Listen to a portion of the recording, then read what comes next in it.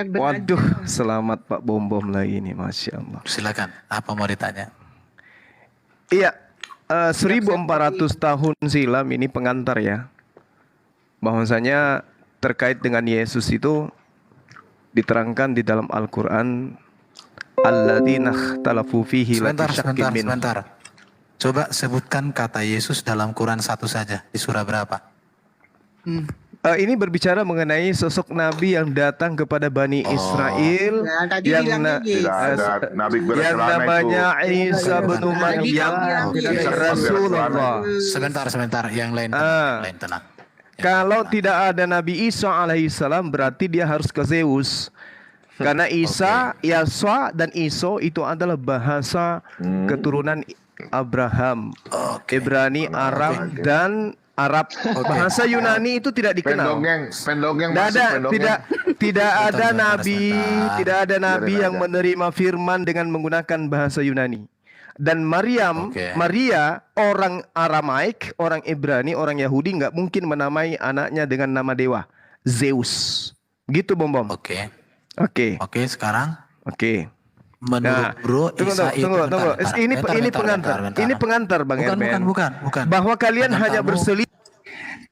Pengantarmu kepanjangan. Bukan, pengantarmu kepanjangan. Iya, coba jelaskan dulu Isa itu suku apa? Silakan Bro. Jadi kau jelaskan dulu Isa jangan itu suku main apa? mute. Aduh, inilah kalian. Tahu aturan. Nah, ini Bentar, pengantar. Al-Quran 1400 tahun silam menyatakan internal Kristen itu hanya berselisih tentang oknum ini. Dan itu terjadi kan? 2000 tahun kalian masih tetap berselisih. Sebentar. Ini bukti kebenaran Al-Quran. Bukan. Kamu di sini ruang bertanya. Bukan untuk ruang tausiah. Baik. Saya bertanya. Itu nggak ada gunanya. Sebentar. Saya bertanya. Karena kamu gini. Kami menghargai ucapanmu. Karena kami menghargai ucapanmu, maka kami harus validasi ucapanmu. Jelaskan dulu. Enggak, validasi. Naikkan, masih ada 2 komal yang kosong. Ruang yang kosong, naikkan Kristen yang lain yang hebat-hebat. Enggak. Saya turunkan semua, kita berdua di atas. Oh jangan, kasihan Pak Bom. Enggak, berdua di atas. Dengar, enggak. Saya turunkan semua, enggak apa-apa. Waduh, sok jago kau Erben. Waduh. Sekarang saya turunkan semua nggak apa-apa. Berdua. Waduh, sok jago. Saya menghargai. Melawan Herdi aja kali kamu aja mencret. Lawan Kristen yang lain mencret. Bentar. Sekarang tadi kamu katakan ada Isa lahir di Israel. Coba sebutkan Isa itu lahir di mana tempatnya, sukunya apa? Itu aja dulu. Silakan jelaskan. Saya buka Quran dan kita bahas dari Quran sesuai dengan narasimu. Kalau kamu tidak berbicara berbasis data, kamu turun. Ingat itu, saya turunkan yang lain. Kok main mute terus si Erben? Bukan. Ketakutan kali di kau. Room saya ini. Santai aja, santai. Di room saya ini bukan room modal bibir.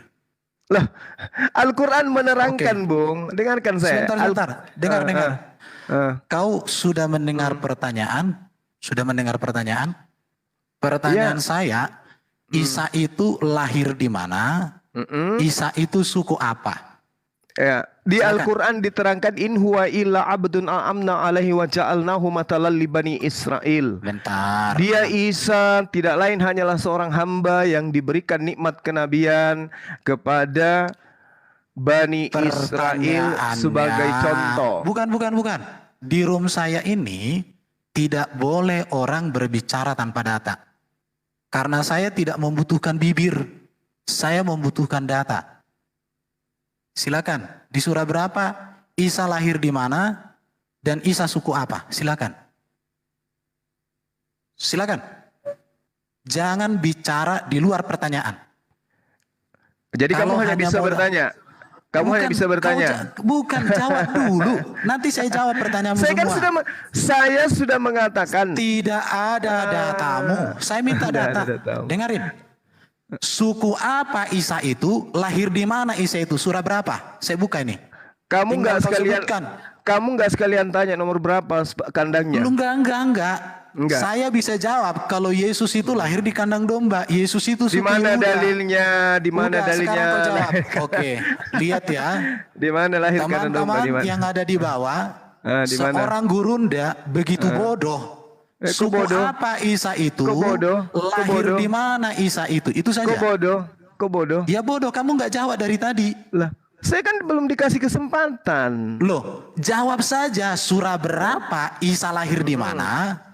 Suku Ya. apa Isa itu di surah berapa? Saya bantu kau buka. Silakan. Iya. Jangan Baik. ganti topik dan jangan lari kemana-mana. Sebelum ini kamu jawab. Kalau Kamu kamu takut? tidak dengar, bukan. Kamu takut? Kalau Begitu kamu orang datang tidak- kamu langsung Enggak. tentukan topik gitu. Bukan. Kau yang memulai tadi kok dari awal. Kau katakan Yesus ada di dalam Alkitab. Nah, itu tapi kan di dalam pengantar, itu Tidak pengantar. boleh. Ini malah membahas suku. Oke, saya pikir. Hai. Oke Apa? ya. Mau di- Mohon maaf. Saya tidak membutuhkan modal bibir. Mau di-kick. Ya, saya kick. Oke ya. Yang lain naik. Yang cerdas. Yang lain naik, yang cerdas. Kamu itu seorang gurunda model bibir. Apa gunamu naik ke atas? Kalau kamu naik ke atas ke room saya, jangan bawa bibir, bawa data. Nggak ada gunanya suaramu kencang kayak petir kalau nol data. Bodoh bagi saya. Ingat itu. Oke, kamu tidak akan naik. Saya kasih naik kamu, tapi kamu kasih data. Ini bukan bicara pengecut. Kelihatannya kamu Silakan. sudah stres ya, Erben. Silakan. Kamu sudah stres ya. Di surah Disebabkan berapa? karena kamu di sesama Kristen ribut Di tentang surah Yesus. berapa? Di surah berapa Isa lahir? Di mana tempatnya?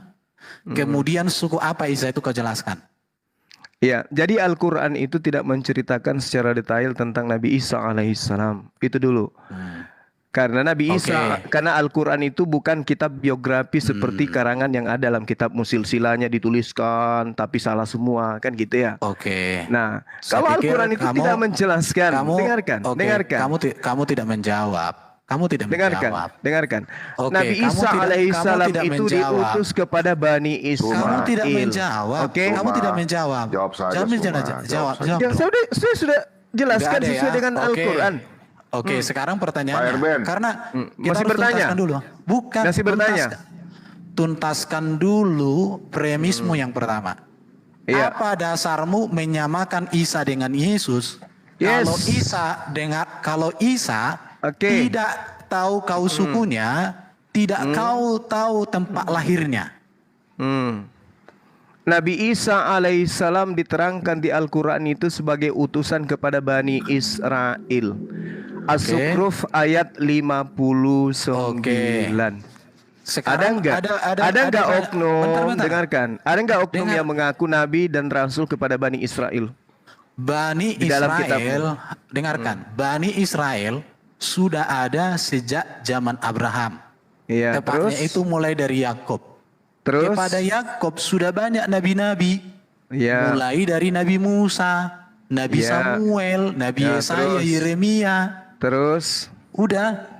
Salah nggak Tidak ada kepada Bani Israel yang bernama Isa, yang bernama Yesus ada. Lah, siapa yang bernama nabi bernama dengan menggunakan bahasa Yunani ke Bani Israel? Siapa? Lo apa? Yesus itu Yehosua. Yehosua dalam bahasa Aramnya Oke, apa? oke. Isa Yehosua itu apa? dalam bahasa Aram apa? Yehosua artinya Yahweh penyelamat. Isa Yang artinya apa? dalam bahasa Isa Aram artinya dulu. apa? Bahasa Aram. Dengar, Bahasa Aram dengar, dulu. Bahasa dengar, Aram. dengar. Bahasa Oke, Aramnya bentar. apa? Oke, dengarin.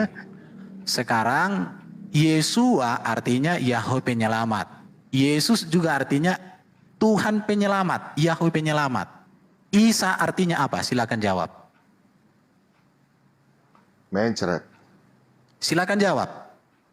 Kalau kamu berani menyamakan, Jangan main mute. bukan. Jangan Kau jawab. main mute. Kau jawab. Isa Jangan itu main artinya apa? mute, Erben. Isa itu artinya apa? Jawab saja. Isa itu nama nabi yang datang kepada Arti Bani Israel. namanya apa? Tidak Arti ada namanya. artinya. Tidak ada Oke. artinya Isa Terima itu. kasih, teman-teman. Oke, Ah, cukup. terus Kasihan. Oke, yang lain naik, yang cerdas. Kasihan. Yang cerdas naik. Layar yang band, cerdas. layar band. Kalau Oke. dia minta naik, mereka kan selalu bilang Yesus disunat. Ada yang saya mau tanya. Yesus disunat 8 Udah, hari. udah. Coba tanyakan.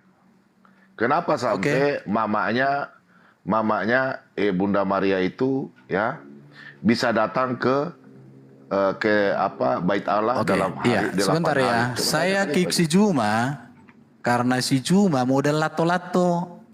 Di Lato-lato. room saya tidak boleh orang model lato-lato, modal suara. Di sini modal data. Kalau modal lato-lato Juma, kau main aja di samping rumahmu. Kau bikin lato-lato itu cek gitu aja. Kita bukan takut, ingat ya, dia tidak tahu arti kata Isa. Sementara Yesus artinya penyelamat, Yesus artinya penyelamat. Bagaimana dia menyamakan dua sosok dengan nama, satu punya makna, satu tak bermakna. Waduh. Jadi gini Juma, kalau kau naik ke atas, bawa data, jangan congor. Kalau hanya bawa congor bro, udah di sana. Ini bukan kayak room kalian, room Islam. Di sini nggak boleh hujat. Di sini setiap ucapan bibir validasi dengan data. kenapa ketakutan sekali Tadi, kau Erben? enggak, Erben, kok siapa yang kamu Saya kenapa takut sekarang dengan- kayak begini? Saya takut dengan kebodohanmu. Kenapa Mama, kamu Modalmu kayak saya begini tahu. sekarang? Karena kamu Oke, Erben, sekarang kau masih ingat sekarang sudah saya- berapa kali kau Oke. buat mencret? Kok sekarang kau sombong kali? Bro, sejak Daeng. kapan? Daeng, Oke, sadar saya Mikolen. mau kasih tahu. Begini, Oke, begini, Erben dengarkan. Jangan mentang-mentang kau punya room, kau yang ngomong. Kau ngomong pintar. terus. Akuranmu saja kau nggak bisa jawab kok. Ngomong terus. coba Pak Erben, Biarkan Erben. saya Aduh, bicara. Erben, Biarkan Erben. saya bicara. Iya, ini bukan rumah. Kau sebenarnya aja banyak Kalian bicara. sesama Kristen aja cakar-cakaran. Sudah, Erben. Biar aku yang bertanya sama dia udah. tentang Sok Isa ini. jagoan. Biar aku sok tanya sama dia tentang jagoan. Isa. Loh, Biar aku tanya orang tentang Isa dulu. orang datang harusnya dikasih kesempatan bertanya. Kau Malah dulu datang udah mau tanya ditanyai. ember terus. Yeay, Mulutmu Oke, ember. ketakutan Pak Bom. kali Oke. kau bom-bom. Angkat Oke. tema kita bahas. Tentukan temernya. Begitu, Bung. Oke. Kenapa Oke. Erben sekarang jadi pengecut? Kenapa? Kenapa? Sejak kapan aku pengecut? Emang Ya, ada pertanyaan pakai kau timer. jawab? Pakai Enggak. timer. Enggak, sekarang gini. Pakai timer. Sekarang karena saya gentle, saya cerdas, jauh lebih Iya. cerdas darimu. Oke, Buat- terserah kamu. Oke, silakan. Sekarang, Silakan. saya boleh Kamu bertanya? apa? Iya, silakan Oke. tanya. Baik. Kalau Nabi Isa itu bukan yang datang kepada Bani Israel, lalu kemudian kau katakan yang datang itu adalah Yesus Kristus yang adalah titisan Zeus. Pertanyaan saya, para nabi mengajarkan Al-Quran dan juga kitabnya orang Yahudi, bahkan yang kau sebut Yesus itu mengajarkan mempersembahkan darah hewan. Kenapa di Kristen justru mempersembahkan Yesus ini sebagai penebus Oke. dosa? Semua nabi mengajarkan mempersembahkan hewan. Kenapa di agamamu justru Oke. mempersembahkan manusia? Ini dipersembahkan kepada dewa siapa? Jawab. Oke. Yang pertama, Pertanyaan gampang itu.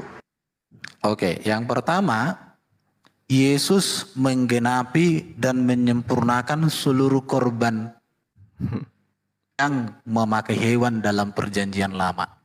Itu yang pertama. Yang kedua, yang menyalibkan dan yang menyerahkan Yesus untuk disalibkan bukan tetapi itu dilakukan oleh orang-orang Yahudi yang tidak tahu apa yang mereka lakukan karena mereka dibutakan oleh iblis. Tetapi di dalam penyaliban Yesus itu Allah mengerjakan pekerjaan yang besar keselamatan untuk manusia. Kalian tidak memahami hukum kurban. Karena kalau di dalam Alkitab hukum kurban itu jelas di dalam Ibrani dikatakan tidak ada pengampunan dosa tanpa ada darah yang tercurah. Yesus menggenapi seluruh hukum kurban itu. Itulah kebenaran ajaran Alkitab. Itulah kebenaran ajaran iman Kristen. Silakan, apa mau ditanya? Dipertanyakan. Bung, Saudara Erben, Al-Quran menerangkan walikulli ummatin ja'alna mansakan. Tidak ada hubungan Quran dengan Alkitab. Oke. Dengarkan. Bentar. Tidak ada hubungan Quran dengan Alkitab. Jangan kamu bantah Alkitab dengan Quran. Saya Kamu tidak bantah. membantah. Enggak. Oke. Saya Enggak, tidak enggak ada hubungan. membantah. Saya tidak bisa diskusi kayak gitu. Kau tanya Alkitab, kau bantah dari Alkitab, itu baru. Kalau Quran nanti saya tanya, baru saya bantah dengan Quran. Kalau Quran. tidak ada Fokusnya. hubungannya, kenapa Oh, enggak kitabmu ada. menggunakan kata Alkitab? Kenapa? Oke, Alkitab itu bahasa Arab. Bahasa Arab lebih tua daripada agama Islam. Bahkan Warakah bin Naufal. Oke, Warakah bin Ada Naufal. hubungannya tapi menjilat nama lain Al-Quran. Itu dulu. Oke ya. Alkitab itu diambil dari bahasa Arab. Saya turunkan. Kenapa? Bahasa Arab sudah ada di abad 9 sebelum Masehi dengan bangsa Arab. Arab itu artinya apa? Orang gurun. Bahasa Arab sudah digunakan oleh Warakah bin Naufal di dalam menuliskan kitab Taurat dan kitab Injil versi Warakah. Warakah itu bukan Islam. Bahkan Warakah itu punya ponakan namanya Siti Khadijah. Dikatakan oleh beberapa orang itu juga bukan Islam. Bahkan Nabi Muhammad menikah dengan Siti Khadijah usia 25 tahun. Dan dia menjadi Nabi usia 40 tahun. Siti Khadijah dengan Warakah tentu sangat dekat. Jadi Warakah sudah menggunakan bahasa Arab walaupun dia bukan Islam. Silakan Juma kau naik ke atas. Kau bantah secara sejarah. Jadi jangan asal modal bibir. Sekarang kita bicara sejarah.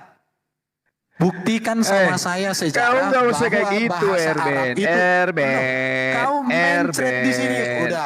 Bukan gini ya. Erben, Saya apa nama kitabmu sebelum Islam datang? Sebelum Al-Quran datang, apa nama kitabmu? Nama Alkitab kami sebelum Quran. Jangan kau sebut Alkitab. Dengarkan Kau sebut ya. aja nama kitabmu sebelum Al-Quran apa? Biblos. Ya udah. Biblos nama kitabmu. Oke, udah. Imamnya Oke, Indonesia jadi- ini kau punya kah? Kau melarang kami pakai kata Alkitab bahasa Indonesia. Waduh, oke. Saya pikir. Udah ya. Suma, Kamu Suma. modal bibir aja bro kayak atas. Kau punya Nggak enak. Imamat 18 ayat 21 itu ya, kau mengatakan bahwa biarlah Erben kita Saya uruskan. turunkan ya. Saya kenapa saya Ya, turunkan? karena nggak ada ilmu dia. Karena dia memang. kan gini, modal ilmu. Cuma menghujat Kalau saja bicara dia. itu modal ilmu dong. Biblos itu bahasa Yunani. Alkitab itu bahasa Indonesia yang diserap dari bahasa Arab. Ya, Bahkan nanti kalau kita mau bahas Quran pun tidak murni 100% bahasa Arab. Ada di situ bahasa Turki, bahasa Iran, bahasa Ethiopia. Gimana sih si Juma? Kalau kau hanya modal suara besar Juma, udahlah mohon maaf. Ini bukan kelasmu. Ini kelas orang yang punya ilmu yang berbasis data. Iya nggak apa-apa. Ini room pengecut kepada orang yang modal bibir. Iya ini room pengecut bagi orang yang modal suara. Tapi room saya ini terbuka untuk orang yang berbasis data. Kalau Juma Mulut kamu besar menunjukkan aja dia. data, room ini terbuka untukmu. Tapi kalau kamu hanya modal suara mohon maaf, aku tidak sanggup. Aku tak sanggup lagi menerima dialog modal suara. Aku tak sanggup lagi menerima modal suara. Room saya ini modal data. Kalau kamu mau naik ke atas Juma, bawa data, saya kasih kamu di kolom besar, saya kasih kamu kesempatan untuk berbicara. Tapi kalau kamu hanya modal suara, mohon maaf, room ini bukan kelasmu. Ya, room ini bukan kelas orang kalau modal suara. Ini room modal data. Silakan, siapa yang mau naik? Ingat, Juma saya akan naikkan lagi, nggak masalah. Tapi catatannya pakai data. Ini kesempatan terakhir untuk Juma naik ke atas bawa data. Oke, Oke, silakan bom, pakai data. bom. Oke, saya kasih Bom, kamu di ketak- kolom besar. Oke, saya gemetaran- kasih kamu. gemetaran Saya kasih sekali, kamu. Bom, Saya ini. kasih kamu di Bukan kolom gemetaran. besar. Kau nggak ada data, kau nggak ada ilmu. Oke, silakan tunjukkan Makanya kita datamu. malas. Oke. Bantu Kau itu. Oke, yang pertama, Silakan yang per- tunjukkan datamu. udah kamu diam. Bukan. Silakan Ya, tunjukkan Kau diam. datamu. Kau diam. Bahwa Kamu diam. bahasa Arab Kamu diam. itu baru ada sejak Kamu zaman diam. Nabi Muhammad. Silakan. Yang kasus itu kamu sudah akui. Kitabmu sebelum Al-Quran data namanya Biblos. Sudah Bukan. selesai. Udah selesai di situ. Pertanyaan saya Emangnya sekarang, mamamu punya Indonesia? sekarang Kau punya yang menjadi Indonesia? bahasan saya adalah di dalam Imamat 1 nomor 2, Tuhannya Nabi Musa dan Bani Israel meminta persembahan hewan ternak. Coba kamu kasih saya data, Tuhannya Nabi Musa itu minta darah manusia. Silakan. Sebentar. Kau paham kitab Ibrani? Kau terima nggak kitab Ibrani?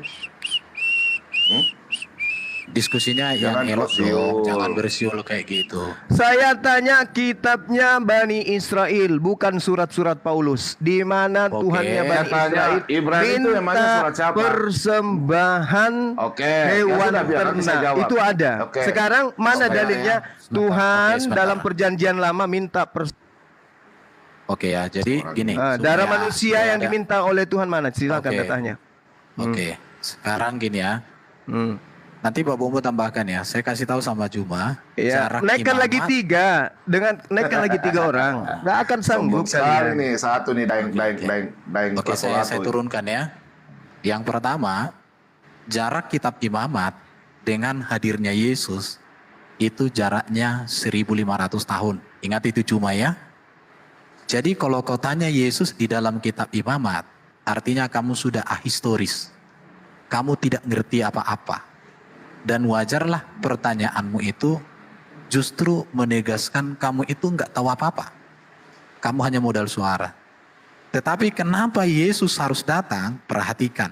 Di dalam Injil Yohanes dikatakan, ayat 18, dikatakan tidak seorang pun yang pernah melihat Allah. Tetapi anak tunggal Allah yang ada di pangkuannya dia yang menyatakannya. Terus di ayat berikut dikatakan, lihat anak domba Allah yang menghapuskan dosa Ya. manusia. Ayat berapa itu Pak Bom? Yohanes 1 ayat yang ke-19 atau berapa itu? 19 itu kayaknya. Entah.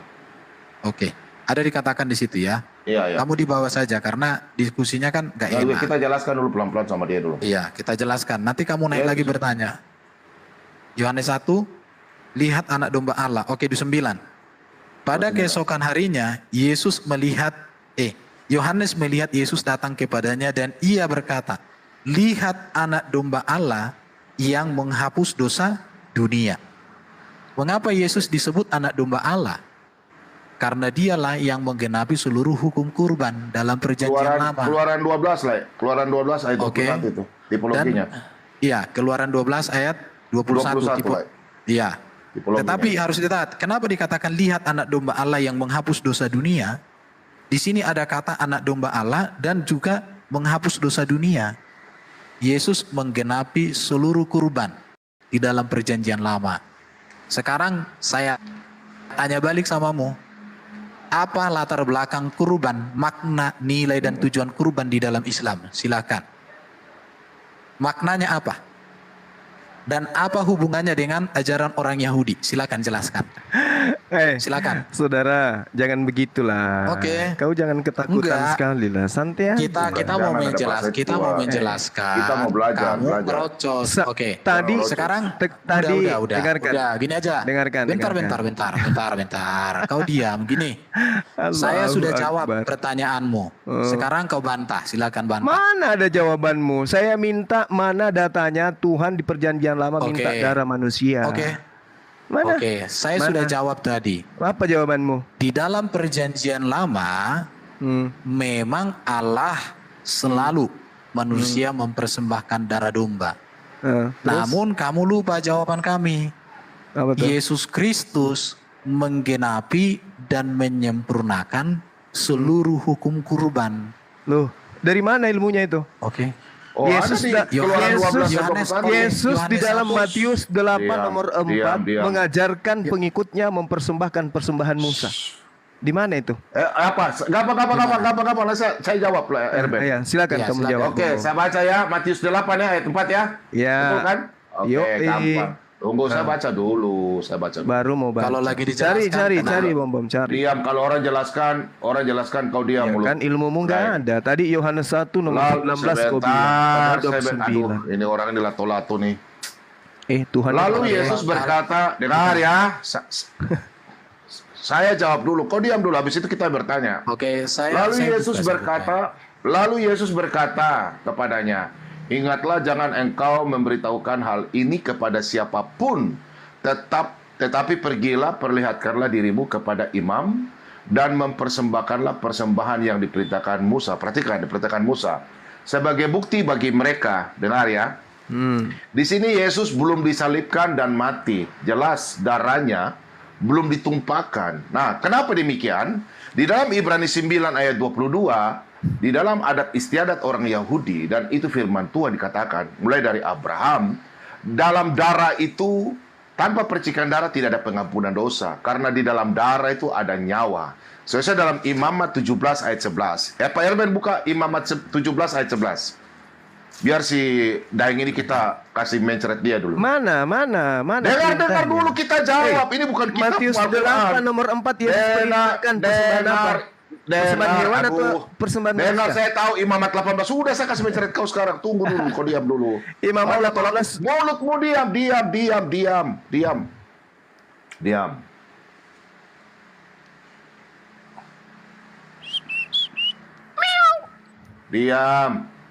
Kau lama kali cari Bom. Diam. Jangan kamu nggak tahu apa-apa kamu. Oke, lah Erben, sudah lah Erben. Imamat berapa? Imamat berapa Pak Bom? Dia cari dulu saudara Erben. Apa Imamat ya? berapa? Dia sebentar Imamat? cari. Tenang Nah, ini kan. dong. Imamat berapa? Imamat jangan Jangan tertawa. Dewasa. Lucu aja, Nanti kan jangan ada terlalu dia. tegang, santai. Jangan kau tertawa, Suma. Lama Kau ini dari tadi, kali. kau kan bertanya kan berapa tadi? Oke. Hah? Lah, ini Jangan- supaya tadi kau kamu bertanya sadar apa? kalian itu Ya. mempersembahkan Yesus kepada siapa? Tuhan kami nggak mau. Nah, ini Kalau kan. darah manusia, Ini kan. nggak mau. Hanya dewa Molok yang dipersembahkan darah manusia, Bung. Sudah. Ayo, mana dalilmu? Ayo, bantah Yesus. Imamat 17 ayat 11 lah. Sudahlah. Kau ini kalau orang bicara jangan kau ngomong. Lama sekali. Aduh. Kau diam dulu. Itu Yesus belum mati, makanya Yesus katakan, kau pergi dulu, itu aturan imamat ya. Imamat dalam. Nanti saya tanya kau bingung lagi. Aduh. Ini saya sudah buka. Imamat 17 ayat 11 saya baca ya. Karena nyawa makhluk ya ada di dalam darahnya. Dan aku telah memberikan darah itu kepadamu di atas mezbah. Perhatikan mezbah. Untuk mengadakan pendamaian bagi nyawamu. Karena darah mengadakan pendamaian dengan perantaran nyawa. Dengar. Semua makhluk hidup yang dalam dunia punya darah. Kalau semua darahnya warna merah. Bukan Darah merah pakai apa? ya. Tuhan minta darah lumpur. apa? Dengar dulu. Kenapa dikatakan nyawa? Karena semua manusia ya, dalam darah itu ada nyawa. Itu hanya milik nyambung Tuhan. kau, Bom. Dengar, aduh ini kan kita mau diskusikan ini kan lato-lato ini. Darah Jangan apa kau yang potong. di imamat 17 itu? Darah manusia. Lebih kasih turun dia lah. Ini orang kurang ajar ini. Udah silakan. Dengar Silakan, ya. Pak Bom. Dalam persembahan darah, dalam darah itu adalah milik Tuhan, ya. Tidak boleh manusia mengambil darah itu. Darah dan lemak itu adalah milik Tuhan. Kenapa dalam perjanjian lama itu darah sebagai tanpa darah tidak ada. Assalamualaikum warahmatullahi wabarakatuh. Sahabat-sahabat sekalian. Aduh, parah ini. Allahu Akbar. Sahabat-sahabat, suara saya kedengaran nggak?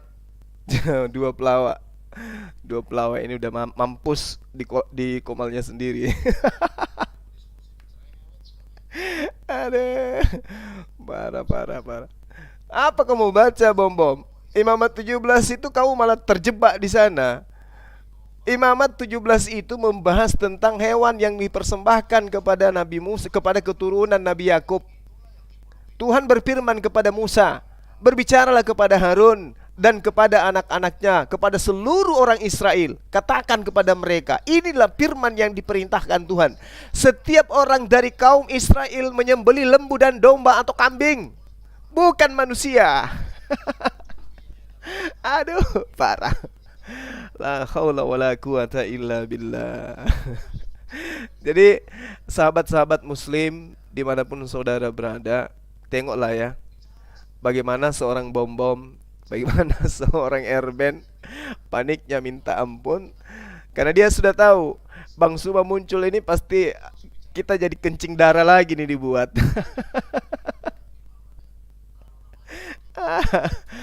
Apakah Yesus membatalkan Torah demi dewa Molok, atau ini hanya tipuan Pak Ulus? Ternyata mereka membuktikan bahwa diri mereka berdua ini kelabakan mencari data apakah Tuhan minta persembahan darah manusia atau darah hewan. Lari ke Imamat 17. Imamat 17 itu makanan sehari-hari Bang Suma. Allahu Akbar. Tapi tujuan kita bukan sebenarnya untuk menghina, bukan sebenarnya untuk menghujat ya. Tujuan kita adalah untuk menyadarkan saudara-saudara kita ini. Minimal dengan adanya dialog singkat ini dengan mereka, itu bisa menyadarkan mereka bahwasanya mereka sudah terlalu jauh meninggalkan ajaran para nabi gitu ya. Nyebrang sampai ke ajaran Yunani kuno, Romawi kuno, di mana orang-orang pada masa itu sering mempersembahkan manusia kepada dewa-dewa mereka. Dan justru Imamat 18, Imamat 20, Imamat 1, Imamat 17 dan banyak kitab, apalagi Ulangan ya, di situ penekanannya sangat luar biasa. Apalagi ketika kita berbicara mengenai data yang ada di Imamat 4, sahabat-sahabat, di situ sangat jelas dikatakan kalau yang melakukan dosa itu adalah rakyat jelata, persembahannya apa. Kalau yang melakukan kesalahan itu adalah pejabat atau perwira atau imam, korbannya apa. Kalau perorangan, apa yang kemudian menjadi korban. Kalau semua suku atau semua Bani Israel, apa yang menjadi korban. Itu diatur semua dalam kitabnya orang Yahudi. Sementara mereka ini tiba-tiba datang membawa Ibrani, membawa Galatia, membawa Roma, Efesus, untuk kemudian melegalkan pengajaran penyerahan manusia kepada dewa. Aduh. Oke ya teman-teman, kita tinggalkan kemudian Pak Bom-Bom karena dia sudah berak kapur. Kita masuk ke komal-komal Islam yang kemungkinan bisa menerima kita sebagai tamu, sebagai narasumber di sana. Kita cari ya teman-teman, komal Muslim.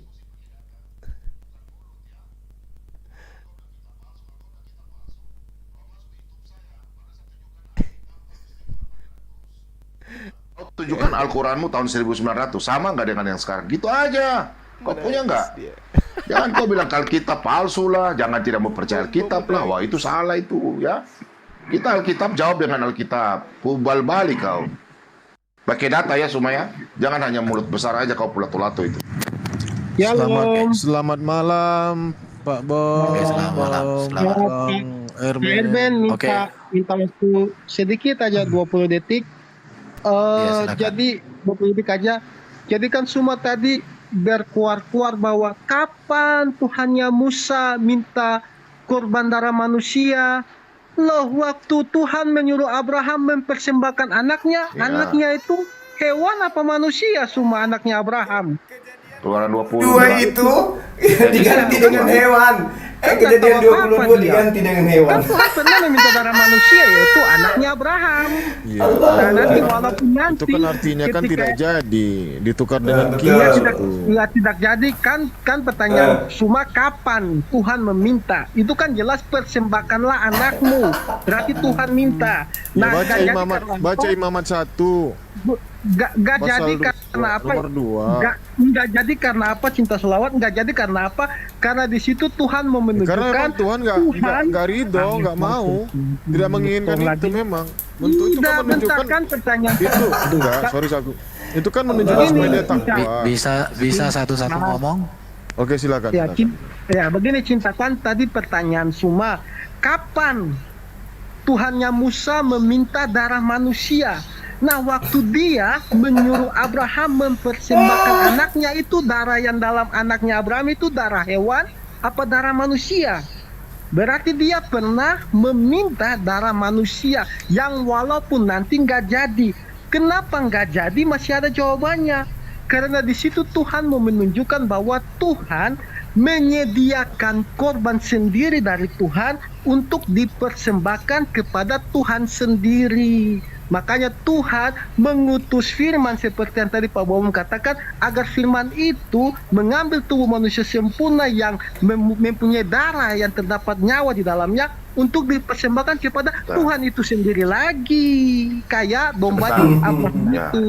Iya, silakan lanjut. Saudara Musa sebentar ya. Layar Ben sebentar. 1 menit saja layar Ben, 1 menit saja. Mungkin setengah menit saja. Cara cinta ini Muslim apa Kristen ya? Muslim. Oke, Anda tadi mengorek-ngorek kitab imamat. Semua jemaat, semua YouTuber atau TikTok mereka tahu Pak Bom. Anda seorang Muslim, Anda dengan berani memprotes tadi Pak Mossad dengan kitab imamat 1 ayat 2. Sekarang saya nggak ada di dalam sombong. Silakan Anda tolong jelaskan sama saya dalam imamat 16 ayat 8. Tolong layar Ben, tolong. Sudah kau diam. Jangan terlalu pintar kau semua. Coba tolong jelaskan saya dalam kitab Imamat 16 ayat 8. Apa yang dikatakan, Bang Erik apa arti dipanggil semua sama dia. Kenapa Tuhan menyuruh mereka Stres untuk ini sudah stres dia. Tolong, saya baca ya. Harus membuang undi kedua kambing jantan itu, sebuah undi bagi Tuhan. Kenapa Tuhan menyuruh diundi itu? Dan apa arti Azazel? Silakan dalam kitab Imamat. Silakan kalian jelaskan para umat. Saya berani yang tukang-tukang kitab mempelajari ayat Alkitab. Silakan. Saya ingin belajar. Ya jelaskan saja. Ini kan kitab. Loh, makanya kalau tidak tahu kalian jangan pelajari ayat Alkitab. Kalian ini sok-sok pintar saja. Jadi gini. Jangan sok-sok pintar. Bentar. Balik kalian. Ya, saya di sini mau sebentar. bersilaturahmi, mau bertemu baik. Sebentar ya, gini. Ya, jangan kita bicara imamat. Awas Oke, ya. cinta solawat. Dengarkan gini biar cinta solawat. Kalau Anda mengatakan penjelasan kami salah, berarti Anda harus bisa menyatakan kesalahannya di mana dan yang benar di mana. Itu yang pertama. Ya aku sebenarnya nggak mau bahas itu Bang Erben. Aku nggak mau bahas itu sebenarnya, mau masuk kemari. Sebentar. Saya mau luruskan pertanyaan si Juma tadi. Dia kan tidak memberikan orang kesempatan untuk menjelaskan. Karena apa? Karena dia modal mulut. Kalau diskusi si Juma kayak kamu, saya bisa julunjukkan. Si Juma ada di bawah, tenang kau Juma, akan dinaikkan. Tapi kau dengarkan ya, lihat. Matius 8 ayat 4 dikatakan di sini apa? Lalu Yesus berkata kepadanya, ingatlah, jangan engkau memberitahukan hal ini kepada siapapun, tetapi pergilah. Perlihatkanlah dirimu kepada imam dan persembahkanlah persembahan yang diperintahkan Musa sebagai bukti bagi mereka. Apa maksud yang diberikan persembahan di sini? Kita lihat ya penjelasannya ya. Jadi begini namanya kalau diskusi bukan modal bibir, modal data. Lihat, Alkitab kami ini teruji bro, cuma lihat. Persembahkanlah persembahan yang diperintahkan Musa. Menurut imamat, perhatikan di sini ya. Ini, menurut imamat 14 ayat 1 sampai 7, terdiri, perhatikan ya,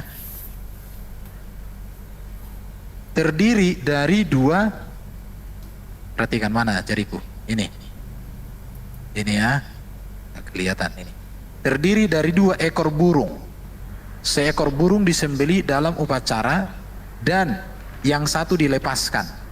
Persembahan-persembahan di sini berarti buatlah pengorbanan atau bawalah kurban bakaran. Jadi ini yang dilakukan dalam perjanjian lama. Jadi seorang yang kusta itu harus memberikan persembahan 2 ekor burung. Yang satu disembeli, baru yang satu dilepaskan. Kenapa peristiwa ini terjadi juga? Tadi Pak Bomo sudah jelaskan bahwa pada saat ini Yesus belum mati di salib. Oke, sekarang kalau penjelasan kami katamu salah, silahkan buktikan kesalahannya dari mana. Diskusinya gitu. Jadi jangan hanya modal mulut. Ya kesalahannya kalau menurut saya ya, asumsi saya ya kitab kalian sudah bercampur-campur. Alhamdulillah. Itu kalau menurut saya Itu kan tubuh. Bang Erik. Sudah bercampur-campur. Iya, Bang. Oh. Jadi gini, dengarkan Erben, giliran kami dong. Jadi gini, bentar, dengarkan bentar. Erben, giliran kami Bentar, dong. Udah. Erik, kalau model diskusimu kayak gitu, kita ganti tema aja. Ya? Kitab siapa? Bentar. Iya, baca Jangan Mazmur tertawa-tertawa. 119, 126. Itu Sebentar. kata Jangan Udah, mulai udah. ke Ini Mazmur. Nanti saya tanya kalau dia Mazmur kok bingung giliran lagi. kita membahas Gini ya, itu. gini. Giliran Oh, kita membahas itu. ayat 126. Sudahlah. Itu bukan kitabmu, Bombom. Itu kitabnya orang Yahudi. Kitab kami. Bukan kitabmu, Bombom. Itu kitabnya orang Yahudi. Kitab Orang Yahudi. Petrus, kenapa Petrus? Kenapa Kau Petrus? diskusi sama saya pakai data. Petrus, kenapa Petrus? Kenapa Petrus? Petrus itu kenapa? untuk Petrus Yahudi. orang Arab. Baca Galatia Petrus 2 nomor itu 8. untuk Yahudi. Baca Galatia 2 Diam, nomor kau. 8. Diam. Saya bisa tunjukkan data di YouTube mulai dari Petrus tidak siapa yang mungkin mimpin gereja-gereja. dengarkan. Saya punya data lengkap ya. Petrus tidak Paulus sendiri mengatakan diam, Petrus diam. diutus Saya tanya untuk orang Paulus. bersunat. Paulus sendiri mengatakan sudah. Petrus Apakah Romawi Yunani bersunat? bersunat. Eh. Apakah Romawi Yunani bersunat? Saudara Erben, Diam. Saudara Erben, yang terkait Anda bawa imamat Saudara 14 itu Erben, tidak menjawab Matius 8 Imamat nomor 14 itu tidak menjawab Yesus Matius memerintahkan 8. mempersembahkan persembahan Musa. Anda Yesus menunjukkan imamat 14 memerintahkan ternyata mempersembahkan hewan bukan persembahan Musa. manusia. Anda Ayo. menunjukkan Mana imamat Tuhan minta 14 darah ternyata manusia, hewan, mana bukan dalilnya? manusia. Oke. Ayo. Mana Oke, Tuhan minta darah sekarang- manusia? Mana dalilnya? Mana? Oke, sekarang pertanyaannya. Di dalam Matius 8 Belum ayat mati, 4, justru karena itu apakah Yesus tidak sudah mengajarkan mati? untuk mempersembahkan Belum dirinya. mati, justru karena Dia itu malah Yesus tidak meminta mengajarkan pengikutnya untuk mempersembahkan mempersembahkan perintah dirinya. Musa, Dia persembahan malah Musa. meminta pengikutnya Sebentar. mempersembahkan perintah Musa, Sebentar. persembahan Musa. Oke. Diam Suma. Ayo. Setelah Yesus mati, apakah Yesus pernah menyuruh orang untuk mempersembahkan Loh, itu lagi? justru Yesus mati itu siapa yang minta? Loh, Itu yang jadi justru masalah, Yesus saudara mati itu Erben. siapa yang minta? Harusnya Itu Yesus yang jadi mengatakan masalah, bunuhlah saudara aku, Erben. persembahkanlah aku. Harusnya Malah dia Yesus mengatakan mengatakan, pergilah bunuhlah persembahkanlah aku, seperti yang persembahkanlah diperintahkan aku. Musa. Malah dia mengatakan pergilah persembahkanlah Eh, seperti yang diperintahkan mana? Musa. Kita akan kasih data samamu Mana? bahwa Yesus mengatakan anak manusia akan mati untuk pengampunan Ya. dosa. Kita akan Silakan. kasih datanya ya. Ya. Ya, silakan. Oke.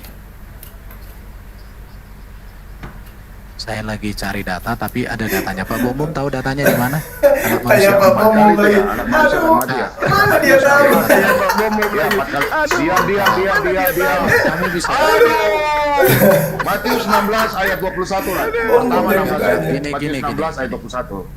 Oke, saya turunkan lagi ya, karena kamu punya Iya. mulut itu perlu disekolahkan. Iya, ini orang kurang ajar ini.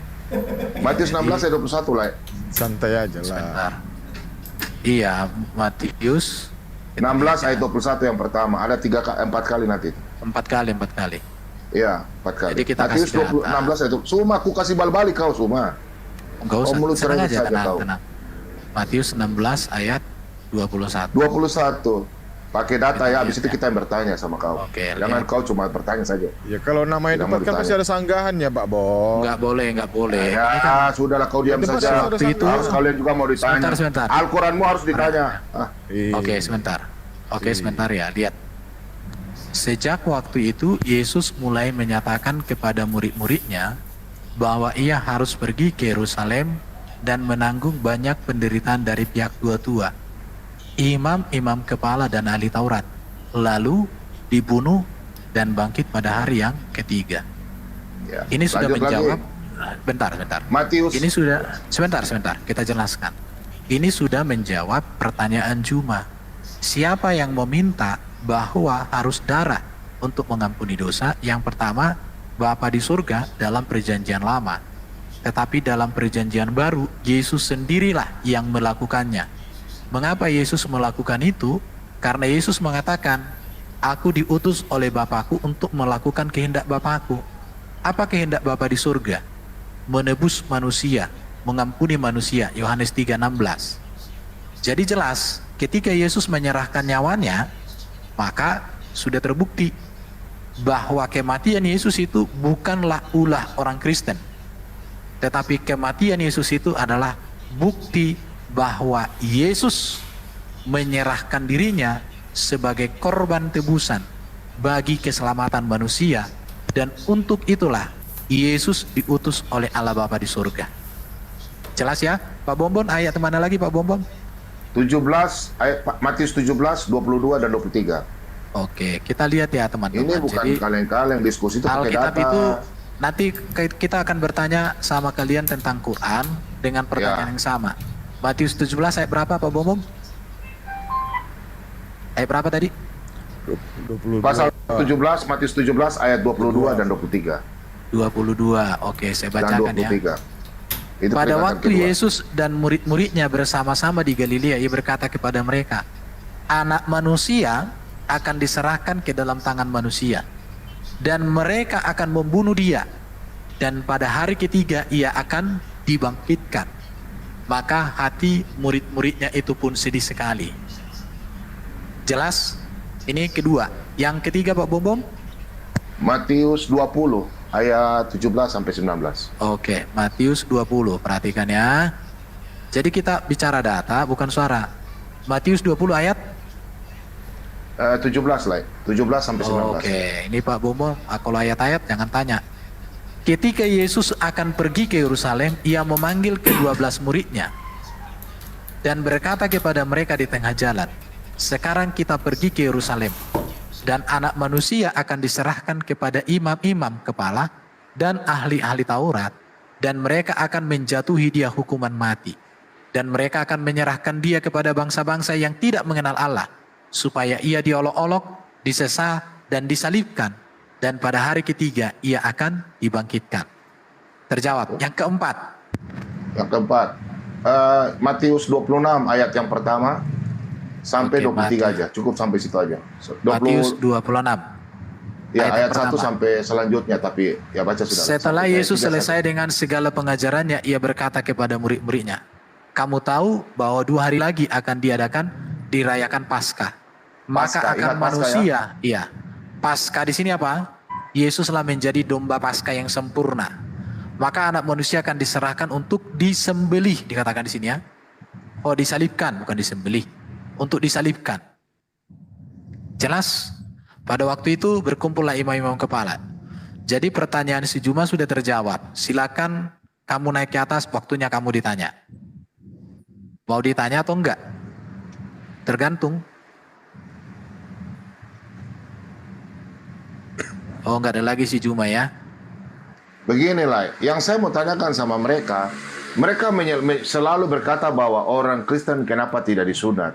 Isa disunat. Pertanyaan saya, di mana ada ayatnya Isa disunat? Itu yang pertama pertanyaan saya. Oh ya, Yang kedua, silakan. ini tentang Yesus dan Isa ya. Yang kedua, saudaraku yang cinta ya sama Suba ya. Tolong jelaskan sama saya, di dalam adat istiadat Yahudi ya, Yesus itu disunat 8 hari. Nah, pertanyaan saya sudah tahu dalilnya di mana, tapi untuk kalian, di mana dalilnya? Kenapa sampai Maryam mengantar Isa pergi sunat? Di mana ayatnya? Karena orang Yahudi sebelum di 8 hari itu ibu perempuan tidak boleh datang ke bait Allah untuk mengantar anaknya sunat 8 hari. Pertanyaan saya, di mana ayatnya di kalian menjelaskan? Karena kalian kan disunat, itu hal yang penting.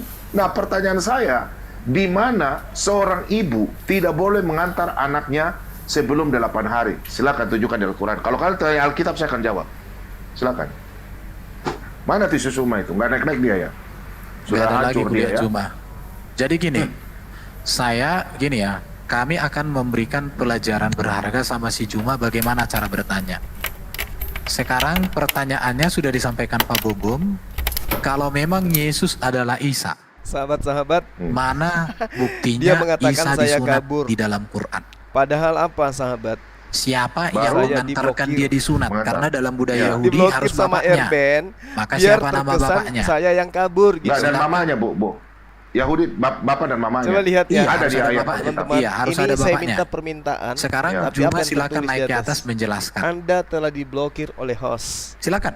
Aku terangkut. Atau ada yang Jadi ada jelas atau ya ada sahabat-sahabat sekalian. atau ada yang mau Si menjelaskan. Mungkin Erben Cinta Solawat bisa memblokir menjelaskan. saya Silakan. dan Mila Ibrahim supaya itu semua saya larinya ke situ. kemudian Loh, tidak ya sekarang ya itu dia.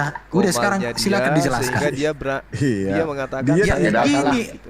makanya saya bilang gini ya. Aku Ini dan licik tidak ini. meniadakan hukum Taurat, bro. Si Erben licik. Itu saya jawab nanti. Saya jawab nanti tuh. Aku Nanti datang pertanyaan- tidak jawaban- meniadakan hukum Sudah Taurat. nanti saya jelaskan itu gampang itu pertanyaan gampang itu. Udah tenang. Itu pertanyaan jawab gampang itu. Kau jawab dulu yang tadi pertanyaanku. Yang mana? Dalam kitab imamat ini loh, dalam kitab imamat ini loh. Kita bicara masih imamat. Saya diblokir. Ayo, nanti saya jelaskan. Oke. Lihat ya, dalam kitab imamat saya akan buka ya. Ya, Saya akan buka. Memblokir saya. Kitabmu kamu yang bertanya tentang kitabmu, aku yang jawab. Kan aneh itu namanya. Loh, saya tanya di Al-Qur'anmu di mana? Kalau kalian kan mengatakan Isa sama dan Yesus. Pertanyaan saya, di mana Isa disunatkan, Maryam antar Maryam dan suaminya ya, ngantar Isa pergi sunat, ada nggak? Karena kalian selalu singgung ke aturan Yahudi. Nah, sekarang saya tanya, aturannya Yahudi itu, kalian pakai aturan itu bagaimana? Silakan. Oke. Masalah Ada sunat. yang mengatakan pertanyaannya si Juma kita tidak jawab. Sekarang kalau kamu bisa menyatakan kami belum menjawab, Ya. maka sekarang jawabannya apa? Saya loh, Silakan kamu naik ke atas. Nizar, siapa tadi? Sama Batara Sinaga. Oh, bukan. Lah ini di live di apa YouTube toh? Kalau saya itu kabur gitu. Live. Live. ya. Oh ya, nanti aku ambil ya sebentar ya.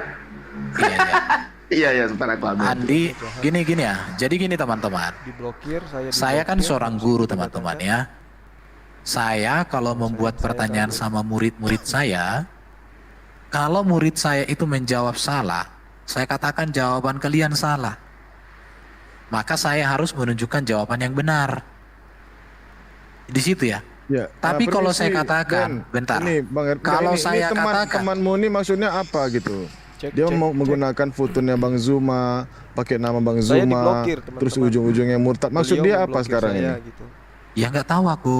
Ya tuh coba tanyakan Saya lah. nggak Kalau bisa nggak masuk. seperti Nggak orang-orang usah. kayak gini, Saya mencoba. orang kayak gini jangan Udah. ditanyakan maunya gitu. Sebentar dulu. Memblokir saya. Jadi gini, kalau kalian katakan aku belum menjawab pertanyaannya, berarti Kita kalian lihat punya jawaban. Ini ya buktinya ya teman-teman. Sama seperti saya guru tadi, kalau saya buat pertanyaan, saya bilang kalian tidak menjawab. Padahal mereka udah bikin jawaban. Sini nih. Jawabannya Pak ini. Anda Oh telah bukan itu jawabannya. Jawaban yang mana Pak? Nggak tahu. Muncul. Saya katakan Jadi saya aku dipecat diblokir. kepala sekolah, dipecat Saya di yayasan. bukan lari. Saya langsung dipecat. Kira-kira gimana Pak Solata?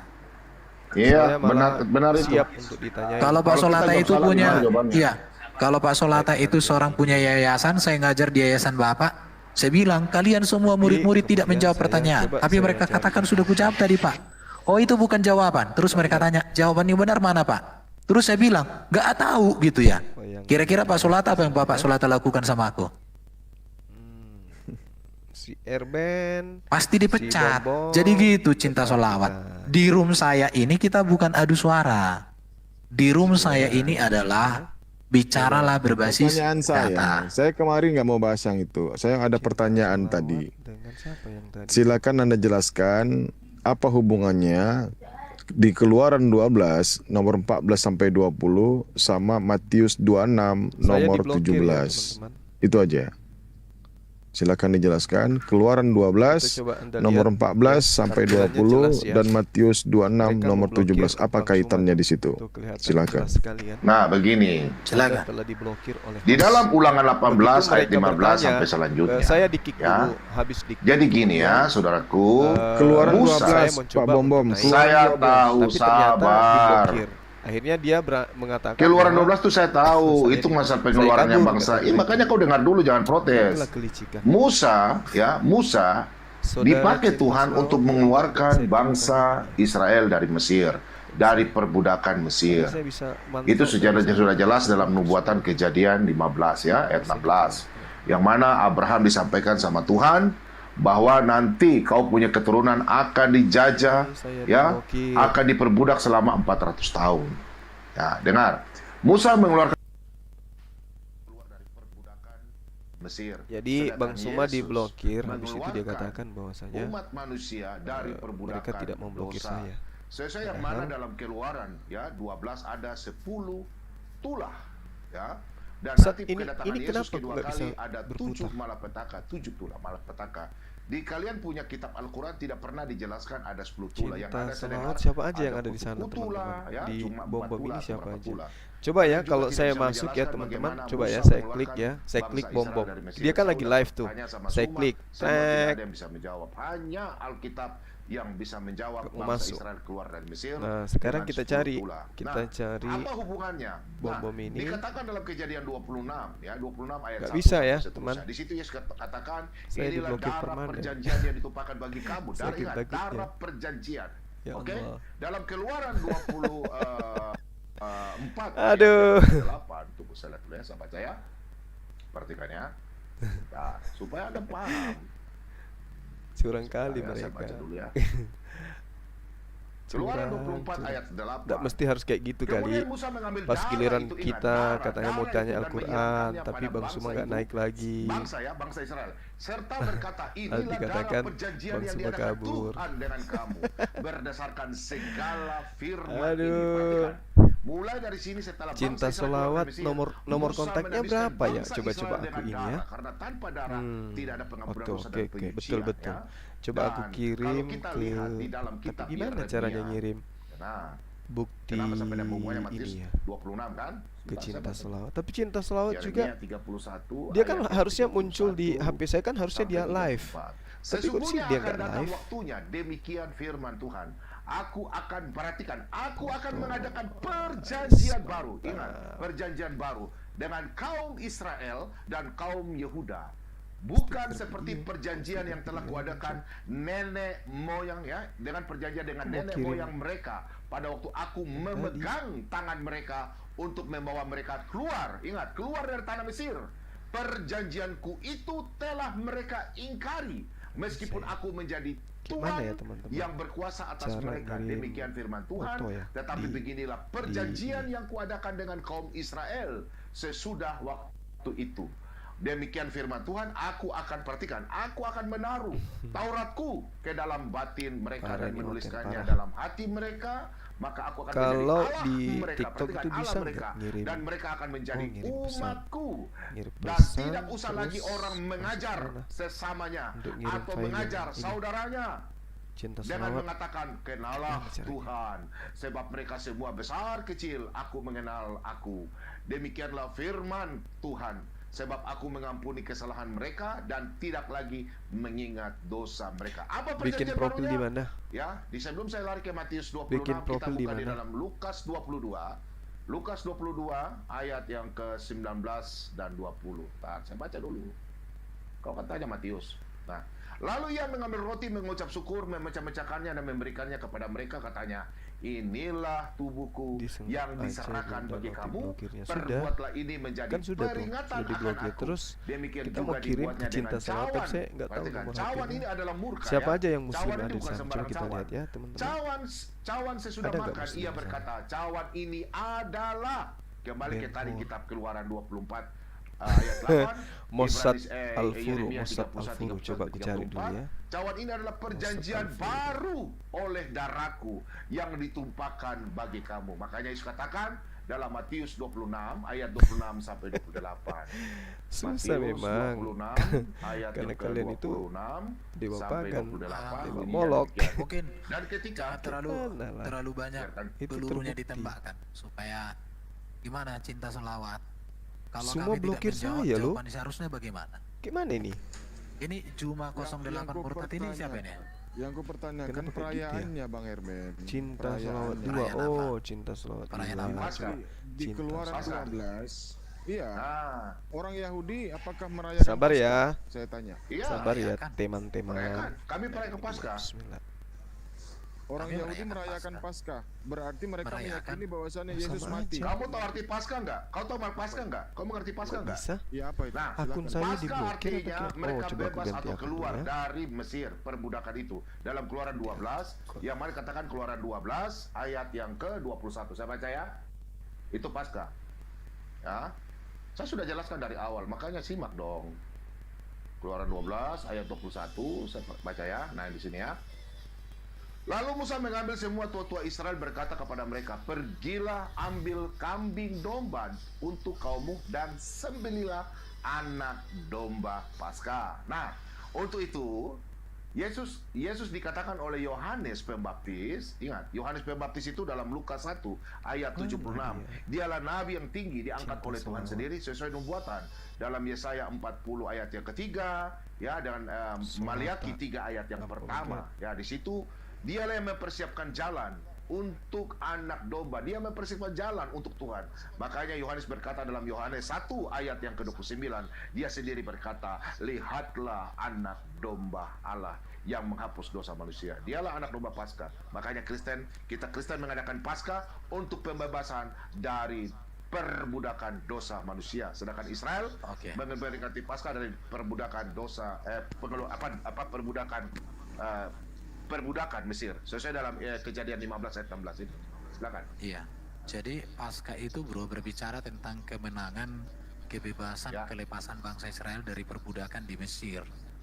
Dari orang Kristen juga demikian. Paskah itu artinya kemenangan dan kebebasan orang Kristen dari kutuk dosa yang dikerjakan oleh Yesus Kristus melalui kematian dan kebangkitan serta kemuliaannya.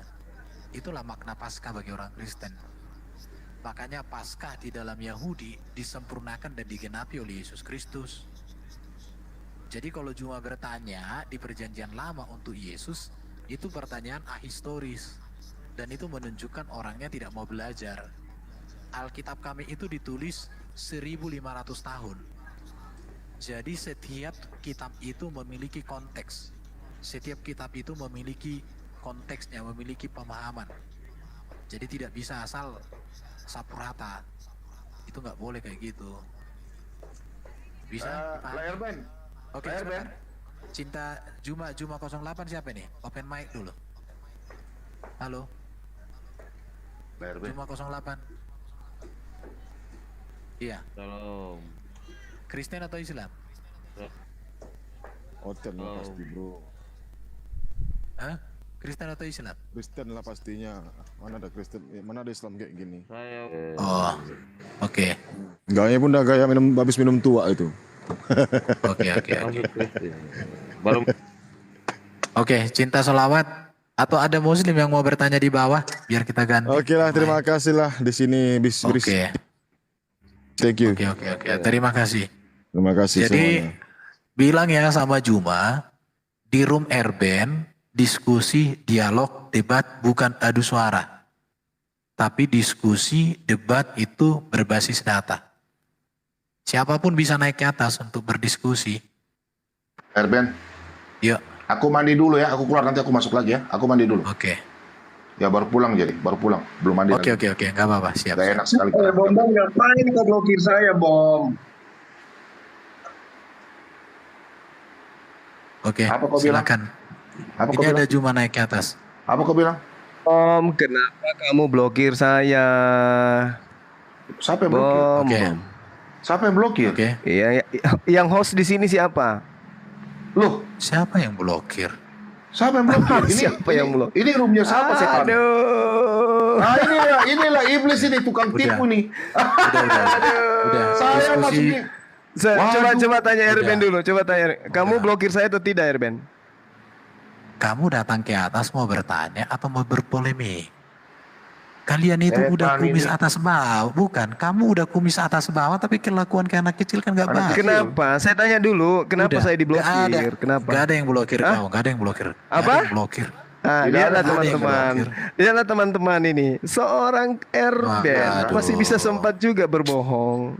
Saya Kasihan ini diajarkan oleh Yesus, jika ya katakan ya, Waduh. jika tidak katakan tidak. Waduh. Di mana Saya itu saya harus diajar jujur. lihat PT saya ya. saya Lihat nggak PT pernah- saya sebentar. Saya akan pamerkan Aduh. kamu mengblokir saya dan biar Oke. semua Memang- Kristen tahu ternyata apologet Kristen Memang itu ya. pendusta. Orang Kristen tidak percaya penista kayak kau, ya. Mulut. Ada bukti, ada bukti Bukti apa? bagaimana? Itu coba Lihat ada PT saya nanti, Sebentar, lihat PT sebentar. saya sebentar. Aduh, kamu mau diskusi atau mau apa sih? Ya, cuman bertanya aja, kenapa ketakutannya sampai segitu kali gitu. Ya, tidak itulah ada yang setan. tidak ada. Loh, kalau yang tidak takut, ketakutan. kenapa saya diblokir? Bukan. Siapa yang blokir? Saya tidak ada blokir. Mungkin moderator, mungkin. Ya, saya Anda tidak cek. akun Anda diblokir oleh host. Siapa hostnya? Loh, Bom kan? Mana bombong bosnya? Ini Ini orang. aku ini. Ya Tuhan. Oke, sekarang Suma, enggak, sebentar. Sekarang, Suma, saya oke. mau tanya, di Al-Quranmu di mana ada bunyi bilang, bila ya katakan ya, bila tidak katakan tidak. Di mana ayatnya? Saya tanya dulu. Dia kenapa larinya ke sana? Enggak, Kenapa kau lagi sudah ke sana? menfitnah kami. Tolong tunjukkan ayatnya. Loh, saya ingin belajar saya sama kau. udah- Kok mau fitnah, nanti saya tunjukkan. Ada. saya Sudahlah, tunjukkan. coba kau tunjukkan. No, Bila ya tunjukkan. katakannya dalam Al-Quranmu. Oh, udah kau, sekarang giliran kita bertanya.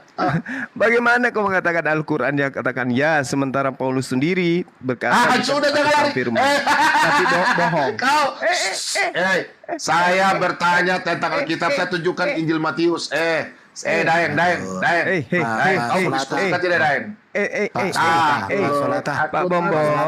Pak Bom, Kita- Paulus kita mengatakan yang aku katakan bukan firman Tuhan, tapi apa? Apa itu yang dikatakan? Oke.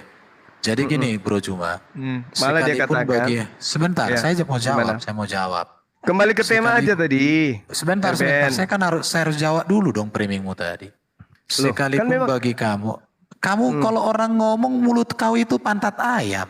Nggak perlu temanya yang Dari tadi, nggak dulu. perlu Anda Kuturunkan pembenaran. kau. Mulutmu besar, diam, Loh, Daeng. udah, Satpam. diturunkan lagi. Satpam, kau diam, Satpam. Bukan. Kurang ngajarin orang nih. Bukan.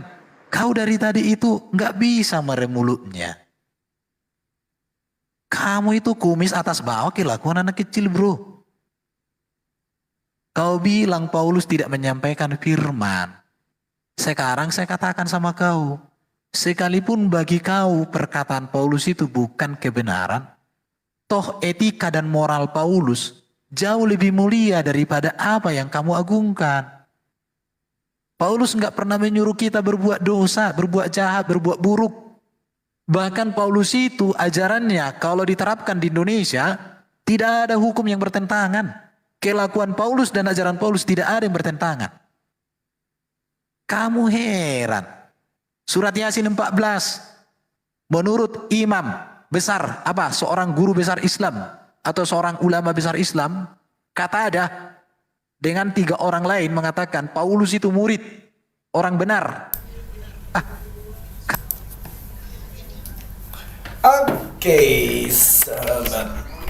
Oke, sahabat-sahabat. Ya, lihat, tengoklah ya. Pendusta dan pembohong ini gegara apa dia dengan mudahnya berdusta? Gara apa, teman-teman? Gegara ini dia beragama itu tidak berdasarkan firman Tuhan. Dia mengatakan mana buktinya bahwa mereka tidak gemar berdusta. Saya katakan bahwa apa yang dikatakan Paulus itu tidak berdasarkan firman Tuhan. Kalau bukan berdasarkan firman Tuhan berarti apa? 2 Korintus 11 nomor 17. Tapi berkata sesuai dengan keinginan sebagai orang bodoh. Nah, kalau berdusta itu sangat jelas itu. Aku menjerat engkau dengan tipu daya dalam kelicikanku. Lalu kemudian Filipi 1 nomor 18. Tetapi tidak mengapa, sebab bagaimanapun Yesus diberitakan baik dengan maksud palsu atau mengelabui. Mengelabui ini kan membohongi atau menipu, maupun dengan jujur. Hal itu aku tetap bersukacita dan akan tetap bersukacita. Jadi kita sudah tamat dengan dia. Terus dikatakan bahwasanya dia tidak memblokir. Ini apa ini? Anda telah diblokir oleh host. Udah sangat jelas itu ya, teman-teman sekalian. Ada tertulis di situ jelas sekali kok pemberitahuan dari TikTok, Anda kemudian diblokir oleh host. Oke, teman-teman sekalian, kita pindah komal. Yang penting kita sudah melihat dua orang ini mencret nanah kita buat ya dengan tema ini.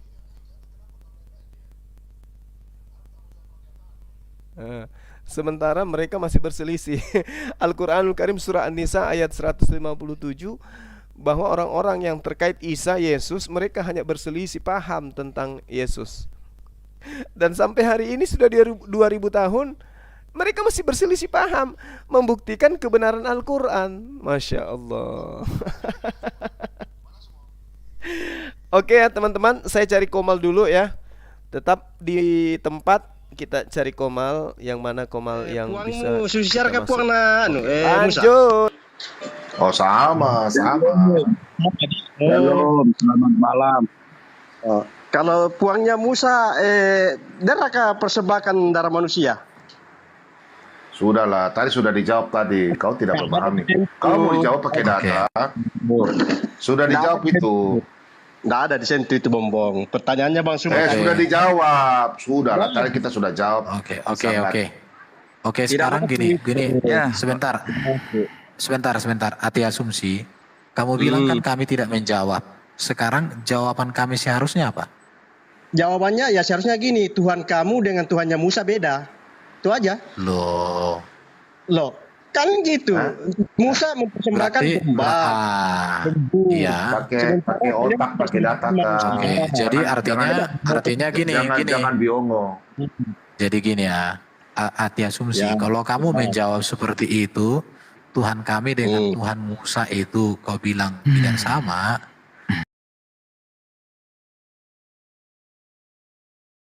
Aduh, kemana teman-teman? Gua baca aja deh di bawah. Ke pasar, beli daster malah. Itu cuma analogi saja. Iya. Tapi saya rasa Bunda Maria waktu dia hamil nggak mungkin stay di rumah terus selama 9 bulan. Kenapa? Karena dia pasti aktivitas juga dong. Tapi di mana Bang? Dia bawa ambulan Bang. Apa sih yang dikandung Bunda Maria? Yang dikandung Bunda Maria adalah utusan Tuhan, Yesus Mesia itu. Gabriel datang menemui dia. Gabriel berkata bahwa kamu nanti akan mengandung. Kata Bunda Maria, nggak mungkin saya mengandung karena saya ini adalah seorang perawan. Tapi ini kayak Gabriel itu kalau Tuhan mengendaki ya pasti Anda mengandung. Jadi bukan Yesus yang berkehendak ibunya mengandung, bukan.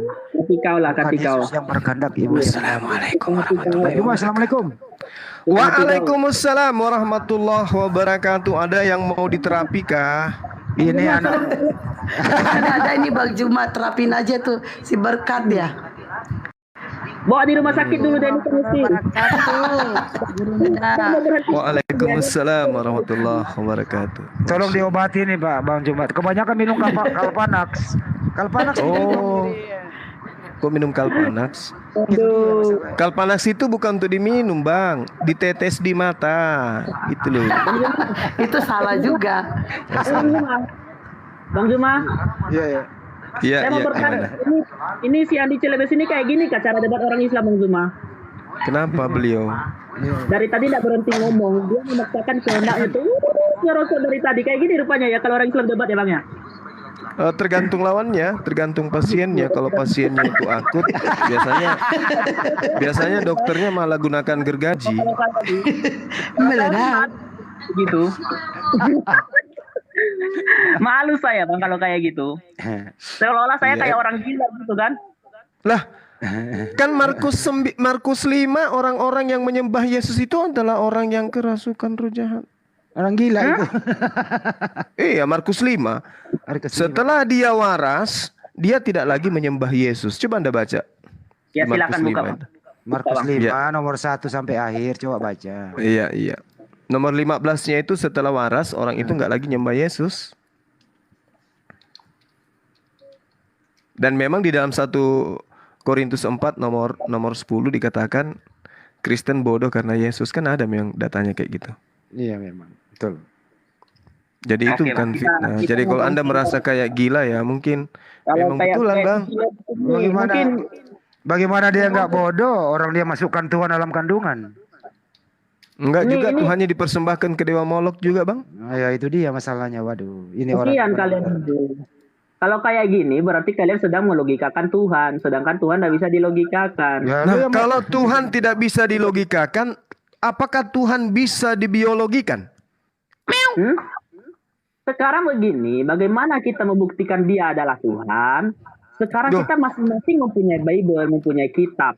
Apakah saya harus mendengar omongan Anda? Enggak, saya melihat. Oke. Saudara mengatakan Tuhan tidak bisa dilogikakan.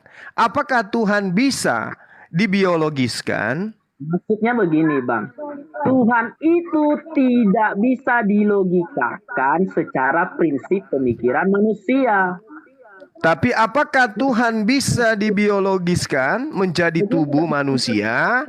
Yang ngomong gini, Bang, dokter yang ngomong kayak gini loh. Dr. Zakir Nail yang ngomong kayak gitu. Konsep Tuhan dengan konsep pemikiran manusia itu berbeda. Iya, sekarang kalau Tuhan yang benar itu kan tidak bisa dilihat, tidak bisa didengar, bagaimana bisa dilogikakan? Maksudnya dilogikakan itu dinarasikan secara ilmu filsafat, berpikir sampai ke dalam-dalamnya. Tangannya kayak gini, kakinya kayak gini, matanya. Itu nggak bisa memang. Masalahnya Tuhanmu manusia. Bisa nggak Yesus ini, manusia Yesus ini dilogikakan? Bisa nggak? Sekarang begini, Bang. Loh kok jadi sekarang? Itu dulu, Bung. Itu dulu. Iya, ini jawabannya. Ini jawabannya. Apa jawabannya? Anda berpikir Tuhan itu berdasarkan pemikiran Anda, atau Anda membaca ayat-ayat kitab petunjuk tentang kebenaran itu? Saya baca kitabmu di dalam Lukas 11:27, Tuhanmu nenen. Bisa nggak dilogikakan itu? Bisa. Bayi yang nete ke ibunya bisa dilogikakan? Bisa. Yang nenen ini siapa? Tuhanmu. Berarti Tuhannya Kristen bisa dilogikakan. Kalau Tuhan yang benar nggak bisa dilogikakan, dalam arti kata kita berpikir tentang wujudnya nggak bisa. Tapi kalau Tuhanmu wujudnya jelas, dipersembahkan kepada Dewa Molok, itu jelas. Oh, justru logika Anda, Bang Zuma, sudah salah di situ. Apanya yang salah? Anda mengira bahwa Anda sudah melogikakan Tuhan ketika dia nyusup. Tetapi ketika bahwa Tuhan itu adalah tertunggal, Anda tidak bisa melogikakannya bahwa Tuhan itu juga ada di langit. Dan bagaimana bisa dikatakan dilogikakan kalau 3 dibilang 1? Coba. Iya.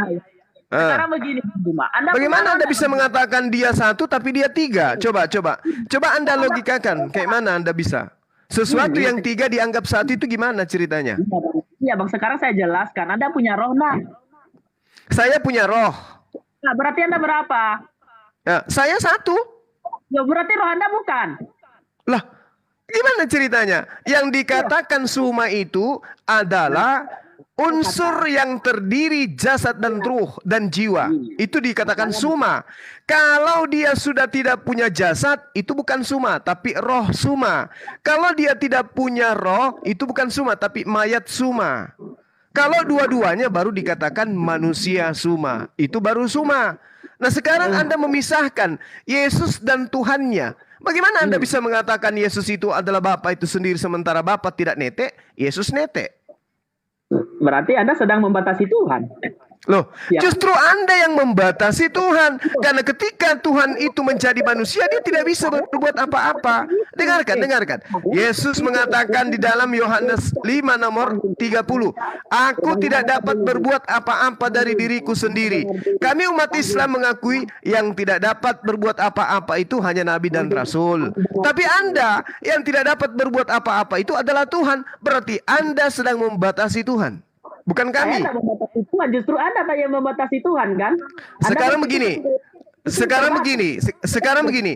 Yesus mengatakan dirinya tidak bisa berbuat apa-apa dari dirinya sendiri. Itu terbatas atau tidak? Sekarang begini, Bang. Anda bisa berbuat apa-apa tanpa jiwa Anda berpikir, enggak?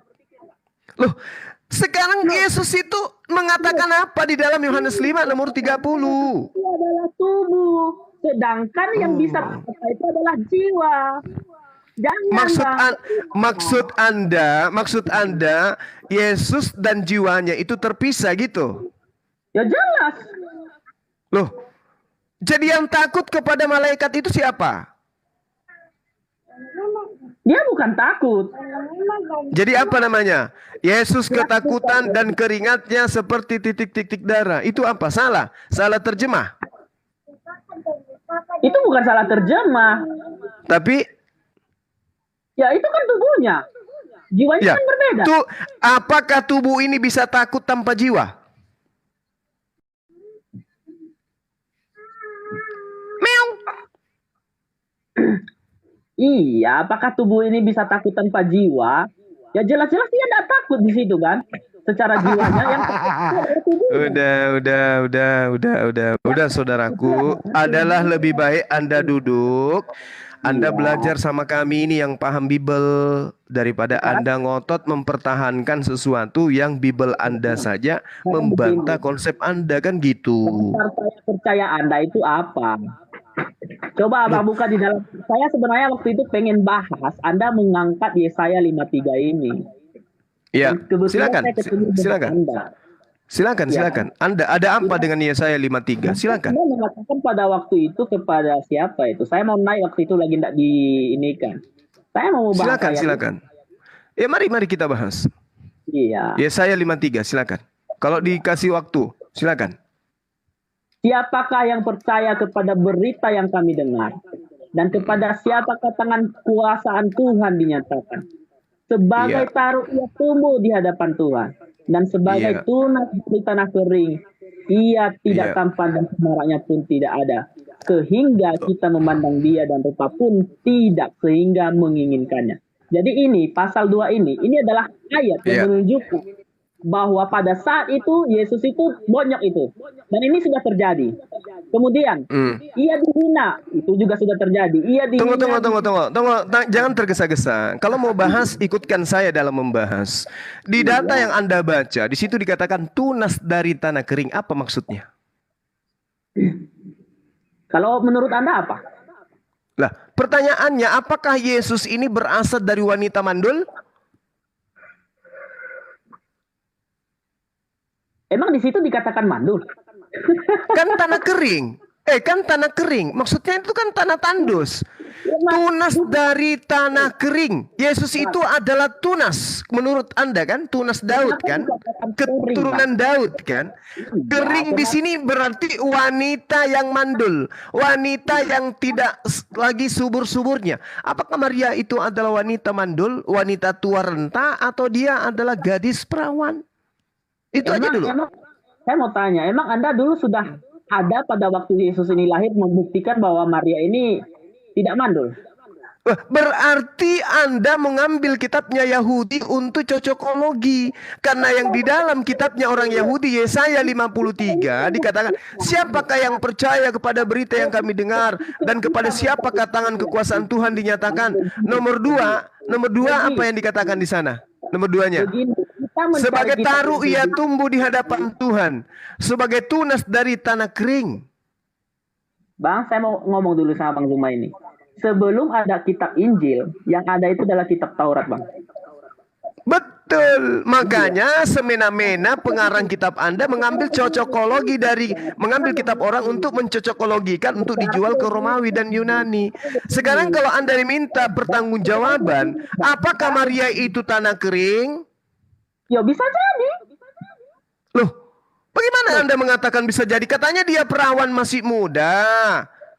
Yo, kalau dia mandul, emang Abang Zuma tahu dia mandul atau enggak?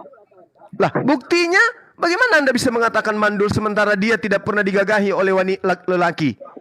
Seperti Elizabeth, digagahi berpuluh-puluh tahun, tidak punya anak. Itu baru mandul, itu baru tanah kering. Itu kan logika. Loh, ini katanya nubuatan. Kalau nubuatan ya kita harus berlogika, Bung. Jangan Anda asal cocok-cocok terhadap kitabnya orang. Sebagai taruh ia tumbuh di hadapan Tuhan, dan sebagai tunas dari tanah kering. Ia tidak tampan, dan semaraknya pun tidak ada, sehingga kita memandang dia, dan rupanya pun tidak, sehingga kita menginginkannya. Ingat, yang dimaksud di sana itu apa? Dengarkan. Apakah yang dibicarakan? Dengarkan, Bung. Apakah yang dibicarakan ketika dikatakan ia tidak tampan ini fisik atau akhlak, perbuatan, tingkah laku? Ini kan tampan, ini kan ini. Fisik. Ya, ini tidak tampan ini akhlaknya, perbuatannya atau wajahnya? Fisiknya. Fisik. Coba Anda tunjukkan kepada saya gambar Yesus yang jelek rupanya. Bang, begini Bang. Ini jangan begini. Sekarang jangan, itu kan logika Anda, itu kan menurut pemahaman Anda. Tetapi kalau menurut pemahaman saya di ayat ini ketika Yesus dipukul sampai bonyok. Buset sampai bonyok. Baru dengar aku itu, baru dengar. Yesus dipukul sampai bonyok. Aduh. Bung, dia berasal dari tunas tanah kering. Ia tidak tampan. Maksudnya dari sejak dia dilahirkan dalam keadaannya dia ada, dia itu sudah tidak tampan, bukan karena dia dibonyokin. Jangan kayak gitulah. Banyak minum Kalpanak sini anak ini. Ya, kalau kita melihat, dengarkan Bung, dengarkan. Anda dikatakan begini, semaraknya pun tidak ada. Apa yang dimaksud dengan semarak ini tidak ada? Padahal Yesus itu cukup terkenal. Orang-orang di mana-mana membicarakan. Bahkan dia disebut apa? Hosana, Hosana, diberkatilah ia yang datang dalam nama Tuhan. Bahkan kalau Anda melihat dari lebih jauh di kitab saudara, orang-orang Majusi dari timur datang untuk menyemarakkan kelahirannya. Kena enggak kepada Yesus ini bahwa semaraknya pun tidak ada? Lah faktanya orang Majusi beratus-ratus mili dia datang kok untuk menyemarakkan kelahirannya Yesus. Nyambung enggak dengan apa yang ada Yesaya ini? Yesaya 53 nomor 2. Nyambung enggak? Dia sedang dibonyokin. Iya, itu sudah lewat. Sekarang semaraknya pun tidak ada. Apa Ini, betul? Bang, Yesus semaraknya enggak ada. Lihat ayat selanjutnya. Ia dihindari orang. Seorang yang penuh kesengsaraan dan yang biasa menderita kesakitan. Ia sangat dihina terus? sehingga orang menutup mukanya terhadap dia. Dan bagi kita pun dia tidak masuk hitungan. Tapi saya tanya kepada saudara, siapa yang menghina Yesus? Tunjukkan satu orang. Tunjukkan satu orang, dengarkan. Tunjukkan satu orang yang menghina Yesus. Banyak waktu disalibkan. Kenapa pada saat disalibkan? Jelas di sini ia dihina dan dihindari orang. Siapa yang menghindari Yesus rupanya? Perlu lihat di situ penuh kesengsaraan. Dia sengsara waktu itu. Kalau penuh kesengsaraan, dengarkan. Kalau penuh kesengsaraan, mulai dari sejak ia dilahirkan sampai ia mati sengsara terus. Itu baru namanya penuh. Saya bacakan dalil. Matius 4 nomor 25. Maka orang banyak berbondong-bondong mengikuti Yesus. Mereka datang dari Galilea dan dari Dekapolis, dari Yerusalem dan dari Yudea dan dari seberang Yordan.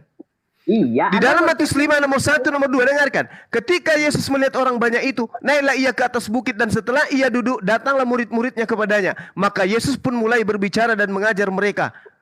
Hayo. Markus 2 nomor 13.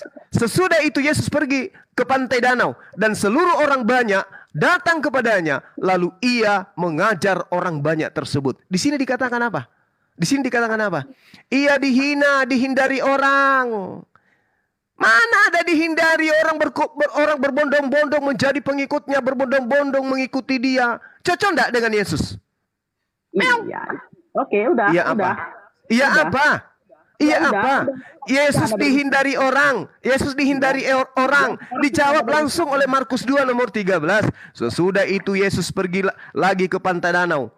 Dan seluruh orang banyak datang kepadanya. Katanya dihindari orang. Nyambung nggak? Jujur. Nyambung tidak? Kesempatan juga. Ya, sekarang saya tanya, nyambung tidak dikatakan dihindari orang dengan Markus 2 nomor 13 banyak seluruh orang datang kepadanya. Ayo, silakan Anda jawab. Kesempatan seolah-olah Anda sudah benar. Emang siapa silakan. Anda sampai suara Anda? Silakan. Keras rasul juga bukan. Kita sama-sama memahami ayat ini. Kalau nggak usah curhat. Tante, nggak usah curhat. Markus 2 nomor 13 bertentangan dengan Yesaya 53 nomor 2. Menurut Anda itu bertentangan, silahkan. Tapi bagi saya tidak bertentangan. Lu ini bonyok lo. Lu sekarang ini malam lu bonyok kayak Yesus. Yesus bonyok, lu bonyok. Ini cuma bom aja tadi mencret sama Erben lo. Sekarang sampai saya di kick di tempatnya, di kick, diblokir. Orang Kristen sependapat dengan Anda? Ya, orang Kristen itu adalah korban dewa Molok semua yang sudah sadar menjadi mualaf. Kenapa jadinya Anda harus mengatakan yang sepakat dengan saya itu semua sudah bersyahadat? Iya. Anda berpikir sebagai Muslim, kami juga berpikir sebagai orang Kristen. Bahwa Nabi Muhammad juga bukan Nabi, kan begitu. Kita mempunyai silakan aja. Nah sekarang Anda mengatakan Yesaya 53 Anda mau bahas dengan Bang Suma. Bang Suma hadir dengan data. Yesaya 53 nomor 2, Yesus dihina dan dihindari orang. Mana ada dihindari orang, mana ada dihina. Orang Majusi aja datang, malah dia Hosana, Hosana, terpujilah Yesus anak Daud. Terpujilah dia yang datang atas nama Tuhan. Nah, coba, jangan hanya merepet. Jangan hanya merepet. Kasihan waktunya teman-teman kita yang lain. Yesaya 53 nomor 2, dia dihindari, dia dijauhi orang. Sementara di Markus 2:13, Matius 5 nomor 1 nomor 2, Matius 4 nomor 25, semua orang datang berkumpul berbondong-bondong untuk menjadi muridnya. Jawab. Pakai timer dulu, pakai timer ya, pakai timer. Saya malas kayak gini, nanti kamu banyak omong lalu saya jawab sedikit udah salah. Pakai timer ya. Jawab aja. Serasi tidak Yesaya 5:32 dengan Matius 2 nomor 13? Jawab. Sesuai dong. Oke, saya dengarkan ya, dengarkan. Bukan dengan ayat yang ada tujuan, sesuai. Dengarkan. Dari tadi Anda ngomong beri satu kesempatan. Saya tidak mau dengar kalau kayak gitu, berarti Anda berbicara menang sendiri. Oke. Begini, Anda yang bicara, giliran Anda sekarang baca Yesaya 53 nomor 2, habis itu Anda baca Markus 2 nomor 13. Silakan. Berikan saya kesempatan untuk menjawab. Kalau Anda tidak bisa berikan saya kesempatan untuk menjawab, ya saya tidak mau kalah. Kamu kayak bencong. Hai. Kamu baca Yesaya 53 nomor 2, habis itu kamu baca Markus 2 nomor 13. Nyambung tidak? Relevan tidak? Silakan. Bentar, Bang Juma, itu tadi sudah diomongin satu kali lagi jangan bilangnya transgender. Itu langsung kena itu sama TikTok itu. Langsung turun Abang. Transgender ngomongnya nggak bisa dibilang itu. Itu ketawanya coba lihat kayak Isabella. Malas aku. Ini panutan silakan ngomong silakan. Ini panutan muslim ini. Iya. Enggak, aku ngasih tahu biar gak kena peringatan. Tapi baru malam ini saya dengar ya, Yesus bonyok. Siapa yang bikin bonyok Yesus ya? Bro, siapa yang gebukin Yesus sampai bonyok? Siapa? Ya berarti Anda tidak melihat waktu dia disalibkan. Oh, bonyok dia. Ya bonyok ya. Bonyok tuh. Tuhan kok bonyok, Bro? Udah kasih dia Bang Handi suruh baca Yesaya 53 nomor 2 dengan Markus 2:13, nyambung tidak itu? Supaya jangan dia jilat-jilat kitabnya orang Yahudi. Apakah saya harus mencari ayat yang Anda katakan bahwa ayat ini kenanya di Matius 12? Kan Anda. Itu kan menurut konsep Anda. Tapi kalau menurut konsep saya, ini ketika pada waktu Yesus disalib. Bonyok. Jelas. Tetapi coba lihat di sini. Tetapi sesungguhnya penyakit kitalah yang ditanggungnya dan kesengsaraan kitalah yang dipikulnya. Padahal kita mengira dia kena tulah, dipukul dan ditindas Allah. Tapi kenapa masih banyak orang Kristen sakit ya kalau udah ditanggung Yesus? Kenapa masih banyak orang Kristen sakit? Penyakit kitalah yang ditanggungnya ini siapa? Tapi masih banyak orang Kristen yang sakit, Bro. Nah, enggak. Tetapi sesungguhnya penyakit kitalah yang ditanggungnya ini siapa ini? Emang ada manusia yang bisa menanggung penyakit manusia? Makanya kalau saya menjelaskan itu didengarkan. Ingat.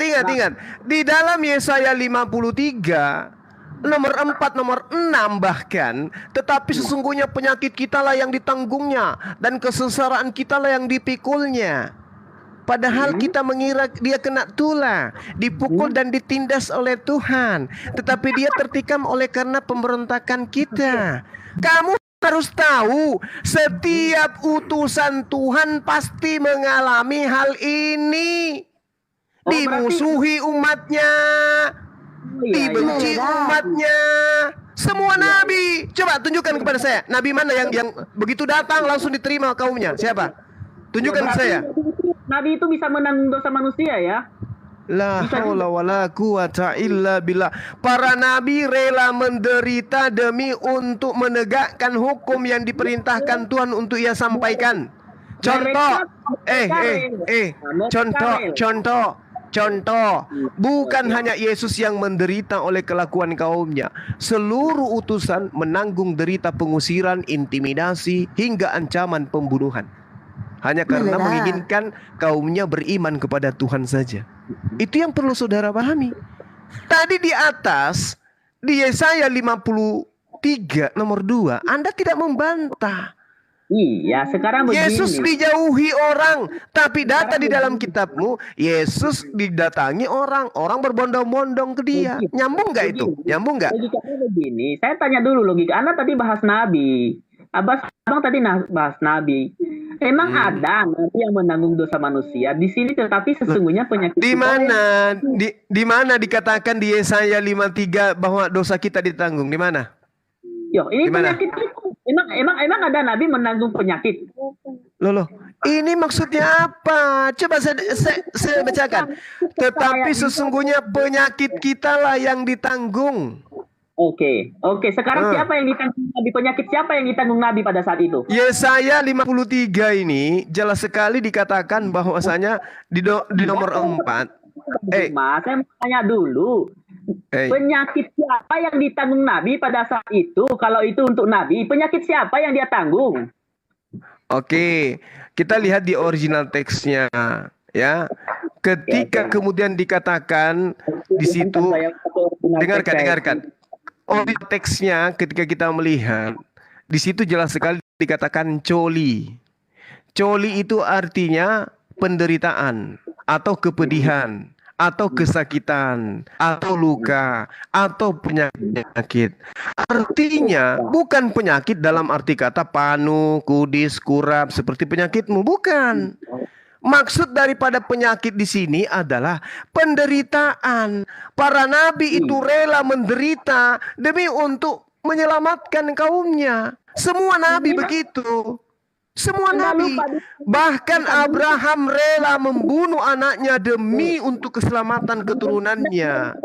Bisa enggak Bang Zuma? Itu ditanggungnya enggak? Ketika maksudnya, dengarkan. Semua nabi ketika datang, dia itu rela menderita demi keselamatan umatnya.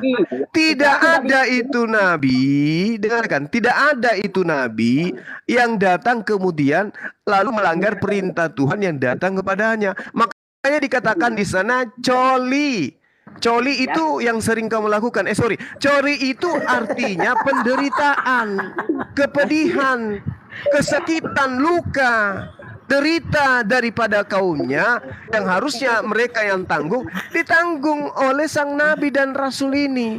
Rasul ini rela kemudian teraniaya, tersalimi, terintimidasi demi untuk menyelamatkan umatnya. Jadi waktu itu enggak dipukul lagi, Bang. Loh, yang Anda maksud ini maksudnya apa? Kayak orang di penjara gitu. Loh. Maksud daripada data, jelaskan. Saya katakan samamu. Saya jelaskan dari tadi Anda yang ngomong. Kalau Anda kayak gitu berarti ya udahlah biar Anda sendiri yang berbicara gitu kan. Oh ya udah, kamu diam, saya bicara sendiri. Kamu diam. Berapa jam kamu mau dengarkan saya bicara? Kebetulan ini jurusan saya. Dari menang sendiri, tidak memberikan kesempatan kepada orang lain untuk membantah atau untuk berargumen. Sekarang saya tanya samamu, apakah para nabi ketika datang mereka kemudian disiksa, dianiaya, teraniaya, terintimidasi? Iya, saya setuju, tetapi kan bukan berarti dia menang. Nabi Musa, dengarkan. Nabi Musa itu mengalami beberapa cobaan, siksaan, penindasan, bahkan sampai hampir dibunuh. Itu demi siapa? Jawab saya. Jawab saya. Itu demi siapa? Itu demi Tuhan, tapi kan tidak ditanggungnya. Demi Tuhan, dasar. Aduh, 1 Korintus 4 nomor 10 juga ini Bang Handi. Kenapa bisa di sini? Itu kan perintah Tuhan, dia lakukan. Sekarang begini, apakah setelah ditanggungnya orang lain tidak dipukul gitu? Ini kan ditanggungnya, ini kan artinya ditanggung ini artinya orang lain tidak dipukul lagi. Nah, terus kenapa? Kalau itu alasanmu, kenapa murid-murid Yesus masih dibunuh oleh Paulus? Kenapa? Kenapa murid-murid Yesus? Kenapa murid-murid Yesus masih dianiaya oleh Paulus? Kenapa? Kan tadi sudah ditanggung sama Yesus. Kenapa? Saya turun ya. Kalau Anda pakai timer saya turun ya. Silakan Anda berbicara sendiri. Oke, kenapa kalau Anda mengambil data Yesaya 53 nomor 4 ini bahwa Yesus yang menanggung derita kalian, kenapa murid-murid Yesus angkatan pertama masih dianiaya oleh Paulus? Kenapa? Tadi katanya sudah ditanggung Yesus. Kenapa? Sekarang saya mau jawab, Bang. Kalau kita nggak pakai timer, saya nggak mau jawab. Nanti saya jawab sedikit, Anda sudah ngomel. Iya, silakan kamu ngomel. Iya. Lebih baik begini bro, lebih baik kok ke apotik beli ini obat karena Yesus bonyok. Iya, silahkan. Terserah Anda beranggapan apa. Saya Ya santai orang kamu aja. yang ngomong kok tadi Yesus bonyok disalib. Kok beranggapan? Dia yang sendiri yang ngomong, orang yang dibilang beranggapan. Nah, Yang katakan bonyok kan Anda. Seolah Tuhan Yesus itu tidak maunya. Ya terserah Anda. Ya kamu yang ngomong tadi bonyok. Makanya kau suruh kau ke apotik beli obat. Bang Handi dia katakan bonyok karena di data nomor 4 nomor 5 itu dikatakan bilur-bilur lukanya Yesus. Itu dia katakan begitu. Oh iya, Nah, Jadi dikatakan dan oleh bilur-bilurnya kita menjadi sembuh. Kita sakit begitu Covid lebih banyak Kristen yang mampus daripada Ini Muslim. yang kemarin ini dia bahas ini waktu saya ketemu Coki Sitohang, ini jawabannya Coki Sitohang nih.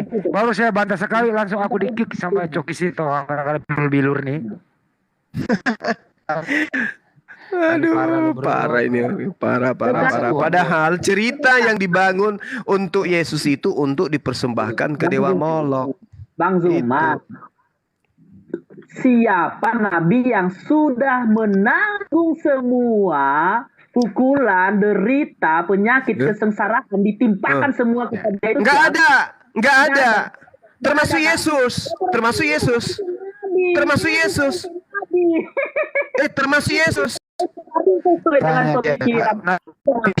Bro, nabi siapa menurut kamu? Nabi siapa itu? Nabi siapa? Nabi siapa, bro? Berarti Yesus nabi, bukan Tuhan. Kena dia. Faktanya murid-murid Yesus itu dianiaya. Faktanya murid-murid Yesus itu setelah Yesus disalib, murid-muridnya masih dianiaya oleh Paulus. Katanya sudah ditanggung, berarti nggak ada lagi muridnya yang dianiaya. Malah dibonyokin muridnya oleh Paulus. Anda harus mengerti bahwa yang ditanggung adalah dosa manusia. Kalau dia bawa Yesaya 53 ini penistaan kepada Yesus ini. Yesus ini tidak tampan. Ini dengerin. Yesaya 53 yang kau bawa ini, Yesus ini si buruk rupa loh. Jelek banget dia, tidak tampan. Bagaimana itu? Emang saya mengakui kalau Tuhan itu ketika dia di bumi setelah dipukul itu dia tampan, saya tidak mengaku-ngakui, tidak ada saya ngomong. Jelek, jadi Yesus jelek. Ya terserah Anda. Lo kok terserah saya? Kok jadi orang yang disuruh terserah. Dia sendiri yang ngomong. Kau belajar sama bom-bom dulu sama Erben untuk lici kalau mau. Bom tadi berantem sama si Erben ya Bang Cuma ya. Iya. Baca selanjutnya. Bukan sama Herdi. Oh sama Herdi. Iya, sama Mikana, ribut mereka. Apabila ia menyerahkan dirinya sebagai korban penebus salah. Aduh, sakit ini Bang. Sakit ini. Apa? Ia tidak bersuara. Ia tidak bersuara. Dia tidak membuka mulutnya. Dia tidak membuka mulutnya. Terus yang teriak-teriak itu, Eli, kenapa lama sekali? Itu siapa? Ini nabi siapa yang korban penebus salah? Nabi pula dia. Oh jadi Yesus nabi ya bro? Yesus nabi ya? Bro dengerin dulu, woi. Nabi ini penebus salah. Tetapi jadi Yesus Tuhan nabi ya? Dia dengan kesakitan apabila ia menyerahkan dirinya sebagai korban. Ngomong terus begini dia dari tadi nih. Yesus nabi bro, Yesus nabi ya? Ya, terserah Anda. Sekarang begini udah terjadi. Tadi terserah sih. Kalau sudah mentok, terserah Anda kata dia. Ini saya memaksa logika orang. Karena saya bukan seperti orang Islam yang memaksa. Tapi Anda memaksakan logika untuk kitabnya Yahudi. Untuk supaya Yesus bisa menjadi korban Dewa Molok. Emang ada nabi yang korban penebus salah ada? Siapa? Nabi siapa? Siapa? Silakan jelaskan sama saya, Bang. Yang enggak ada. Siapa? Korban penebus salah nih, ayo. Ya menurut kamu siapa? Menurut kamu siapa penebus salah? Karena Yesus sendiri mengatakan bahwa dia harus disalibkan untuk menebus dosa manusia. Berarti dia bukan Tuhan. Di mana Yesus mengatakan itu? Ya di mana? Dia menyerahkan dirinya loh. Di mana Yesus mengatakan itu? Loh, berarti Anda katakan Anda sudah membaca Bible. Berarti Anda belum Justru membaca karena Bible. saya tidak temukan itu, saya tanya kepada Anda, pengiman Bible ini. Mana tertulis? Yesus mengaku itu di Pada mana? waktu Petrus mengatakan, Tuhan jangan engkau disalib, lalu Yesus berkata apa? Yesus berkata, Apa? tunjuklah engkau iblis. Berkata apa? Baca ayat, baca selanjutnya. Baca. Oke, silakan. Jangan ngarang bebas. Oke. Silakan. Saya enggak takut kok. Saya kalau sudah berkata ada ayatnya ya saya enggak ini. Ya, yang bilang kamu takut siapa? Bentar loh. Di mana kalau mang di mana? Di mana anak bau? Bagus juga suara Bang Juma kalau nyanyi. Lebih bagus. Oh iya, lagi diam. Bagus sekali kalau menurut versi Islam. Jangan lu sambung, ini urusan kita ya. Kenapa kamu yang nyambung? Kenapa kamu nyambung ke sono? Lu urusin urusanmu. Cari-cari ayat sambil ngomong, Ustaz. Oh, cari ayat, baru cari. Dia ini di laci yang satu. Iya, santai aja. Tapi kamu kelewatan bro, kalau Yesus itu bonyok.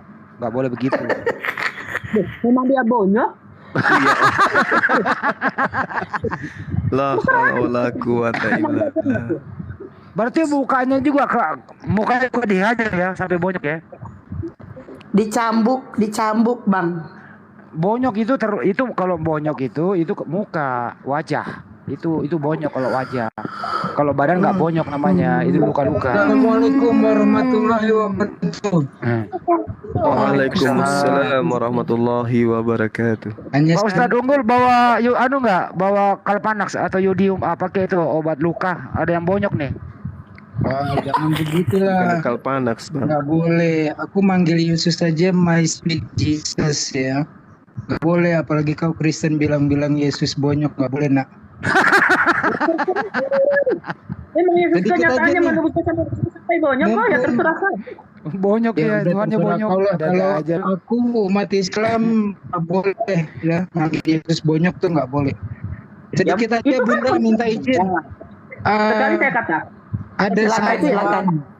Ada salam dan doa buat Gurunda Zuma, Bang Handi, dan semua pembela-pembela dari fitnah Islam, fitnah kepada Allah, Quran dan Rasulullah Sallallahu Alaihi Wasallam.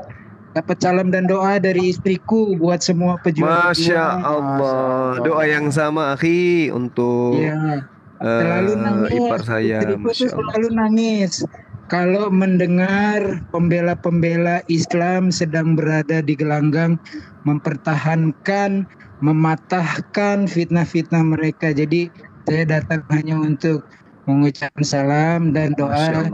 Salam balik, akhi. Ya, thank you Bunda, saya turun lagi, silakan dinaikkan yang lain. Kalau begitu besok saya merapat ke rumah deh. Ngopi. Siap. Oke ya, lanjut. Tapi kalau bisa ini ada Ustadz Unggul ini ada resep. Ada resep ya, pokoknya doa buat semua lah ya. Buat semua, Bunda Maria juga, Bunda Hesti juga, semua yang membela Islam atas Bunda fitnah Maria? Ustadz, Bunda Rahma. Ya udah berubah dia, saking sayangnya sama Yesus. Saking sayangnya sama Yesus dia dipanggil Bunda Maria, nggak kayak anaknya nih di bawah bilang Yesus bonyok, bajingan sekali kau. Assalamualaikum warahmatullahi wabarakatuh. Waalaikumsalam warahmatullahi wabarakatuh. Ini benar-benar lu menghina Yesus lu bro. Itu jangan menghina Yesus bilang bonyok lo. Si buruk rupa tidak tampan. Buset dah. Dijauhi orang. Salah kok bagi saya kalau Tuhan Yesus itu bonyok. Dari tanah yang kering. Dari siapa yang ngasih tahu kau kalau Yesus itu bonyok? Siapa yang ngasih tahu? Alkitab lo dipukulin. Emang siapa? Dipukulin. Loh, betul loh. Terus tidak Berarti tampan dia. Tidak kamu tampan. membatasi Tuhan Memang saya sampai dia ketika dipukul. itu lalu saya berkata nak mengada-ngada nanti Anda Dia itu dipukul untuk dibunuh, untuk dipersembahkan kepada siapa? nggak perlu tahu itu. Yang penting kan ayat ini ayat buat tentang Kamu tahu ndak proses penganiayaan terhadap Yesus itu untuk dipersembahkan kepada dewa? Loh, itu kan tanggapan Anda. Loh bukan. Karena Imamat 18:21 mengatakan, jangan kau serahkan seorang dari anak-anak untuk dipersembahkan kepada dewa Molok, supaya jangan engkau melanggar kekudusan nama Allah. Itu Alkitab tidak bisa kita pandang hanya satu itu namanya. Ya sudah, kalau begitu di mana Tuhan minta kemudian dia agar manusia mempersembahkan darah manusia? Di mana? Di mana? Sedangkan di dalam kitab Kejadian 2, dengarkan, di dalam kitab Kejadian 22, Tuhan pun mempersembahkan hewan. Tuhan mempersembahkan hewan untuk anak Abraham. Tuhan mempersembahkan hewan ternak. Dan itu adalah apa? Persembahan Tuhan. Hewan yang digunakan oleh Tuhan Abraham itu diambil dari Musa, tapi Tuhan sendiri yang mendatangkan hewan itu. Tuhan aja mempersembahkan hewan. Ayo. Nah, kenapa kemudian kalian mempersembahkan manusia? Itu ajaran siapa? Apa gitu? Dasar saya harus mendengarkan Anda itu apa? Seolah-olah Anda dasarnya supaya Anda waras. Berarti Anda berpikir bahwa Anda sudah benar menerjemahkan betul, yes. Anda mengambil Yesaya 53 untuk mendudukkan Yesus yang nantinya prosesnya untuk dipersembahkan di atas tiang salib, darahnya dicurahkan, tubuhnya diberikan. Itu diberikan tubuh dan darahnya kepada siapa? Iya, sekarang saya mau tanya gini. Emang Anda sekarang bertanya. Ini bukan bertanya, maksudnya gini. Emang Anda itu panutan saya yang harus saya dengar ketika begitu Anda juga saya. Apakah Anda itu adalah panutan saya sementara Anda itu penganut dewa Molok? Yang saya percaya itu bukan Anda. Lebih baik saya mempercayai Petrus, Yakobus. Kalau Anda percaya kepada Petrus itu mengajarkan dirinya diutus kepada domba yang hilang dari Bani Israel. Galatia 2 nomor 8, Petrus diutus untuk orang Yahudi, untuk orang yang bersunat. Berarti kamu harus percaya itu. Begini, Bang. Ada 12 murid Yesus itu kan. Kalau Lari dia kemana-mana. Coba sebutkan 12 murid Yesus, bro. Siapa? Coba, coba kau sebutkan 12 murid Yesus siapa aja? Coba kau sebutkan. Anda itu apa? Dia nggak hafal. Coba kau sebutkan. Anda bisa menerjemahkan Alkitab menurut pemikiran Anda. Saya juga bisa menurut pemikiran saya. Ya udah, kalau begitu biar adil, kamu tunjukkan di mana Tuhan minta agar manusia mengorbankan anak manusia. Di mana itu? Itu tadi kan? Di mana? Tetapi Tuhan berkehendak meremukkan dia dengan kesakitan apabila ia menyerah.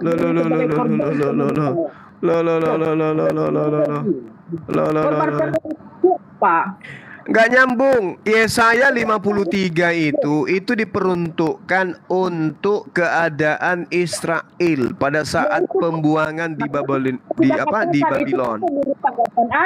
Loh, itu menurut yang empunya kitab. Tuyul.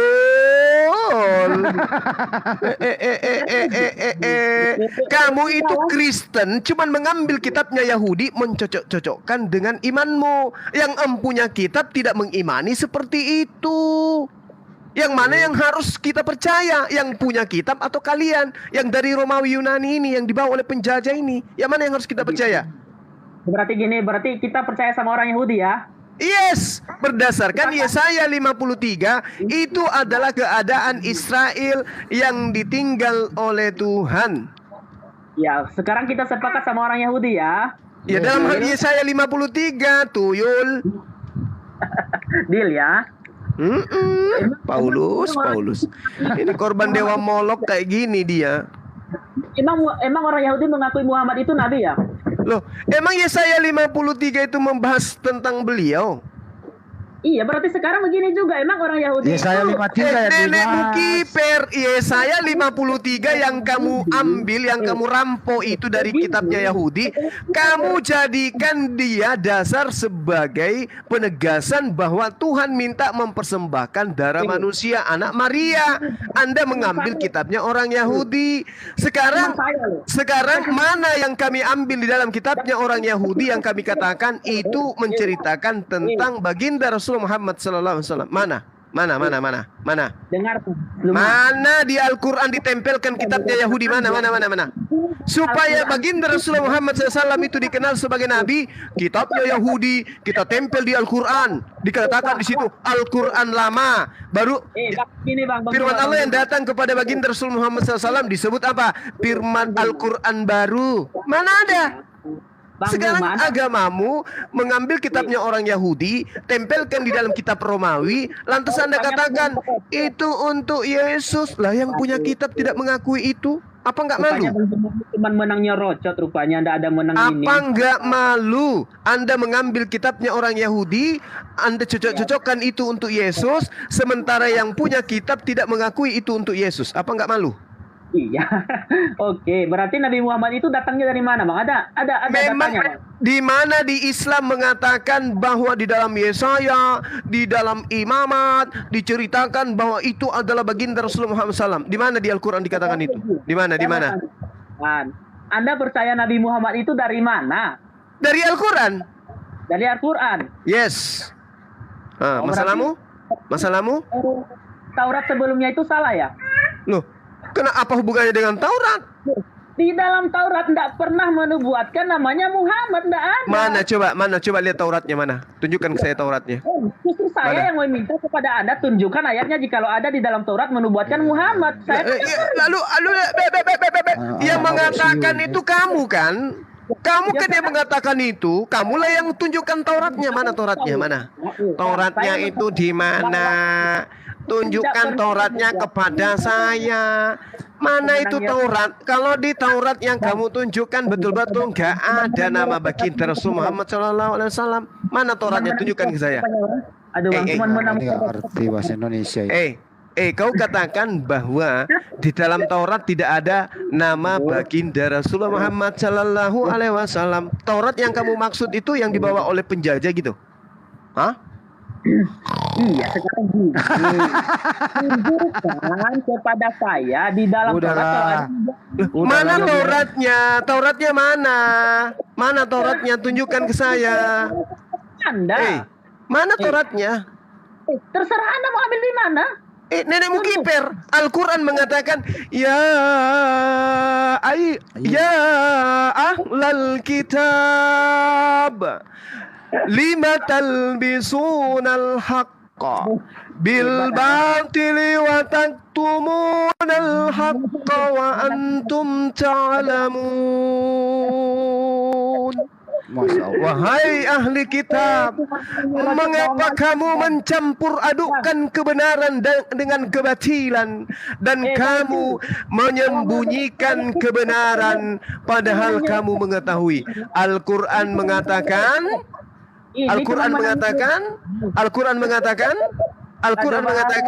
kamu menyembunyikan kebenaran. Nah, sekarang saya nuntut nih. Apakah betul Al-Quran mengatakan bahwa mereka ahli kitab menyembunyikan Taurat dan Injil? Mari kita buktikan. Apakah betul ini? Kalau tidak betul Al-Quran, maka saudara bisa menunjukkan Taurat dan Injil kepada saya sekarang. Mana? Tunjukkan.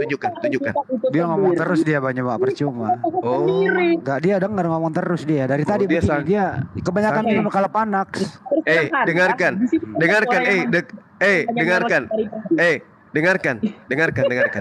Al-Quran mengatakan begini, dengarkan.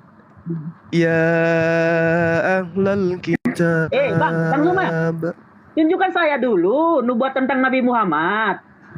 Lima talbisunal haqqa bil batili wa taktumunal haqqa wa antum ta'lamun. Ahli kitab menyembunyikan Taurat, ahli kitab menyembunyikan Injil, menyembunyikan Mazmur. Nah, Al-Quran menuduh demikian. Kalau ahli kitab tidak menyembunyikan itu, berarti kitabnya orang Kristen sekarang tidak pakai bahasa Indonesia, tapi bahasa Ibrani. Mana kitab itu? Tunjukkan ke saya. Ayo. Tunjuk sama saya yang aslinya, Bang. Karena Abang bilang tadi yang disembunyikan, udah disembunyikan. Lah, justru karena disembunyikan ahli kitab, kita nggak bisa menunjukkan aslinya. Tuh. Nah, gitu dong Bang Handi. Makasih udah dibantu. Al-Quran mengatakan ahli kitab itu menyembunyikan itu. Wataktumun. Sembunyikan dari mana? Hah? Dari mana? Kalau tidak disembunyikan, mana kitabnya Nabi Musa? Tunjukkan ke saya. Loh, adalah sama orang Yahudi itu kitab Orang Yahudi. Al-Quran mengatakan, ya ahlal kitab lima talbisunal haqqa bil batil wa taktumul haqqa wa antum ta'lamun. Wahai ahli kitab, mengapa kau mencampur adukan kebenaran dan kebatilan dan kau menyembunyikan kebenaran? Padahal kamu tahu akibat dari kau menyembunyikan kebenaran. Saudara-saudara Kristen kami kasihan, kitabnya nggak ada, cuma menggunakan terjemahan-terjemahan. Kenapa? Karena yang aslinya kamu sembunyikan. La haula wala quwata illa billah. Kalau ahli kitab tidak menyembunyikan, hari ini kitabmu akan disertai dengan original teks, bukan hanya terjemahan. Itu disebabkan karena apa? Karena ada yang dipersembahkan untuk dewa Molok. Pintar Bang Handi. Oke, silakan Bang Handi, silakan dilanjut. Percuma sih dia ngomong terus gitu loh ya. Ngomong terus dia, bicara terus, dia nggak mau diskusi dia. Sekarang dari tadi yang ngomong terus siapa? Tadi saya yang mau dibahas ini, saya 53, jangan kau kemana-mana. Ya saya 53.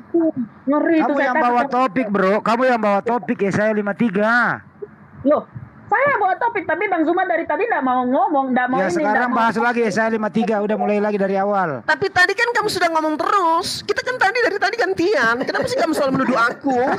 Bercakap kali sih kamu. Hai, Eko males deh sama kamu. Dari tadi Eko ngomong, situ juga ngomong. Kok kamu nuduh sih? Bang Juma, mangkalnya di mana, Bang? Bang Juma, mangkalnya di mana? Cici ah. Taman Karibosi kalau malam. Bro, kembali kayak bro, dengerin dulu ya. Kembali kayak saya 53 ya. Saya baca lagi dari awal ya. Dengerin baik-baik. Ya. Dengerin. Iya. Kita satu-satu. Dengerin dulu ya. Dengerin dulu. Siapakah? Iya, dengerin budak. Pakai timer. Iya. Siapakah yang percaya kepada berita yang kami dengar? Gua sumpel congormu nanti nih, gua sumpel pakai softtek Bekasi. Iya nanti gua kasih timer 3 menit ya. 3 menit ayo. Bang Andi di luar. 3 menit. Ya, sebentar ya. Sebentar, lu diam dulu. Oke, saya diam. Mana timernya, Kak? Tunjukkan dulu timernya. Enggak, aku yang ini nggak bisa itunya. Aku yang ngapain? Pokoknya insya Allah adil lah. 3 menit. Kuliah dari sekarang. Oke. Siapakah yang percaya kepada berita yang kami dengar dan kepada siapakah tangan kekuasaan Tuhan dinyatakan? Nah, sekarang kita cek dulu di sini. Di sini yang Tuhan siapa ya? Ini dulu nih yang pertama dulu, nomor 1 dulu. Siapakah di sini yang Tuhan? Ya ini dulu dibahas Bang Juma. Di Yesaya 53 nomor 1, siapakah yang Tuhan di sini? Itu dulu, jangan kemana-mana. Jangan pindah dulu kedua. Siapakah yang Tuhan yang Maha Kuasa di sini? Tuhannya huruf besar semua. Silakan. Siapa dulu? Kamu tanya siapa? Nah, saya tanya pohon. Tanya Bang Berkat. Bang Berkat silakan jawab. 3 menit. Ya. Kamu dulu jelaskan siapa yang Tuhan di sini, jangan menjelaskan kemana-mana. Kalau menjelaskan kemana-mana saya cut. Nanti habis kamu jawab siapa yang Tuhan di sini, Bang Juma lagi siapa yang Tuhan di sini. Silakan. Oke, 3 menit dimulai dari sekarang. Waktu dan tempat dipersilakan. Baru 3 menit di situ saya tinggal jawab saja siapa yang Tuhan di sini, buruan ah. Saya belum, udah waktu saya loh. Iya, jawab. Siapa yang Tuhan di sini? Udah silakan Anda berbicara. Oke. Ngomong ya. Bang Berkat yang ngomong. Siapa yang Tuhan di sini, buruan? 3 menit. Percuma saya ngomong, nanti saya ngomong dia menjawab lagi. Siapa yang Tuhan di sini, buruan jawab siapa yang Tuhan di sini. Tuhan di sini ya Tuhan Yahweh. Tuhan Udah. Yahweh. Baik. Oke. Baik. Kan? Selesai ya, selesai udah. Bang Juma, siapa yang Tuhan di sini, Bang Juma? Tuhan Yahweh kata dia. Yang mana, Bos? Nomor 1, Bang Juma. Kan di situ di tangan kekuasaan Tuhan. Siapa yang Tuhan di sana? Nomor 1, silakan. Apa itu, Bos?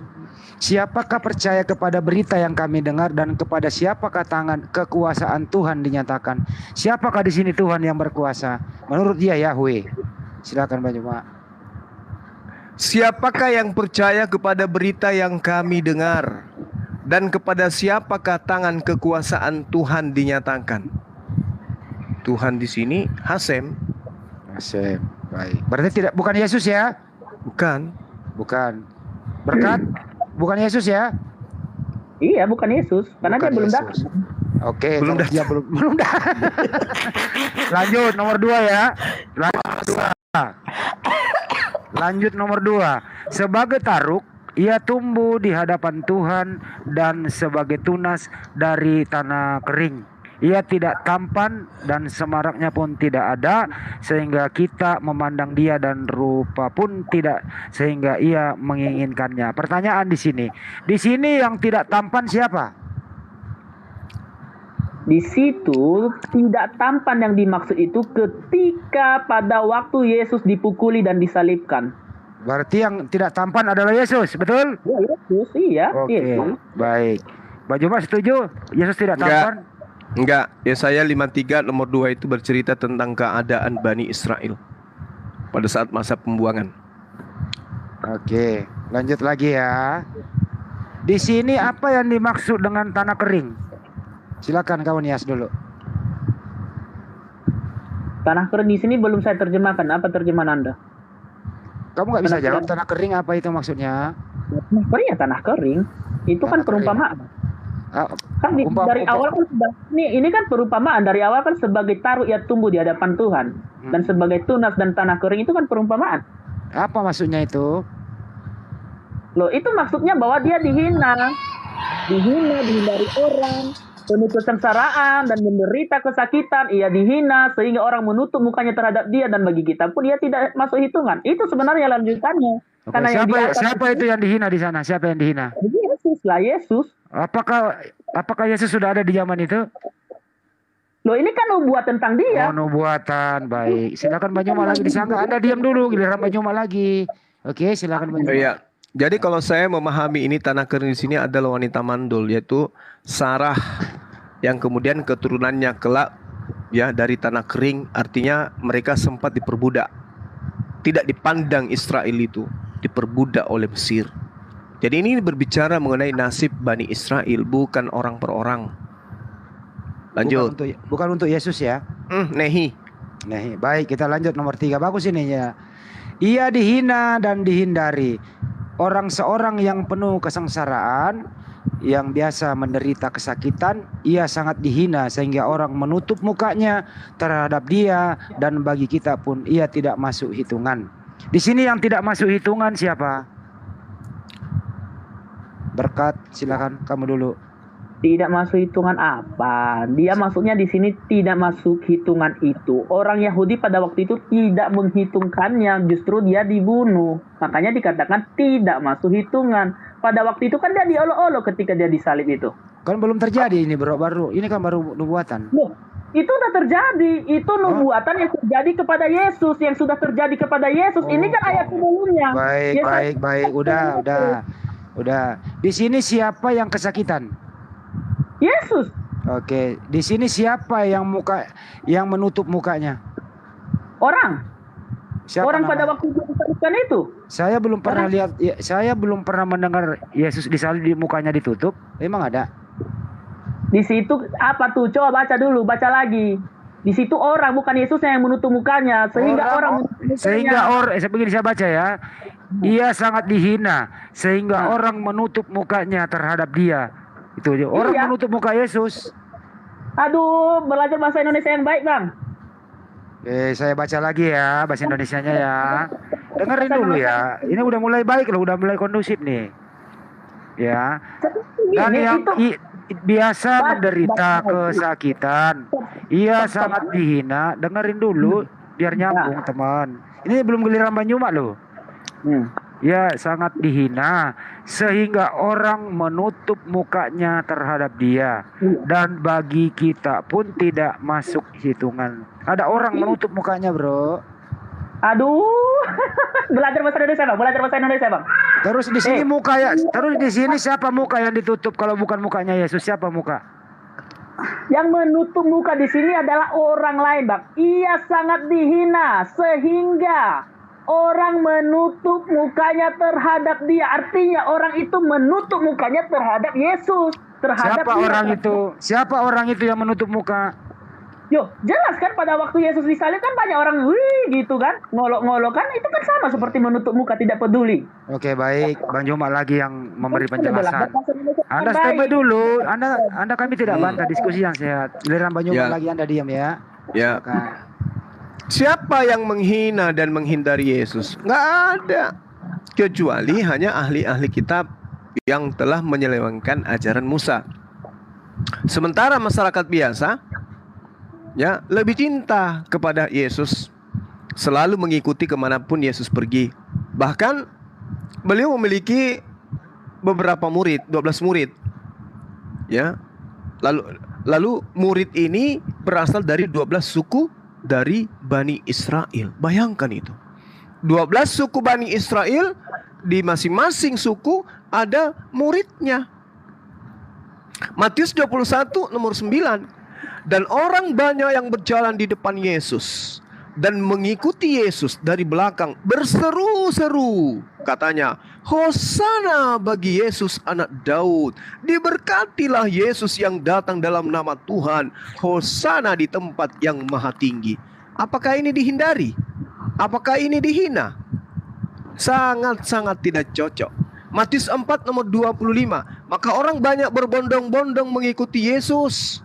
Mereka datang dari Galilea, dari Dekapolis, dari Yerusalem, dari Yudea, dari seberang Yordan.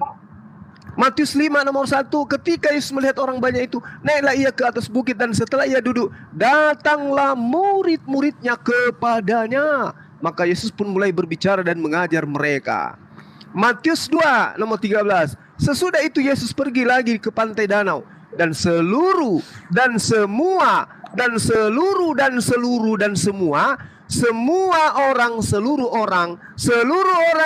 banyak seluruh orang datang kepadanya, lalu mengajar kepada seluruh orang-orang, banyak orang seluruh. Jadi tidak ada yang menghina dan menghindari Yesus, nggak cocok. Kitabnya orang diambil untuk dijadikan sebagai ajaran mempersembahkan tumbal. Dasar beroncong. Lanjut. Oke, kita lanjut ya. Nomor 4, 534. Dengarkan baik-baik itu anak Nias ya. Tetapi sesungguhnya penyakit kita lah yang ditanggungnya, dan kesengsaraan kita yang dipikulnya. Padahal kita mengira dia kena tulah, dipukul dan ditindas Allah. Di sini siapa yang dipukul dan ditindas Allah? Silakan Nias. Terima kasih. Ini ditulis tetapi sesungguhnya penyakit kita lah yang ditanggungnya. Artinya di sini ditanggung adalah penyakit kita di sini adalah dosa sebenarnya. Dosa. Karena kalau kita melihat ayat selanjutnya nanti di situ ditulis adalah dosa. Nah, yang ditanggung oleh Tuhan Yesus Kristus di situ adalah dosa manusia. Karena kalau ayat ini ditunjukkan kepada nabi, tidak ada satupun nabi yang bisa menanggung dosa manusia dan kesengsaraan manusia itu. Tidak ada satupun nabi, siapapun dia, tunjukkan kepada saya, jikalau nabi itu dipukul, jika nabi itu ditindas, dosa manusia semuanya terhapus. Tidak ada satupun. Di situ ditulis dikatakan bahwa mereka mengira dia kena tulah. Pada waktu Yesus disalibkan, orang-orang pada waktu itu mengira bahwa Yesus itu sedang kena tulah loh. Pada waktu Yesus disalibkan, pada waktu itu mereka mengolok-olokkan dia. Mereka mengatakan bahwa dia itu kena tulah, dipukul dan ditindas.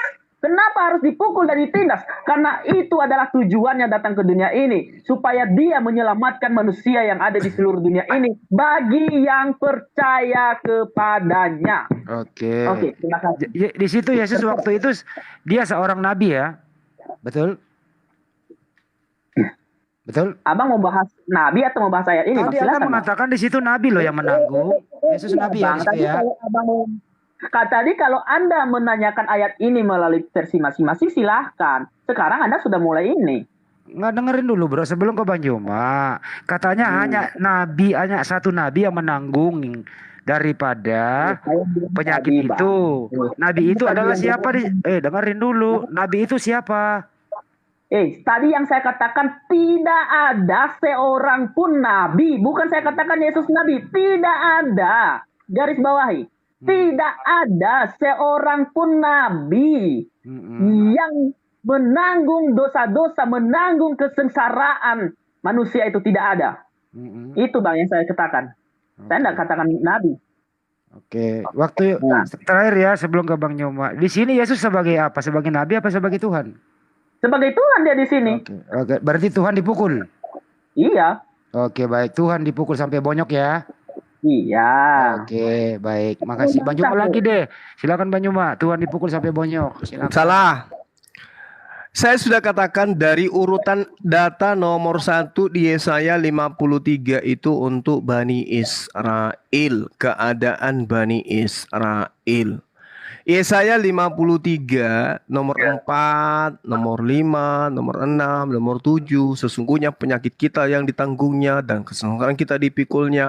Ini berujung kepada hewan-hewan kurban yang dipersembahkan untuk menghapuskan segala penyakit dosa yang ada pada Bani Israel. Silakan Anda baca Imamat 4:1 perikop. Ketika kemudian Bani Israel di tengah-tengah mereka ada seseorang yang berdosa, maka lembu jantan muda yang menjadi penanggung daripada derita, pemberontakan yang diremukkan dari kejahatan-kejahatan orang tersebut.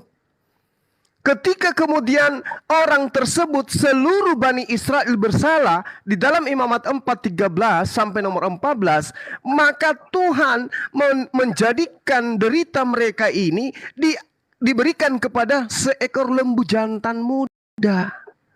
Bilur-bilurnya diambil, ditanggung oleh binatang kurban ini.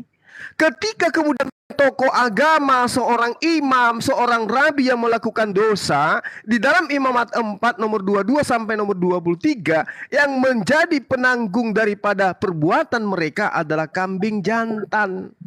Kalau dia adalah rakyat jelata dari tengah-tengah Bani Israel, maka yang menanggung dosa, menanggung kesengsaraan, yang dipikul kemudian oleh pendosa tadi, tapi dia adalah rakyat jelata, maka dia penanggungnya adalah cukup kambing betina.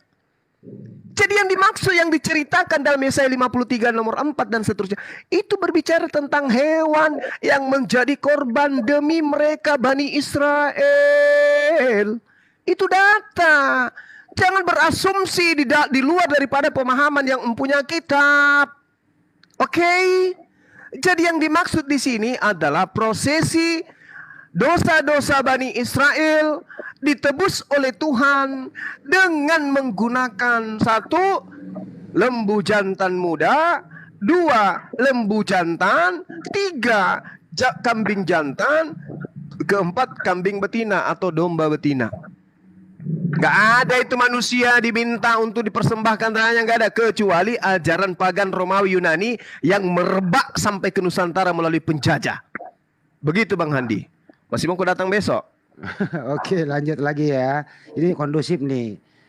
Sekarang Anda boleh membantah. Bang Juma mengatakan di situ memang di nomor 7 saya langsung baca ya.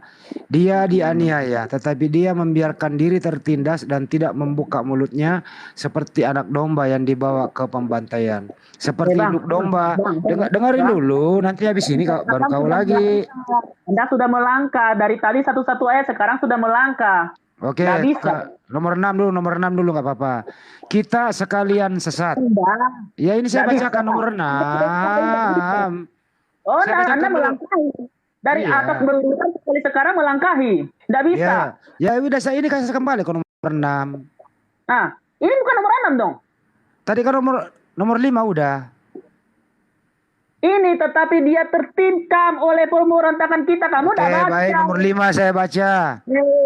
Anda baik. Ya Anda udah saya takut baca. Ya udah saya baca. Jangan berisik lah. melangkahi. Oh, Anda melangkahi. Iya Anda dengerin saya kembali ke 5. Udah. Ya, Ya udah mulai silakan. kondusif. Saya setuju. Ya udah diam. Saya baca dulu Iya, ya. Tetapi dia tertikam oleh karena pemberontakan kita. Dia diremukkan oleh karena kejahatan kita. Ganjaran yang mendatangkan keselamatan bagi kita ditimpahkan kepadanya. Ini Bible-mu dibaca, masa kamu ketawa? Ya saya ketawa, kenapa? Jadi kamu menertawakan Bible-mu? Saya tidak mengetawakan, saya mengertawakan kalian. Orang saya baca kok Anda tertawa. Iya, saya mau tertawakan kalian, silakan baca. Saya ulang lagi biar kamu paham, oke? Iya, ulang lagi. Oke, ulang lagi. Anda diam dulu ya. Jangan ketawa Bible-mu loh. Iya. Hormati Bible-mu dibaca, hormati. Atau kita buang aja Bible-mu supaya kita ketawa aja. Baca. Oke, baca. Tetapi dia tertikam oleh karena pemberontakan kita. Dia diremukkan oleh karena kejahatan kita. Ganjaran yang mendatangkan keselamatan bagi kita ditimpahkan kepadanya, dan oleh bilur-bilurnya kita menjadi sembuh. Pertanyaan di sini ya. Di sini siapa yang menikam dan apanya yang ditikam? Itu dulu silakan. Puji Tuhan, haleluya, haleluya Yesus. Haleluya. Ini sudah jelas. Tetapi dia tertikam oleh karena pemberontakan kita. Sudah jelas di sana itu nubuatnya itu. Sudah sangat jelas. Siapa yang tertikam, siapa yang menikam?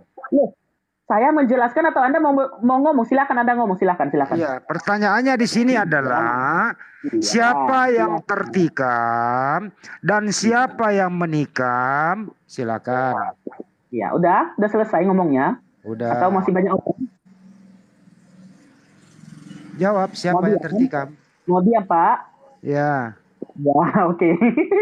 Terima kasih. Di sini dikatakan dia tertikam oleh pemberontakan kita. Itu sangat jelas sekali ya Tuhan Yesusku. Sangat jelas sekali di situ bahwa Yesus itu tertikam karena pemberontakan kita. Siapa yang menikam dia pada waktu itu adalah orang-orang bangsa Israel, orang-orang Yunani, tentara-tentara Yunani pada saat itu. Dia ditikam. Dan kenapa dia ditikam? Di situ Tuhan menjelaskan bahwa sebenarnya karena pemberontakan kita, bukan karena siapa. Itu semuanya karena pemberontakan kita. Kalau ini dikaitkan dengan domba seperti yang Bang Zuma katakan tadi, itu sungguh memalukan. Di sini dikatakan dia diremukkan oleh karena kejahatan kita. Ini bukan domba. Ganjaran yang mendatangkan keselamatan bagi kita ditimpakan kepadanya, dan oleh bilur-bilurnya kita menjadi sembuh. Bahkan orang Kristen sampai saat ini, jikalau sakit, jikalau ada apa-apa, mereka selalu berdoa, bilur-bilur Yesus. Itu jelas itu ayat sudah terjadi sampai sekarang ini. Pemberontakan. Kami biar dulu, jangan dibantah Bu. Bu, jangan Bu, biar dulu Bu. Ini berapa menit ini Bu? Ya berapa sudah menit ya. ini? Sudah, stop dulu ya. Oh ya sudah, kalau kayak gitu yang ngomong sendirilah. Aku belum selesai loh. Ya silakan selesaikan dulu. Silakan selesaikan. Aduh, udah mulai goyang. Jangan dulu Bu. Ini dulu kondusif Bu. Jangan. Udah mulai goyang imannya. Silakan terusin Bro. Yang lain diam dulu, saya moderatorin. Yang lain diam. Silakan. Ya. Tetapi ia tertikam oleh karena pemberontakan kita. Sungguh jelas. Ketika itu pemberontakan kita lah yang dia tanggung. Ini kalau dikasih kepada nabi, kepada domba, apakah nyambung? Kalau nyambung berarti otaknya yang konslet ya. Otaknya yang konslet. Sangat konslet. Tetapi ia tertikam oleh karena pemberontakan kita. Kalau ini diberikan kepada domba, sungguh lucu sekali. Dia diremukkan oleh karena kejahatan kita. Wih, hebat lalu domba bisa ya. Bisa rupanya domba. Ganjaran mendatangkan keselamatan bagi kita ditimpakan kepadanya. Nah, oleh karena keselamatan kamilah orang Kristen yang percaya kepadanya, makanya ia ditimpakan kepadanya oleh karena keselamatannya. Dan oleh sebab itu sampai saat ini orang Kristen itu habis. Oke, sekarang Anda perkuat dulu. Di sini yang tertikam Tuhan ya, yang tertikam ya. Jelaslah dari tadi kok saya udah ngomong. Baik. Oke, Tuhan yang tertikam. Terus Tuhan juga yang diremukkan ya? Iya. Oke. Saya nggak membantah. Baik, nggak apa-apa. Berarti Tuhanmu pernah tertikam dan Tuhanmu juga pernah diremukkan gitu ya? Pernah. Baik, terima kasih. Anda standby dulu ya. Silakan Mbak Nyuma. Tuhan tertikam, Tuhan diremukkan. Oke, baik. Oke. Jadi kalau saudara ini gembira dengan mengatakan oh itu untuk Yesus karena tertikam.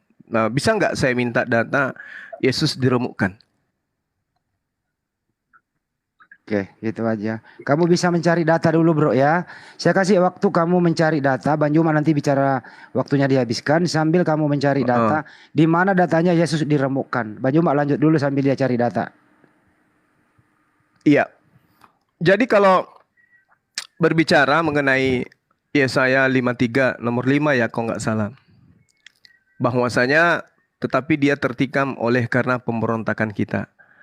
Tertikam karena dia ditombak. Ya. Setahu saya kalau tikam itu pakai pisau. Kalau pakai tombak itu orang biasanya menggunakan kata ditombak, tertombak, bukan tertikam. Ya, kalau tikam itu pakai pisau, jadi itu salah. Kemudian yang kedua dikatakan di sana bahwa dia diremukkan. Yesus tidak pernah diremukkan. Kapan? Yesus itu diremukkan. Di mana dia diremukkan? Apanya yang diremukkan? Gak ada. Jadi sebelum tertawa Anda nangis dulu lah. Lalu kemudian ketika dikatakan bilur-bilurnya, ya, bilur-bilurnya siapa? Oleh bilur-bilurnya kita menjadi sembuh. Bilur-bilur apa yang terjadi kepada Yesus? Sementara Yesus ini ketika Anda mengatakan dia memiliki bilur, faktanya dia hanya beberapa jam kemudian dikuburkan. Oke? Sehingga apa yang dialami oleh Yesus, intimidasi, kemudian pengusiran, penderitaan, itu semua dialami oleh nabi-nabi yang lain. Nah, sedangkan ketika kita berbicara mengenai penyakit kita yang ditanggung, saya sudah jelaskan tadi. Bahkan saya sampaikan bahwa ini adalah keadaan Yerusalem, Bani Israel. Tidak ada ini bercerita tentang Yesus. Karena Tuhan tidak akan mungkin mau mempersembahkan darah manusia untuk manusia. Anda mengatakan bilur-bilur kita menjadi sembuh. Bilur-bilurnya Yesus kita menjadi sembuh. Maksudnya apa? Kalian mau mempersembahkan Yesus kepada siapa? Sementara Tuhan tidak menginginkan korban penganiayaan manusia untuk dosa manusia. Itu nggak ada di dalam kitabnya orang Yahudi. Allah justru marah ketika kemudian orang mempersembahkan orang yang benar. Yang minta HP dulu yang. Minta HP dulu. Tuhan marah ketika kemudian orang itu mempersembahkan manusia untuk kepada manusia. Kalau Anda bercerita tentang Yesus ini adalah untuk menanggung dosa kalian, berarti membantah semua data yang ada dalam kitabnya orang Yahudi. Imamat 5 nomor 17. Jika seseorang berbuat dosa dengan melakukan salah satu yang dilarang oleh Tuhan tanpa mengetahuinya, maka ia bersalah dan harus menanggung kesalahannya sendiri. Tapi kalau Anda mengangkat Yesaya 53 ini adalah untuk Yesus, berarti melanggar semua perintah Tuhan. Bahwa Tuhan tidak mau dosa orang itu ditanggung oleh orang lain. Itu yang perlu Anda pahami ya. Jadi tidak ada cerita itu dalam Yesaya 53 itu adalah untuk Yesus, nggak ada. Itu untuk Bani Israel. Keadaan Bani Israel pada masa lampau. Silakan Bang Handi. Oke. Ada pekerjaan rumah tadi buat Anda bro. Coba cari datanya di mana ada data. Bang Juma minta data itu Yesus itu diremukkan. Apa arti diremukkan itu? Silakan bro. Kamu saya beri waktu 2 menit. Pakai data ya. Jangan ngarang. Di mana ada datanya Yesus diremukkan. Silakan. Jangan nangis. Saya enggak nangis. Siapa? Oh, enggak. Silakan cari datanya. Jangan ngarang, enggak pakai data. Di mana datanya Yesus diremukkan? Jangan takut, Bang. Santai. Ya, Tunggu silakan. dulu. Ya. Berapa hari ditunggu? Aduh, enggak perlu berapa hari. Oh ya. Dari tadi Mbak Juma ngomong bukannya kamu cari tentang nubuat. Diremukkan di sini kan dia dibunuh, dia dipukul. Datanya di mana di Bible Yesus diremukkan? Di mana? Kalau begini, kita ini mau cari arti dari ayat itu atau mau cari diremukkan ya? Kalau mau dicari diremukkan, kalian cari sendiri. Tapi kalau saya menafsirkan ayat ini, kalau saya memberikan tanggapan saya dan orang Kristen semuanya memberikan tanggapannya di sini, dia dipukul sama sampai mati kok. Itu kan artinya diremukkan juga. Baik. Artinya ya udah Gimana, Mas? selesai untuk Anda. Saya kembalikan ke Banyuma. Artinya tidak ada datanya diremukan. Berdasarkan remukan dia Banyuma karena dia dihajar, ditikam sampai mati. Gitu Banyuma menurut dia. Silakan Banyuma lagi dong yang counter. Iya. Silakan diam. Oke. Jadi sia-sia Anda tertawa cengkekan tadi, percuma. Ternyata Anda tertampar dengan data itu.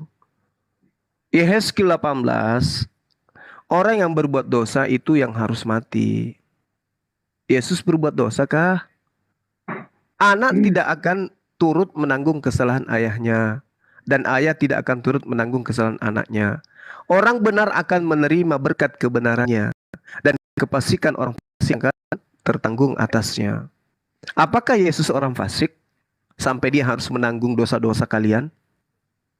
Tetapi jikalau orang fasik bertaubat dari segala dosa yang dilakukannya dan berpegang kepada ketetapan yang ada pada Tuhan, serta melakukan keadilan dan kebenaran, orang itu pasti hidup. Ia tidak akan mati. Jadi tidak ada itu penebusan dosa, tidak ada itu penganiayaan terhadap Yesus, nggak ada. Anda hanya mimpi. Yehezkiel 18:20 nomor 2 ini membuktikan orang ketika berdosa, orang fasik ketika berdosa, dia tidak butuh manusia untuk mati teraniaya seperti yang Anda inginkan. Tuhan memberikan solusi. Tetapi jikalau orang pendosa, orang fasik bertobat dari segala dosa yang dilakukannya dan berpegang pada segala ketetapanku serta melakukan keadilan dan kebenaran, ia pasti hidup, ia tidak akan mati. Segala durhaka yang dibuatnya tidak akan diingat-ingat oleh Tuhan lagi terhadap dia. Ia akan hidup karena kebenaran yang dilakukannya. Jadi Anda mau mengemis nubuatan ada Tuhan mati di atas tiang salib, ditikam, ya, kemudian bonyok, diremukkan, bonyok. Itu untuk apa? Untuk apa tuyul? Itu nggak ada, tidak dipahami dalam agama langit, nggak ada. Agama samawi tidak mengajarkan itu. Oke, jadi percuma kau mengambil cerita di kitabnya agama Yahudi, sementara yang punya kitab tidak seperti itu cara memahaminya. Yang tahu yang punya kitab atau Anda yang hanya modal terjemah? Yang punya kitab, sementara Yehezkiel 18:20 jelas sekali tidak ada dosa waris. Nggak ada yang harus ditebus di atas tiang salib, nggak ada. Kalau orang Yahudi itu bersalah, perorangan dia menggunakan kambing. Kalau berkelompok, satu suku atau semua Bani Israel menggunakan lembu. Menggunakan manusia itu ajarannya di mana? Pagan. Gak ada. Udah kau sunat aja dulu pakai cangkul. Lanjut Bang. Oke. Sekarang kita ke nomor 6 ya. Pokoknya sampai nanti nomor akhir lah. Mulai kondusif ini satu nih. Bentar Bu ya. Nomor 6-nya nih. Kita sekalian kita sekalian sesat. Seperti domba, masing-masing kita mengambil jalannya sendiri. Tetapi Tuhan telah menimpakan kepadanya kejahatan kita semua. Siapa Tuhan yang menimpakan kepadanya kejahatan? Silakan bro, giliran kamu 60 hari. Silakan. 60 hari. Terima kasih, haleluya. 60 hari. Iya. Terima kasih. Jadi begini. Tuhan yang dimaksud di sini adalah Tuhan YHWH itu sendiri. Saya tidak berkata Allah ya. Karena Allah di dalam bahasa Ibrani itu tidak pernah ada. Oke. Dikatakan di sini adalah Tuhan yang dimaksud di sini adalah Tuhan YHWH itu sendiri. Nah, kenapa dia di sini mengatakan tetapi Tuhan telah menimpakan kepadanya kejahatan kita sekalian? Karena posisi Tuhan di sini adalah kalau di dalam ketritunggalan itu adalah jiwa. Ya, yang dimaksud di sini adalah jiwa roh Tuhan. Jadi Yesus itu dianggap sebagai anak di dalam posisi ketritunggalan itu. Jadi wajar saja kalau di sini dikatakan adalah tetapi Tuhan, yang artinya dirinya sendiri, jiwanya dan rohnya. Artinya jiwa dan rohnya itu menimpakan kepadanya kejahatan kita sekalian. Jadi kita sekalian sesat seperti domba masing-masing. Kita mengambil jalannya sendiri. Tetapi Tuhan telah menimpakan kepadanya kejahatan kita sekalian. Nah, saya akan melenceng sedikit tadi bahwa diremukkan di situ sebenarnya di dalam bahasa Ibrani itu bahasa aslinya itu adalah dipelesekan sebenarnya, bukan diremukkan. Ya? Oh jadi salah, diremukkan salah. Iya, dipelesekan itu. Jadi diremukkan salah ya, ditarik ya. Iya, dipelesekan. Jadi Yesus nggak jadi remuk ya di situ ya? Iya, dipelesekan kok dalam bahasa Ibrani, bahasa aslinya. Iya, artinya Yesus di situ nggak jadi diremukkan. Iya, dipelesekan kok, dipelesekan. Iya, jadi Yesus terpeleset nggak remuk ya? Iya, bahasa aslinya itu Fehu mehola mi pesainu. Itu bahasa apa itu? Karena pelanggaran kita. Oke, lanjut. Udah lanjut. Seperti Ya, diinjak karena kejahatan kita. Ya udah lanjut. Udah ditarik, artinya Yesus nggak jadi remuk, terpeleset dia. Lanjut, lanjut. Oke, udah. Lanjut aja. Oke, selesai ya. Bohong itu Bang Handi, bohong. Gak apa-apa, biar. Original teksnya itu enggak seperti itu. Oke, sebelum ke Bang Juma, di sini ada Tuhan Yahweh melimpahkan kejahatan kepada Tuhan Yesus. Anda yakin seperti itu? Yakin. Semua orang Kristen juga yakin kok, bukan cuma saya. Oke, berarti ada Tuhan menimpahkan kejahatan kepada Tuhan. Berarti ada dua Tuhan, betul? Iya, kan Tuhan kami Tritunggal. Oke, iya, ada dua Tuhan Bang Juma. Silakan Bang Juma, ada dua Tuhan. Inilah ajaran 1 Korintus 4 nomor 10 gitu ya. Jadi gini Bung, kita sekalian sesat seperti domba. Masing-masing kita mengambil jalannya sendiri. Tetapi Tuhan telah menimpakan kepadanya kejahatan kita sekalian. Tadi kan saya sudah membacakan kepada saudara bagaimana imamat 4 itu. Ya, dengarkan saya bacakan imamat 4. Imamat 4 dijelaskan di dalam kitabnya orang Yahudi ya. Jika seorang Israel atau semua orang Israel, di data nomor 13-14. Jikalau yang berbuat dosa dengan tak sengaja itu segenap seluruh umat Israel dan jemaah tidak menyadarinya, sehingga mereka melakukan salah satu hal yang dilarang Tuhan, maka mereka bersalah. Maka apabila dosa yang diperbuat mereka itu ketahuan, haruslah jemaah itu mempersembahkan seekor lembu jantan yang muda sebagai korban penghapus dosa. Lembu itu harus dibawa mereka ke depan kemah pertemuan. Lalu para tua-tua umat itu harus meletakkan tangan mereka di atas kepala lembu jantan itu di hadapan Tuhan. Dan lembu itu harus disembelih di hadapan Tuhan. Oke? Untuk apa? Untuk kemudian menghapuskan dosa seluruh Bani Israel. Jadi tidak mungkin kemudian Tuhan menimpahkan kesalahan seseorang Kristen, semua Kristen, kepada orang lain. Tidak mungkin. Karena tadi saya sudah mengatakan Tuhan murka. Orang yang berbuat dosa itu yang harus mati. Orang Kristen ini yang harus mampus. Karena dia yang berdosa. Anak tidak akan tanggung dosa orang lain, ayahnya. Ayah tidak akan turut menanggung kesalahan anaknya. Orang benar akan menerima berkat kebenarannya. Orang fasik akan menerima kefasikannya. Ini data Yehezkiel 18. Kok tiba-tiba Tuhan menjadikan dosa-dosa Kristen, makan babi, tidak bersunat, semua pelanggaran dilakukan, ditanggung oleh manusia, anak Maria. Ini konsep dari mana jilat-jilat kitabnya orang Yahudi? Mau membodohi orang. Tuhan sendiri telah menimpakan kepadanya kejahatan kita sekalian. Loh, kejahatan Bani Israel itu ditimpakan kepada siapa? Lembu jantan, tuyul, bukan kepada anak manusia. Anak manusia itu ajaran Dewa Molok. Sedangkan di dalam Imamat 18 nomor 21, janganlah kau serahkan seorang dari anak-anakmu untuk dipersembahkan kepada Molok, supaya jangan engkau melanggar kekudusan nama Allah. Kok tiba-tiba justru Tuhan Allah menimpakan kejahatan kepada Yesus untuk dosa-dosa Kristen. Laknatullah. Mana mungkin, tidak rasional, gak nyambung. Tuhan marah. Dikatakan dalam Imamat 20 nomor 3. Aku sendiri yang akan menentang orang itu dan akan melenyapkan dia dari tengah-tengah bangsanya karena ia menyerahkan seorang dari anak manusia kepada Dewa Molok. Tiba-tiba Tuhan sendiri yang mengambil anak Maria kemudian. Lalu Kristen dengan konyolnya mengatakan yang mempersembahkan Yesus adalah Tuhan. Yesus sendiri juga adalah Tuhan. Tuyul. Lanjut Bang Handi. Oke, baik. Kita lanjut ya. Lu dengerin baik-baik nih. Nomor 7 nih. Ya. Sampai lu puas nih habisin Yesaya 53 nih. Dia dianiaya, tetapi dia membiarkan diri tertindas dan tidak membuka mulutnya. Seperti anak domba yang dibawa ke pembantaian, seperti induk domba yang keluh di depan orang-orang yang menggunting bulunya, ia tidak membuka mulutnya. Sekarang Anda jelaskan, bro, apakah Yesus menutup mulut waktu disalib? Silakan. Puji Tuhan, haleluya.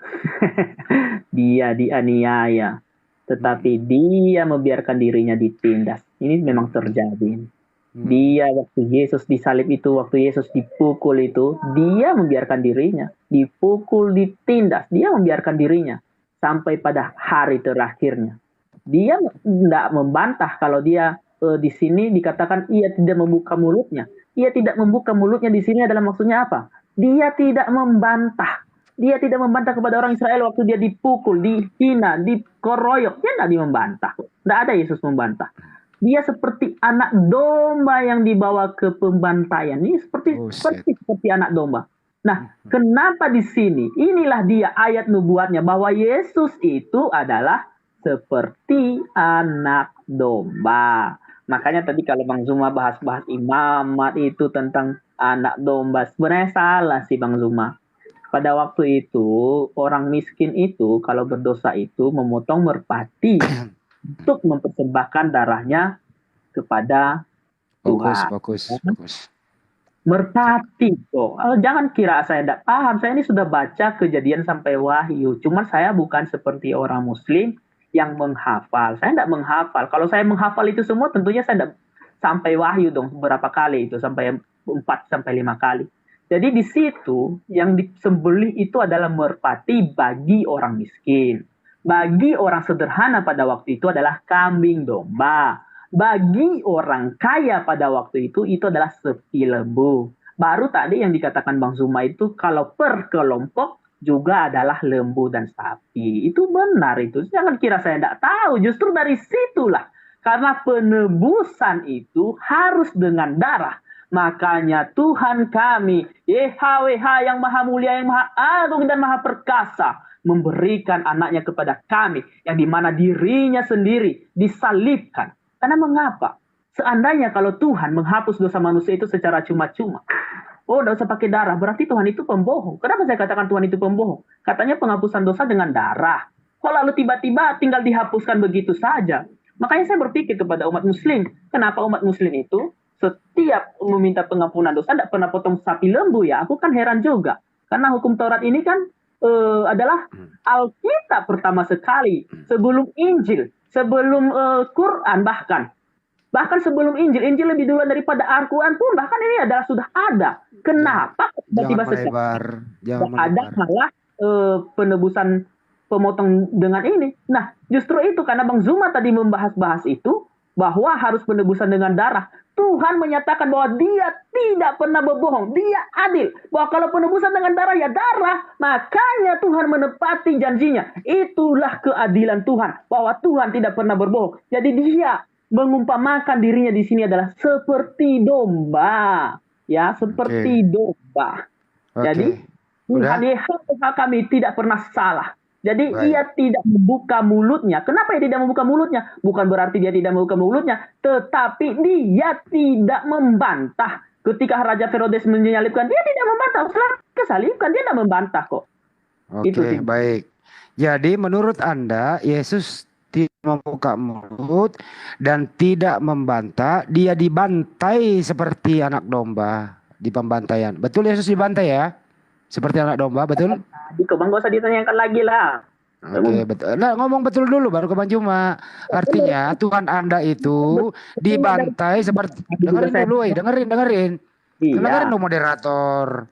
Nanti habis ini baru Anda ngomong lagi sekali baru ke Bang Juma. Dengerin dulu. Berarti Anda setuju Tuhan Anda itu tidak membuka mulutnya, dia dibantai seperti binatang. Betul apa betul? Iya. Oke, betul. Oke, diam. Silakan Bang Juma. Tuhan dibantai seperti binatang. Silakan Bang Juma. Padahal dikatakan inilah anakku yang kukasihi. Bagaimana mungkin anak dikasihi diserahkan untuk dibantai? Ada asar. Sekarang Tadi Anda melakukan kebohongan di dalam Yesaya 53 nomor 5 dengan mengatakan original teksnya bukan kata diremukkan di situ. Itulah tabiat kalian, Plesetkan pendusta, katanya. penipu, dan penyesat. Yang ada di sana itu kata daka. Daka itu artinya meremukkan atau remuk atau hancur lebur. Diremukkan, diinjak-injak, dipijak-pijak. Itu yang dimaksud daka. Original teksnya begitu, manuskrip tertuanya itu mengatakan itu. Jangan kau berdusta di sini. Kemudian jika Anda mengambil data nomor 7, dia dianiaya, tetapi ia membiarkan dirinya ditindas. Bagaimana Anda mengatakan dirinya ditindas? Di dalam Matius 26, Yesus berkata dengan lantang, "Sangkamu aku ini perampok apa? Maka kamu datang nangkap dengan pedang dan pentungan untuk menangkap aku. Padahal tiap-tiap hari aku duduk mengajar di bait Allah dan kamu tidak menangkap aku." Katanya diam, membiarkan dirinya ditindas dan tidak membuka mulutnya. Baru mau ditangkap aja udah teriak. Sedangkan ketika kemudian dia ditampar di Yohanes 18 nomor 23, Yesus berkata, "Jikalau kataku itu salah, tunjukkan mana salahku. Tetapi jikalau kataku itu benar, mengapa engkau menampar aku?" Dasar tuyul penipu. Lalu dikatakan ia tidak membuka mulutnya. Lalu yang teriak-teriak itu, "Eli, Eli, kenapa kamu lama sekali?" Eli, Eli, kenapa lama sabaktani? Itu siapa yang teriak itu? Siapa yang teriak? Banyak cerita, pendusta. Yesus itu protes di dalam Matius 26. Protes kepada orang-orang yang ingin menangkapnya. Yesus merasa heran kenapa beliau ditangkap, sementara beliau tidak pernah melakukan kejahatan. Pekerjaan beliau hanya mengajar di bait Tuhan, bait suci. Lalu kenapa kemudian ditangkap seperti teroris? Kenapa ditangkap sebagai penjahat? Kenapa ditangkap sebagai perampok? Renungkan itu. Ini nubuatan tidak cocok dengan Tuhan kau itu yang kau persembahkan kepada dewa Molok. Asal-asal aja ambil kitabnya orang. Yesus membantah. "Sangkamu aku ini, apa kamu pikir ini aku ini penyamun apa? Sehingga kamu itu datang untuk menangkap aku. Membawa pedang lagi, bawa pentungan lagi. Untuk apa? Padahal tiap hari kau lihat aku mengajar di bait suci. Tapi kenapa kau tidak nangkap saya? Emang saya ini pencuri, ini maling?" Jadi kamu itu mengambil data di kitabnya orang Yahudi untuk mencocokkan Tuhanmu yang kau persembahkan kepada dewa Molok itu nggak nyambung. Di dalam Matius 26 nomor 64. Yesus jawab, "Engkau telah mengatakannya, akan tetapi aku berkata kepadamu, mulai sekarang kamu akan melihat Anak Manusia duduk di sebelah kanan yang Maha Kuasa dan datang di atas awan-awan di langit." Ini maksudnya apa? Hah? Itu maksudnya apa? Maksudnya Yesus itu tidak sesuai dengan nubuatan yang Anda gunakan dalam kitabnya orang Yahudi. Suka-suka kamu demi untuk menyenangkan hati dewa Molok. Sembarang aja ngambil kitabnya orang. Anda mengatakan Anda sudah mengakui imamat 4. Bahwa orang yang melakukan dosa, kalau dia adalah orang miskin, maka dia kambing betina. Kalau dia orang kaya, dia tokoh, dia imam, maka dia kambing jantan. Kalau seluruh umat Israel, maka lembu. Sudah tahu kamu. Sudah tahu ada perjanjian Tuhan dengan Bani Israel dengan darah. Tapi darah yang dimaksud bukan darah manusia, tuyul. Darah hewan. Sudah tahu kambing, lembu, domba, masih juga manusia yang disuguhkan. Emang kau pikir Hasem itu Tuhan pencipta langit dan bumi ini dewa? Dewa Molok apa? Banyak cerita. Lanjut Bang Hadi. Oke. Kamu saya beri kesempatan sekali lagi, Bro. Tadi itu Ibraninya diremukkan itu daka. Ya, sekarang ini aja dulu. Dari mana kau tahu Ibraninya itu diremukkan? Kamu tadi coba ulangi lagi, Bro. Saya beri kesempatan kepada Anda. Coba baca lagi Ibraninya diremukkan apa, coba diulang lagi. Kamu ambil dari mana itu? Silakan. Kalau menurut saya, ya bukan menurut saya, sebagai data yang saya sudah dapatkan, bahwa data ini yang mengatakan bahwa di situ dikatakan adalah bahasa aslinya itu Fehu meholal mi pesainu. Artinya dia dianiaya karena pelanggaran kita. Enggak, kata diremukkan aja. Kata diremukkan itu apa bahasa Ibraninya? Ini satu ayatnya semuanya tadi ini. Enggak, ini yang dibahas diremukkan itu bahasa Ibraninya apa?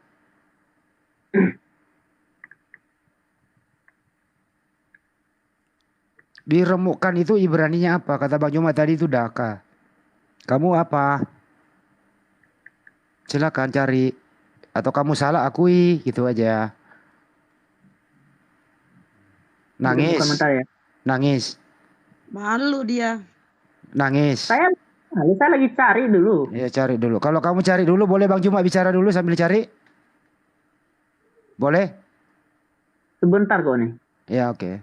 Tunggu. Berapa hari? Mana tadi nih? Mana? Hilang dia, hilang kekuasaannya. Hilang dakanya, iya hilang diremuk. Tadi kamu bilang tuh diremukkan, diplesetkan, kepleset tadi. Aku bilang itu. Tadi kemana ini? Saya lagi cari. Waduh, kehilangan jejak ini. Atau kamu cari dulu Bang Juma biar bicara, boleh? Boleh ya? Nah gini sih, itu mau dipelesekan, mau diremukkan pun tidak masalah kok buat Enggak, saya. ini enggak begitu. Coba kamu cari bahasa Ibraninya itu diremukkan. Ibraninya apa? Tadi yang kau cari itu. Udah hilang tadi ini. Hilang ya. Nah. Kau cari lagi ya. Ke Bang Juma dulu bentar ya. Pokoknya gini Jala, saya enggak ini dengan Enggak bisa, ayat saya enggak beri kamu waktu bicara sebelum kau cari itu bahasa Ibraninya diremukkan. Bentar. Cari dulu. Boleh Bang Juma bicara dulu sambil kamu cari, boleh? Boleh ya? Boleh. Silakan Bang Juma, dia nggak mau, dia cari dulu. Bahasa Ibraninya diremukkan, dia baru nyari dulu Bang Juma. Silakan Bang Juma lagi nambahin dikit. Bang Handi, kalau kita belajar ya, kalau kita melihat di dalam naskah atau manuskrip tertua, sebenarnya tidak ada kata tertikam di sana. Nggak ada kata pemberontakan, nggak ada kata diremukkan. Tapi di manuskrip yang muncul di abad ke-16 itu ada kata yang saya katakan tadi itu. Ada kata daka di sana. Daka itu diremukkan. Tapi padahal sebenarnya sesungguhnya itu nggak ada di manuskrip yang paling tua itu abad ketiga sebelum Masehi itu tidak ada kata itu, Bang. Tidak ada. Wehu mahota itu dikatakan begini. Wehu mehol mipasainu maduka me awonetenu musar saumenu Allah ubah haberata. Kemudian dikatakan nirfa lanu. Itu tidak ada kata ditikam, nggak ada. Diremukkan nggak ada. Nggak ada, Bang. Yang ada cuma dikatakan tapi dia terluka untuk pelanggaran kita, dia memar untuk kesalahan kita, hukuman untuk kedamaian kita, di atas dengan garis-garisnya maka sembuhlah kita. Tidak ada itu, Bang. Jadi mereka menerjemahkan kitab Yesaya 53 ini sesuai dengan selera mereka, Bang.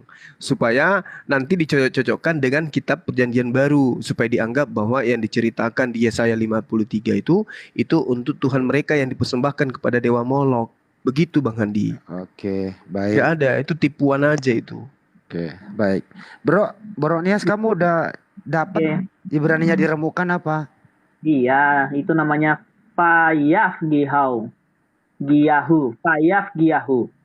Yang secara harafiah berarti dipukul atau diserang atau berasal dari kata dasar paga yang berarti memukul atau menyerang.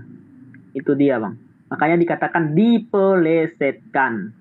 Jadi nggak ada itu, Bang Andi, nggak ada. Kata diremukkan itu daka. Belajar di mana?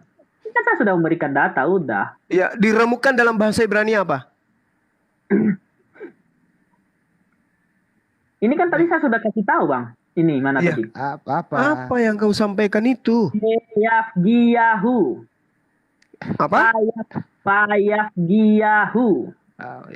Di mana kamu bacanya itu? Kamu baca di mana? Silahkan lanjutkan. Ini saya cari ini. Baru cari. Baru dia cari. Baru dia cari. Kalau kamu belum ketemu jangan ngomong dulu. Masa sudah ketemu? Kalau di original teksnya manuskrip tertua itu meduka. Meduka itu artinya memar. Atau ada yang menggunakan kata daka, artinya diremukkan atau remuk, hancur lebur. Nenek kiper lah kau. Udah, lanjut Bang Handi. Ini coba. Udah mulai bahaya ini soalnya. Enggak, kamu cari dulu bro. Ini kita sebelum lanjut. Iya, karena sudah mau masuk di ayat nomor 8, nomor 9, nomor 10 mencret kau di situ. Kalau kita berangkat saya kalah di situ udah saya kalah gitu. Lanjut Oke, ayatnya. mengakui kalah di sini. Oke, baik. Kalah dia di sini. Lanjut ke nomor 8. Oke, lanjut ke nomor 8 ya. Saya santai kok orangnya. Oke, kamu yang bawa data loh. Kamu yang bawa topik nih. Iya, udah selanjutnya tadi. Nomor 8 saya baca. Sesudah penahanan dan penghukuman, ia terambil, dan tentang nasibnya siapakah yang memikirkannya? Sungguh ia terputus dari negeri orang-orang hidup, dan karena pemberontakan umatku ia kena tulah. Saya nggak mau nanya kepada Anda, mudah-mudahan Anda sehat. Apa artinya ini? Haleluya. Udah jelas itu, sesudah penahanan dan penghukuman. Jadi pada waktu itu dia ditahan. Nah, saya sedikit ini karena ada penahanan di sini. Tadi Bang Zuma mengatakan bahwa bukankah aku selalu ada di rumah ibadat? Kenapa kamu membawa pedang dan petung? Karena orang Israel pada waktu itu sangat takut sebenarnya kepada Yesus ini. Mereka kira Yesus itu kalau ini menyerang mereka dengan menggunakan malaikat. Dia memotong ayat ini. Dia mengatakan ini saya instruksi. Aduh, instruksi Bang Handi. Hadi, kalau ternyata dia akui bahwa orang-orang pada masa itu takut ke Yesus. Aduh. Udah lari dari nubuat. Saya ngomong atau Anda ini nyerocet terus Anda ini Bang Zuma dari tadi. Jago nyerocet rupanya ya. Nah, udah lanjut ya. Berikan saya kesempatan ya, 3 menit ya tadi ya. Haleluya, Yesus Kristus. Ada yang udah mulai goyah ini. Sesudah penahanan dan penghukuman ia terambil. Ketika tadi pada waktu Yesus ditahan itu, dia mengatakan, bukankah aku setiap hari ada di rumah ibadat?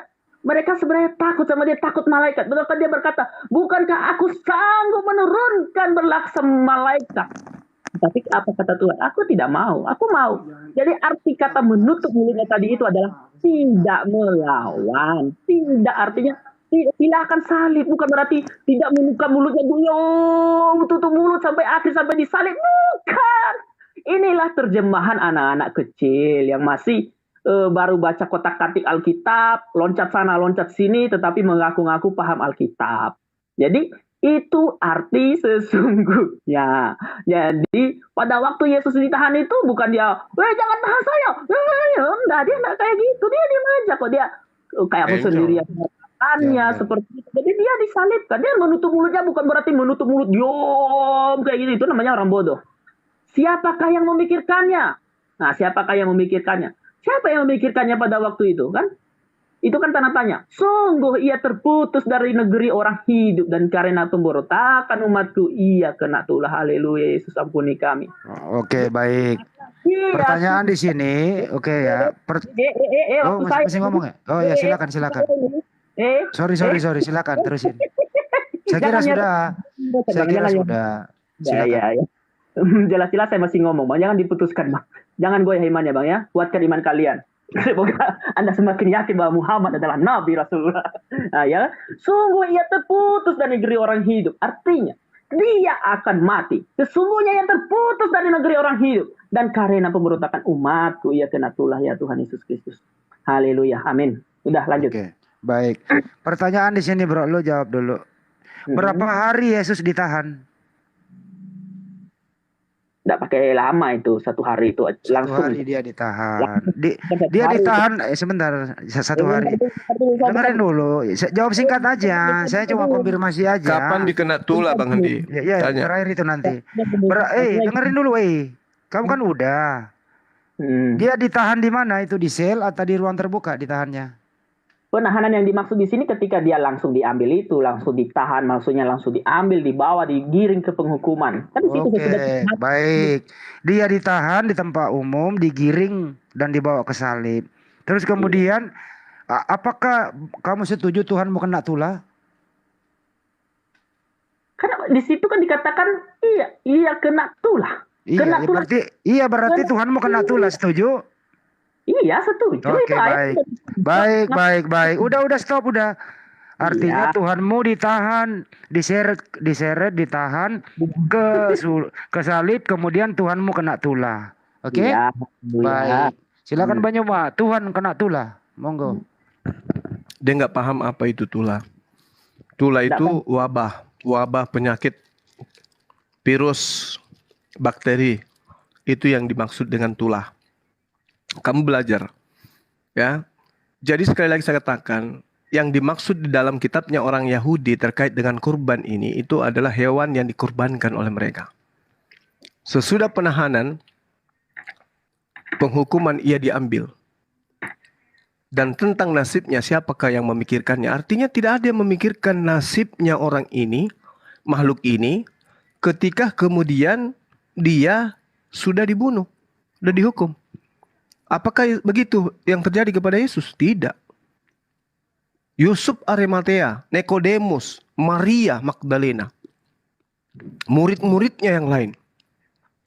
Begitu gurunya meninggal, mereka sibuk kemudian menghadap ke Pilatus untuk menurunkan jenazah Yesus.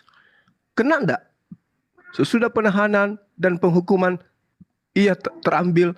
Dan tentang nasibnya siapakah yang memikirkannya?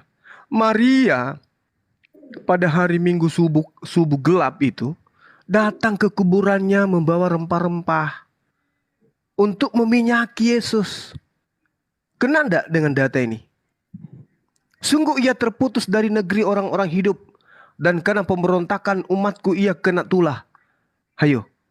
Yesus katanya hidup dibawa di dalam perut bumi katanya. Yesus hidup, dia pergi memberitakan Injil ke dunia orang mati, ke alam barzah. Hayo. Berarti dia tidak terputus. Dia tetap hidup dia. Terus dia kena tulah.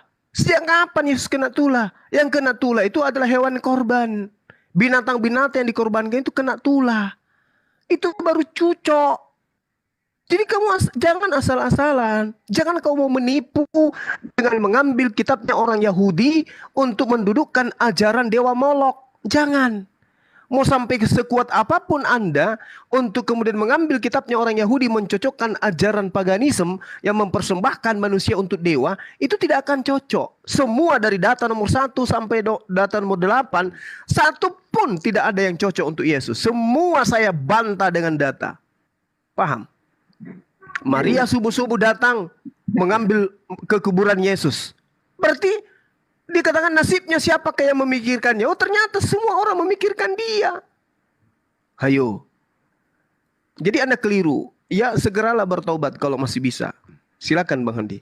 Oke, terima kasih. Di sini jelas di sini ya, saya coba memperkuat. Tuhannya ditahan, kemudian Tuhannya kena tulah. Enggak apa-apalah Tuhan kena tulah. Enggak mau pikir. Udah, kamu diam dulu, saya mau baca ini. Saya cuma meresume aja supaya jelas gitu loh ya. Ke nomor 9, jangan ketawa. Tuhan kena tulah kau ketawa. Nah, saya enggak ketawa di firman Tuhan ya kok. Saya cuma ketawa sama orangnya. Iya, jangan kau menertawakan Tuhanmu kena tulah. Ya, saya enggak menertawakan Tuhanku. Lanjut. Ya udah diam dulu. Tuhan kena tulah kok kamu ketawa. Nomor 9. Orang menempatkan kuburnya di antara orang-orang fasik, dan dalam matinya ia ada di antara penjahat-penjahat, sekalipun ia tidak berbuat kekerasan dan tipu tidak ada dalam mulutnya. Begitu. Haleluya. Pertanyaan selanjutnya, dari mana Anda tahu kalau ada penjahat-penjahat satu kubur sama Yesus? Silakan dijawab. Ya, haleluya Yesus, haleluya. Orang menempatkan kuburnya di antara orang fasik. Orang menempatkan kuburnya di antara orang fasik. Kenapa? Karena pada waktu Yesus setelah meninggal itu, kalau ini dikatakan domba, sangat lucu sekali. Dombanya dikubur ya Tuhan Yesus. Pelecehan ini. Aduh, orang menempatkan kuburnya di antara orang-orang fasik. Sedangkan domba yang dimaksud oleh Bang Zuma yang terhormat bagi orang Muslim adalah orang menempatkan kuburnya, sedangkan domba itu setelah diambil darahnya dimakan kok. Lalu dikubur ya. Oh, nyambung, sangat nyambung. Terima kasih Bang Zuma. Orang menempatkan kuburnya di antara orang-orang fasik. Artinya di sini Dia sama seperti orang-orang biasa, orang-orang fasik. Di sekitar orang Israel pada waktu itu kan orang fasik itu. Kuburannya kan dengan orang-orang fasik.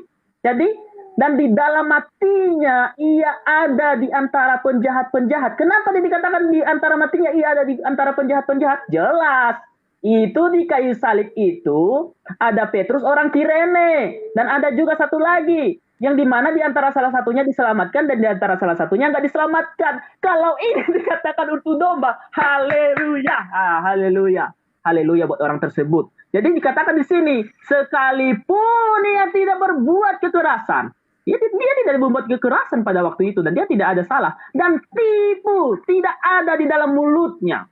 Jadi walaupun dia tidak melakukan kekerasan, tidak ada tipu muslihat, mungkin domba bisa menipu, bisa juga membuka berbicara kali ya. Jadi sangat lucu sekali kan, sangat lucu sih bagi saya dan bagi orang Kristen semuanya. Tetapi bagi orang Muslim ini adalah penghinaan bagi, tidak apa-apa sih. Namanya juga kita berbeda pandangan. Jadi kalau dikatakan adalah anak domba tadi, kuburnya itu di dalam perut kali ya. Untuk orang-orang fasik. Itu sih jawaban saya. Terima kasih. Haleluya. Oke. Haleluya. Baik, di kantor sekali lagi ya. Apakah ini lucu kalau Tuhanmu itu dikubur sama penjahat? Lucu atau tidak? Enggak lucu. Saya lucu sama orangnya aja. Orang-orang yang berdiskusi ini. Berarti Tuhanmu pernah terkubur sama penjahat ya? Iya, udah jelas ke di situ. Saya enggak membantah. Oke, baik. Berapa hari Tuhan mau mati dikubur? Mau nanya itu terus lagi. Lanjut ya ayatnya, lanjut. Nah ini saya tanya dulu sebelum ke Banjuma. Kan Tuhanmu dikubur sama penjahat berapa hari? Iya udah 3 hari udah. 3 hari, terima kasih. Silakan Banjuma. Gitu Tuhan dikubur sama penjahat. Silakan. Baik. Jadi ini adalah hanya untuk orang-orang bahlul aja yang bisa percaya ya. Orang menempatkan kuburnya di antara orang-orang fasik. Ini bohong. Dan dalam matinya ia ada di antara penjahat-penjahat. Ini juga bohong, penipuan. Original teksnya di situ jelas dikatakan asir. Asir itu bukan penjahat, Bang Handi. Asir itu adalah orang kaya. Kenapa dikatakan penjahat-penjahat? Karena di dalam kitabnya mereka dijelaskan bahwa Yesus itu disalibkan dan dikuburkan di antara orang jahat. Padahal di dalam original teksnya sama sekali tidak menyinggung orang jahat, sama sekali tidak menyinggung orang fasik. Yang dikatakan di sana adalah orang kaya. Wayiten et resaim gibro et asir. Asir itu orang kaya. Dimakamkan di antara orang-orang kaya, bukan dimakamkan di antara penjahat-penjahat. Ini penipuan. Penipuan ini, Bang. Lalu kemudian yang tertera di dalam Yohanes 19 nomor 41, dekat tempat di mana Yesus disalibkan ada suatu taman dan dalam taman itu ada satu kubur baru yang di dalamnya belum pernah dimakamkan seseorang. Jadi Yesus itu tidak dimakamkan di orang banyak, di pemakaman umum enggak. Padahal orang menempatkan kuburnya di antara orang-orang fasik. Padahal di sini di antara orang-orang kaya. Hayo. Nah, lalu kemudian dikatakan tipu daya tidak ada dalam mulutnya. Ini bullshit. Tipu dayanya Yesus di mana? Pada saat dia mengatakan dalam Matius 26 nomor 29. Aku tidak akan minum anggur lagi sampai nanti aku meminumnya di kerajaan surga. Itu penipuan. Di mulutnya dusta. Kenapa dusta? Karena ternyata dalam Yohanes 19:30 jelas dikatakan dia minum anggur. Sesudah Yesus meminum anggur asam itu, berkatalah ia sudah selesai, maka matilah dia. Penipu. Di mulutnya penuh dusta. Matius 5 dia katakan bahwasanya di Lukas 16 dia katakan lebih mudah bumi dan langit lenyap daripada setitik hukum Taurat itu batal. Efesus 2 nomor 15. Dengan matinya Yesus di atas tiang salib, Yesus telah membatalkan hukum Taurat beserta segala ketetapan yang ada di dalamnya. Penipu, pendusta, pembohong. Jadi Yesaya 53 nomor 9 itu jelas di situ ada kata asir. Asir itu artinya orang kaya. Sedangkan terjemahan lain tidak ada orang kaya di sana.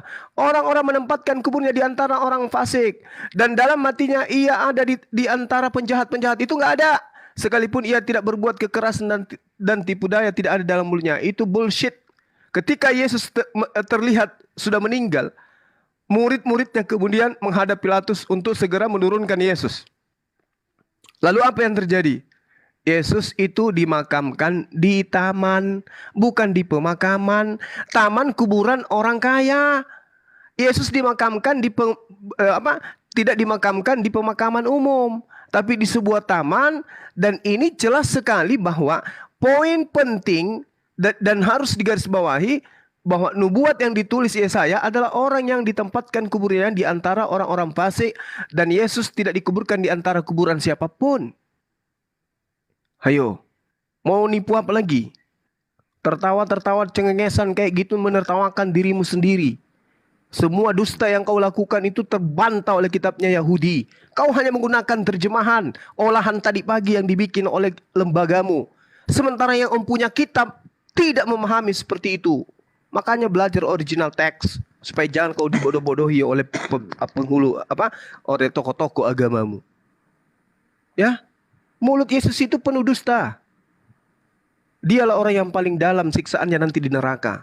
Kenapa? Dia sendiri mengatakan dalam Matius 5:19, barang siapa yang meniadakan setitik meskipun yang paling terkecil dalam hukum Torah, maka dia akan dan mengajarkan kepada orang lain, maka dia akan menempati tempat terendah di dalam kerajaan surga, kerajaan langit alias neraka. Dia membatalkan semuanya untuk orang-orang Kristen ini. Bani Israel kagak, sunat kagak, dia malah mati demi untuk orang-orang itu. Itu tipuan semua itu, Bang Hadi.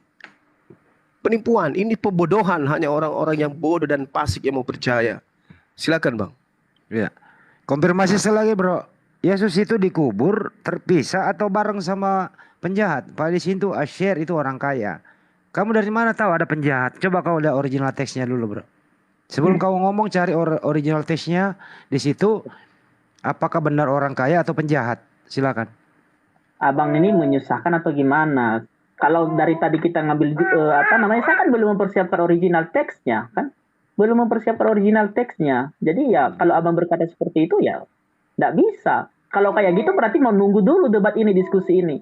Tetapi kalau berdasarkan data yang saya lihat melalui internet, bahasa aslinya itu adalah Hafon, Et Kifro Ayen, Resa Im, Fe'et Asir Bemoutaf. Artinya, mereka menempatkan kuburnya dengan orang jahat dan pada kematiannya ia bersama-sama dengan orang kaya.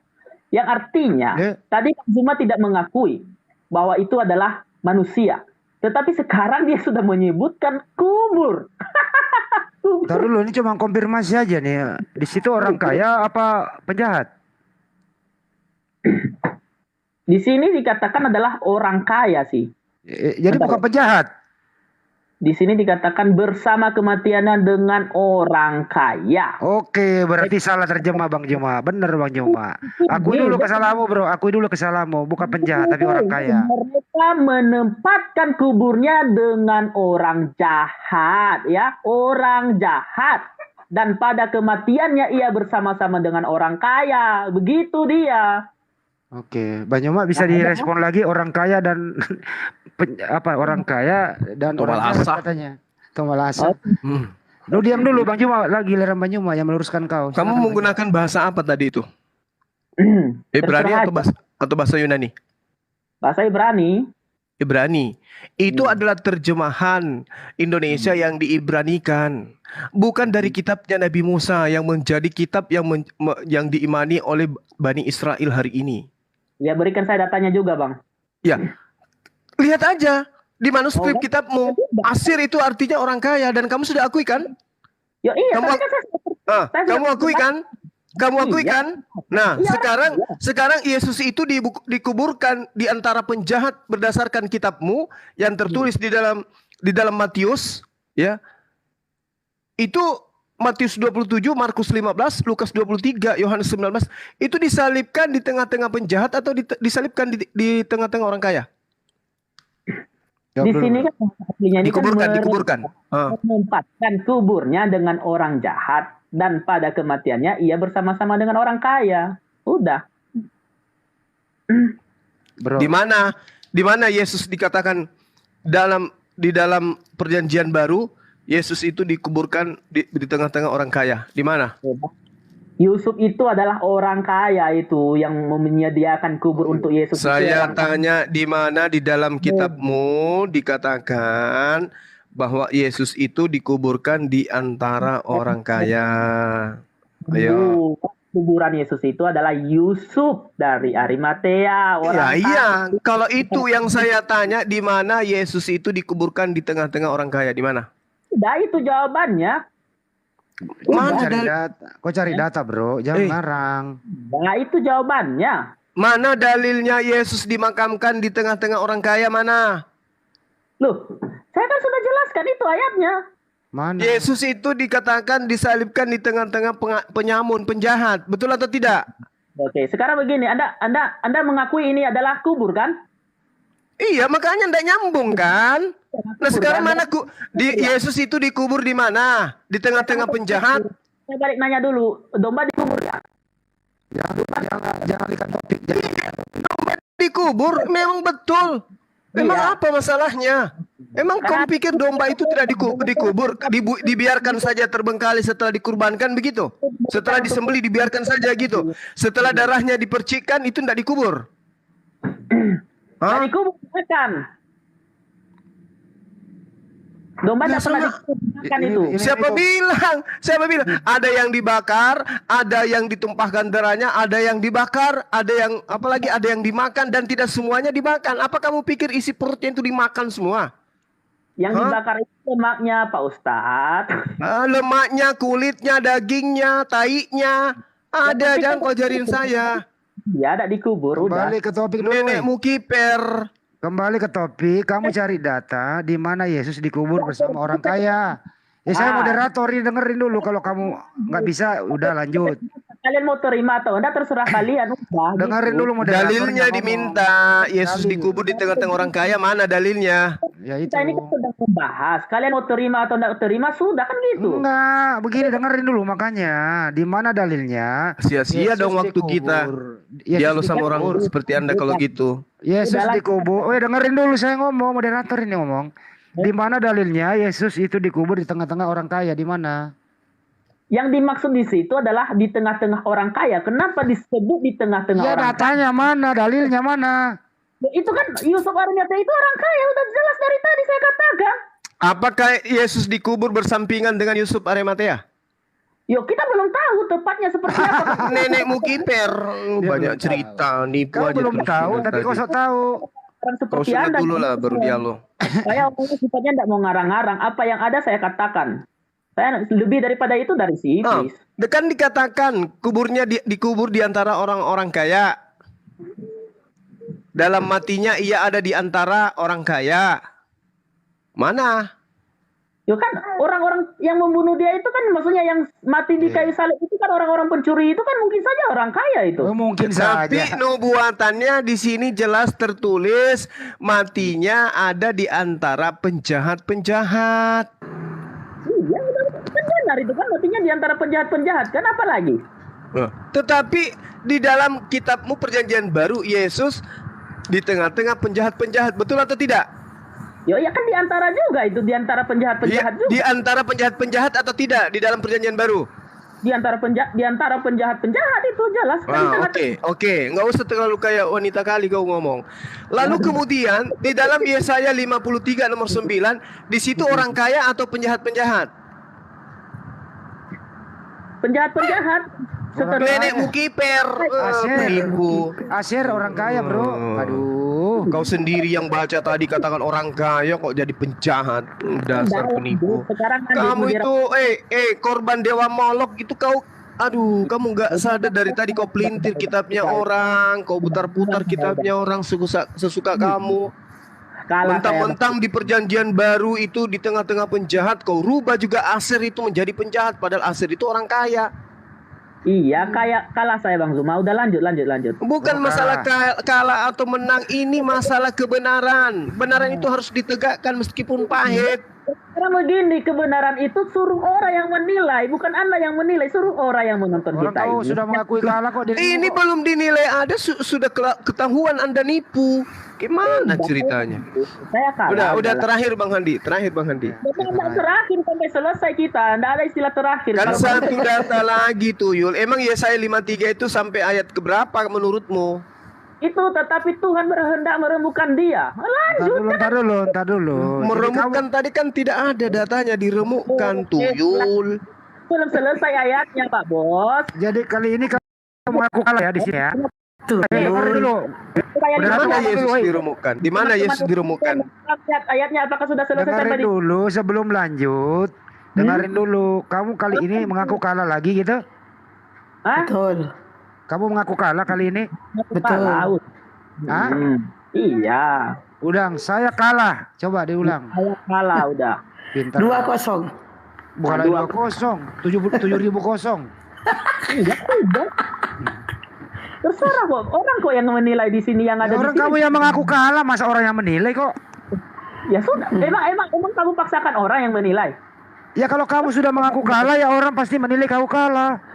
Ya udah. Angkat bendera dia. Angkat bendera. Ada nggak bendera warna hijau di situ? Nah, lanjut. Jangan takut dengan ayatnya, jangan takut, lanjut. Jangan takut nanti goyain kalian. Lanjut. Lanjut ya. Iya, lanjut. Udah kalah ketawa. Biasanya orang kalah itu nangis. Tuh, kamu sepertinya nggak waras deh. Orang kalah itu nangis, bukan ketawa. Saya datang ke sini membahas ayat tuh. Coba Anda siapkan dulu karung basah. Iya. Udah. Bukan kalpanak ya Bang. Kalau panas diminum dia tuh. Lanjut ya. Baju masih bisa lanjut kan nih Baju nih?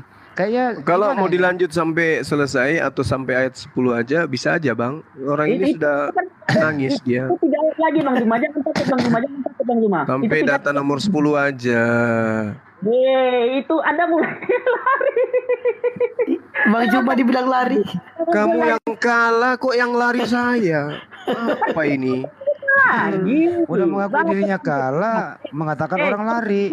Biasanya itu orang yang kalah yang lari. Lanjut, kita bahas selanjutnya, jangan takut. Jangan jadi saya yang takut. Iya, jangan takut, lanjut. Ayo, lanjut. Kalau takut, lanjut. Gitu. Biar semua. Udah lanjut Bang Handi. Lanjut ya. Oke, baik. Selesaikan satu pasal ini dari tadi kau sudah dari awal. Udah diam ini mau lanjut. Orang kalah. Kali kayak perempuan kali kau. Iya. Kau sudah kalah tapi ngoceh terus. Iya. Kau kayak Kace itu udah dihukum 10 tahun katanya masih nggak menang nggak salah. Berani lanjut nak? Ya ini mau lanjut. Makanya kau diam. Iya lanjut. Diam ya. Orang kalah diam. Tetapi Tuhan berkehendak meremukkan dia dengan kesakitan.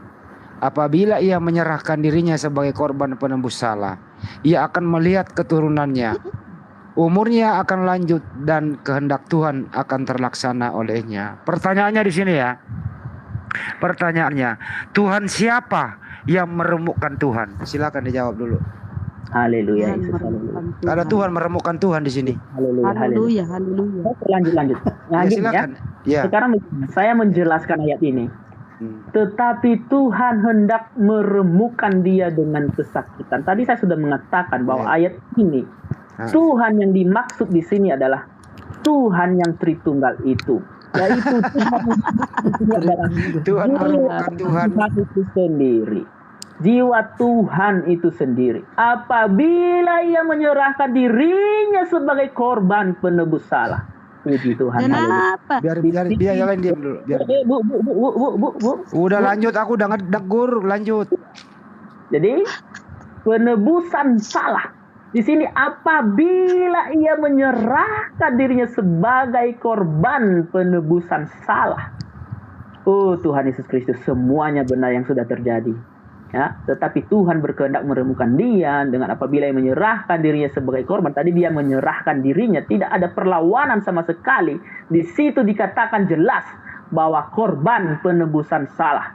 Di sini dikatakan ia akan melihat keturunannya, umurnya akan lanjut dan kehendak Tuhan akan terlaksana. Umurnya akan lanjut di sini kenapa? Setelah dia mati di kayu salib, Bangkit di hari ketiga artinya umurnya makin lanjut, ya. Karena dia naik ke surga, artinya umurnya makin lanjut. Di situ dikatakan bahwa keturunannya, karena Bang Zuma kemarin ini membahas keturunannya sebenarnya. Nah, keturunan yang dimaksud di sini adalah sama seperti Abraham. Abraham dikatakan bahwa engkau akan menjadi bapa segala bangsa, sedangkan kenyataannya kan tidak mungkin kita ini semuanya adalah anak Abraham. Bapa segala bangsa tidak mungkin. Artinya di sini secara rohaniah bahwa Yesus itu adalah bapa orang Kristen di seluruh dunia. Dan kalau kalian lihat, kami sebagai orang Kristen selalu menyebut Yesus itu adalah bapa. Tuhan YHWH itu kami sebut sebagai bapa. Tuhan Roh Kudus itu kami sebut sebagai bapa. Terima kasih. Haleluya. Oke, baik, saya perkuat dulu sebelum kau Banyuma. Ya, Apakah ya. Anda yakin di sini ada dua ya? Apakah Anda yakin Tuhan meremukkan Tuhan? Ya. Oke. Coba sebutkan, dengerin dulu. Tuhan siapa namanya yang meremukkan Tuhan? Silakan jawab. Meremukkan Tuhan Yesus. Iya. Oke, coba diulang lagi, coba diulang. Tuhan YHWH meremukkan Tuhan Yesus, diulang. Ya, Tuhan YHWH meremukkan Tuhan Yesus, udah. Mantap. Nomor dua nih. Apakah Anda yakin Yesus punya keturunan? Ya, jelas tadi saya sudah membenarkan bahwa itu keturunan yang dimaksud di situ bukan keturunan secara lahiriah, tetapi keturunan secara rohaniah yang dimaksud. Kalau bukan keturunan, tinggal ngomong aja tanjakan. Bang, saya dari tadi sudah menjelaskan ini kan. Keturunan yang dimaksud adalah secara rohaniah, yang dimana kalau kalian ketemu orang Kristen dimanapun, mereka pasti mengakui bahwa Yesus itu adalah Bapa mereka. Tidak pernah mengakui bahwa Yesus itu anak atau gimana. Mereka selalu mengakui bahwa Yesus itu adalah sebagai Bapanya orang Kristen di seluruh dunia. Baik. Tuhan Yahweh meremukkan Tuhan Yesus. Silakan Banyuma. Ada Tuhan meremukkan Tuhan. Ada Tuhan meremukkan Tuhan. Iya, jadi orang ini memang tugasnya untuk menipu. Kan jelas itu dikatakan di dalam Filipi 1:18. Ya, tentang Yesus mau diberitakan dengan maksud mengelabui, bohong, palsu ataupun jujur, aku tetap bersuka cita. Ini kan dia jilat-jilat tetapnya untuk menjual Yesus. Padahal dia katakan kita melihat keturunannya maksudnya itu adalah kami penyembahnya nenek Lukiper. Enak kali kau bahas kitabnya orang seenak perut kau itu. Di situ jelas kata zera. Kata zera itu artinya benih. Benih itu artinya keturunan anak benih, darah daging. Tak berbicara tentang tak hayalan. Baca itu original teksnya. Zera itu bercerita tentang benih, bibit yang keluar dari kelaminnya sendiri. Itu yang dimaksud benih. Keturunan, bukan pengikut dewa Molok yang dimaksud di situ. Jadi jangan Anda kemudian seenak perut Anda itu ngomong tidak sesuai dengan fakta yang ada dalam kitabnya orang. Anda terjemahkan hanya demi untuk menguatkan Yesus mati untuk dewa Molok. Jangan. Tidak bagus itu. Ya, ketika dikatakan bahwa dia akan melihat anak keturunannya, itu jelas sekali bahwasanya Yesus ini kalau dipaksakan duduk di sini, Yesus kudu wajib beristri, Yesus kudu wajib punya anak, karena dia harus melihat benihnya. Itu maksudnya. Nah sekarang kalau Anda menggunakan ini untuk Yesus, nyambungnya di mana? Memang kamu sudah akui Yesus punya anak, punya keturunan, punya benih? Hah? Bukannya dia disunat habis itu pensiun selamanya? Banyak cerita. Janganlah ya. Janganlah kamu itu mengambil kitabnya orang lain kemudian Anda terjemahkan dengan seenak perut Anda. Tuhan menghendaki meremukkan Tuhan junior. Sejak kapan Yesus diremukkan? Tadi kan kita sudah membahas. Di data nomor 3-nya tidak ada Yesus itu diremukkan. Kepleset. Tidak ada Yesus itu ditikam di original teksnya. Itu kan hanya dicocok-cocokkan terjemahan ini demi untuk memuluskan misi perjanjian baru agar dianggap Yesus itu sebagai persembahan kepada dewa Molok. Jadi terjemahannya itu apa? Dibuat sesuai dengan keinginan pesanan. Makanya disembunyikan yang aslinya. Karena kalau muncul yang aslinya akan ketahuan. Ini semua salah. Ini semua propaganda. Demi untuk dewa Zeus itu tetap ada di bumi ini. Padahal itu dibantah semuanya oleh para nabi. Tuhan meminta persembahan darah. Betul, tapi darah hewan. Makanya supaya dianggap Yesus itu hewan, dikatakanlah dia anak domba. Sudah dikatakan dipersembahkan kepada dewa, dikatakan lagi dia adalah binatang. Masih kurang penghinaan apa kalian ini kepada Yesus? Ngambil lagi Yesaya 53 untuk Yesus. La haula wala quwata illa billah. Yesus kena tula, Yesus diremukkan, Yesus ditikam, Yesus tidak dipandang, wajahnya buruk, bonyok. Tunggu ya. Kamu kalau kau mati dalam kekafiran, lihat aja nanti apa yang dikatakan oleh Yesus. Enyahlah kau dari hadapanku, kau pembuat kejahatan. Ya. Matius Jadi mumpung masih ada kesempatan, tanggalkan rohmu mulai besok kau pakai celana panjang. Silakan. Oke, lanjut. Bro, sebelum kita lanjut coba ulangi lagi, Bro. Tuhan Yahweh meremukkan Tuhan Yesus. Lanjut. Coba ulangi lagi lah biar kita puas lah. Denominator sebagai penghina atau apa? Kalau mau lanjut. Ya ulangi dulu lah. Saya kan minta. Tadi nggak kerekam tadi, nggak kerekam. Kali selama ini bagus sekali. Tadi nggak kerekam, bro. Saya baru mau rekam ini. Tuhan Yahweh meremukkan Tuhan Yesus. Coba. Ya, aku rekam juga. Ya, coba siap-siap semua teman-teman merekam. 1, 2, 3. Silakan. Lanjut. Tuhan Yahweh meremukkan Tuhan Yesus. Kita merekam itu moderator apa? Moderator apa? Jangan, dia nangis. Sudah lanjut. Ini Tuhan yang tahu. Ini moderator yang berpihak. Ya enggak, saya mau rekam ini. Saya enggak berpendapat kok. Lanjut, tadi kan saya sudah jawab, tidak perlu berulang-ulang. Ya ulang sekali lagi lah. Lu pelit amat sih, bro. Lu kan teman. Lu kan teman gua, minta diulang itu doang sih, gimana sih? Dari tadi, udah, lanjut. Jadi lu setuju ya Tuhan Yahweh meremukkan Tuhan Yesus ya?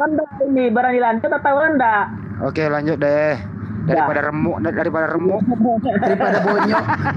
Hati bonyok Bang Andi. Lanjut Bang Andi. Ya, haleluya Yesus, haleluya. Lanjut. Haleluya. Nomor 11 ya. Iya. Sesudah kesusahan, jiwanya ia akan melihat terang dan menjadi puas, dan hambaku itu sebagai orang yang benar akan membenarkan banyak orang oleh hikmahnya, dan kejahatan mereka dia pikul. Apa maksudnya, silakan bro. Oke, haleluya, puji Tuhan, haleluya. Sesudah kesusahan jiwanya ia akan melihat terang, sama seperti pada waktu Yesus katakan akan melihat terang dan menjadi puas. Kenapa dikatakan di sini menjadi puas? Karena Tuhan melihat umat-umat pengikutnya banyak diselamatkan, dan hambaku itu sebagai orang benar akan membenarkan banyak orang oleh hikmatnya, dan kejahatan mereka dipikul. Di sini dikatakan bahwa jelas mengatakan bahwa kejahatan pengikut Yesus jelas dipikul oleh Yesus itu sendiri. Di situ tidak ada kata ayat munafik, dan ini adalah nubuat orang kitab orang Yahudi. Nah, dari tadi Bang Zuma selalu membahas ini adalah kitabnya orang Yahudi, ini adalah kitabnya orang Yahudi. Tetapi perlu digarisbawahi bahwa sebelum ada Al-Quran, sebelum ada kitab Injil, ayat ini sudah ada jauh sebelum ada Yesus. Jadi Bang Zuma secara tidak langsung telah menghina, telah menginikan Taurat itu sendiri, telah mencela Taurat itu sendiri. Tetapi tidak apa-apa sih, santai aja, karena memang begitu. Kenapa kami tidak boleh memakai kitab Yahudi? Sebenarnya bagi kami membaca Al-Quran pun, membandingkan Al-Quran pun, menjadikan pedoman kami Al-Quran itu pun tidak masalah. Karena kenapa? Pedoman kami bukan munafik, bukan ini kitabnya Yahudi kita tidak bisa, tidak. Tetapi kami sebagai orang Kristen melihat apakah itu benar atau tidak. Itu adalah jiwa kami, bukan menginikan ini dari Arab, ini dari Yahudi, tidak. Tetapi perlu dilihat bahwa ini adalah kitabnya orang Yahudi. Jadi kalau dikatakan di sini dikasih rekayasa dari mana, Pak? Rekayasa dari mana? Ini ayatnya orang Yahudi juga sampai sekarang ini. Jadi ya sungguh kasihan sekali. Oke, terima kasih. Sesudah kesusahan jiwanya ia akan melihat terang. Jadi kami sebagai orang Kristen telah melihat terang itu. Dan kalau Bang Zuma katakan besok saya harus bertobat, terima kasih Bang Zuma buat doanya. Doakan saya terus. Mudah-mudahan saya percaya kepada keyakinan Anda. Karena saya suka didoakan. Karena kenapa? Kalau saya didoakan berarti orang tersebut mengasihi saya. Terima kasih Bang Zuma. Haleluya. Sebentar ya, sudah ya. Bang Juma silakan Bang Juma. Seperti orang ini lagi sakit. Astagfirullahaladzim. Ya. Jadi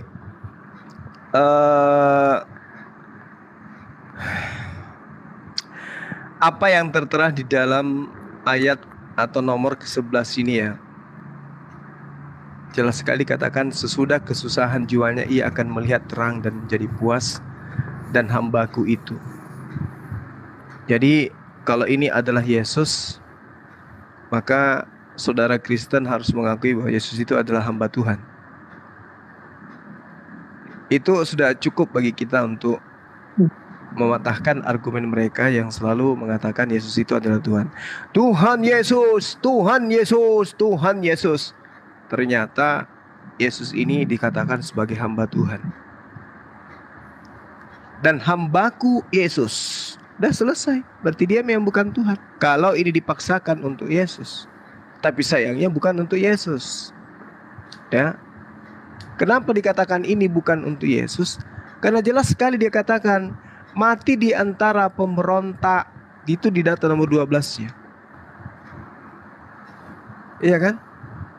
Di dalam maut dikatakan bahwasanya di dalam maut ia menanggung. Di dalam maut, dan karena ia terhitung di antara pemberontak-pemberontak. Sejak kapan Yesus itu tampil sebagai pemberontak? Ini bukan untuk Yesus ini. Jelas sekali bukan untuk Yesus, tapi dipaksakan untuk Yesus. Mau tidak mau, karena sudah tidak ada lagi data di dalam kitabnya Yahudi yang mereka bisa jadikan sebagai acuan untuk mempersembahkan Yesus. Darah Yesus. Bagaimana ceritanya? Ini hanya dipaksakan saja. Sementara dikatakan sesudah kesusahan jiwanya.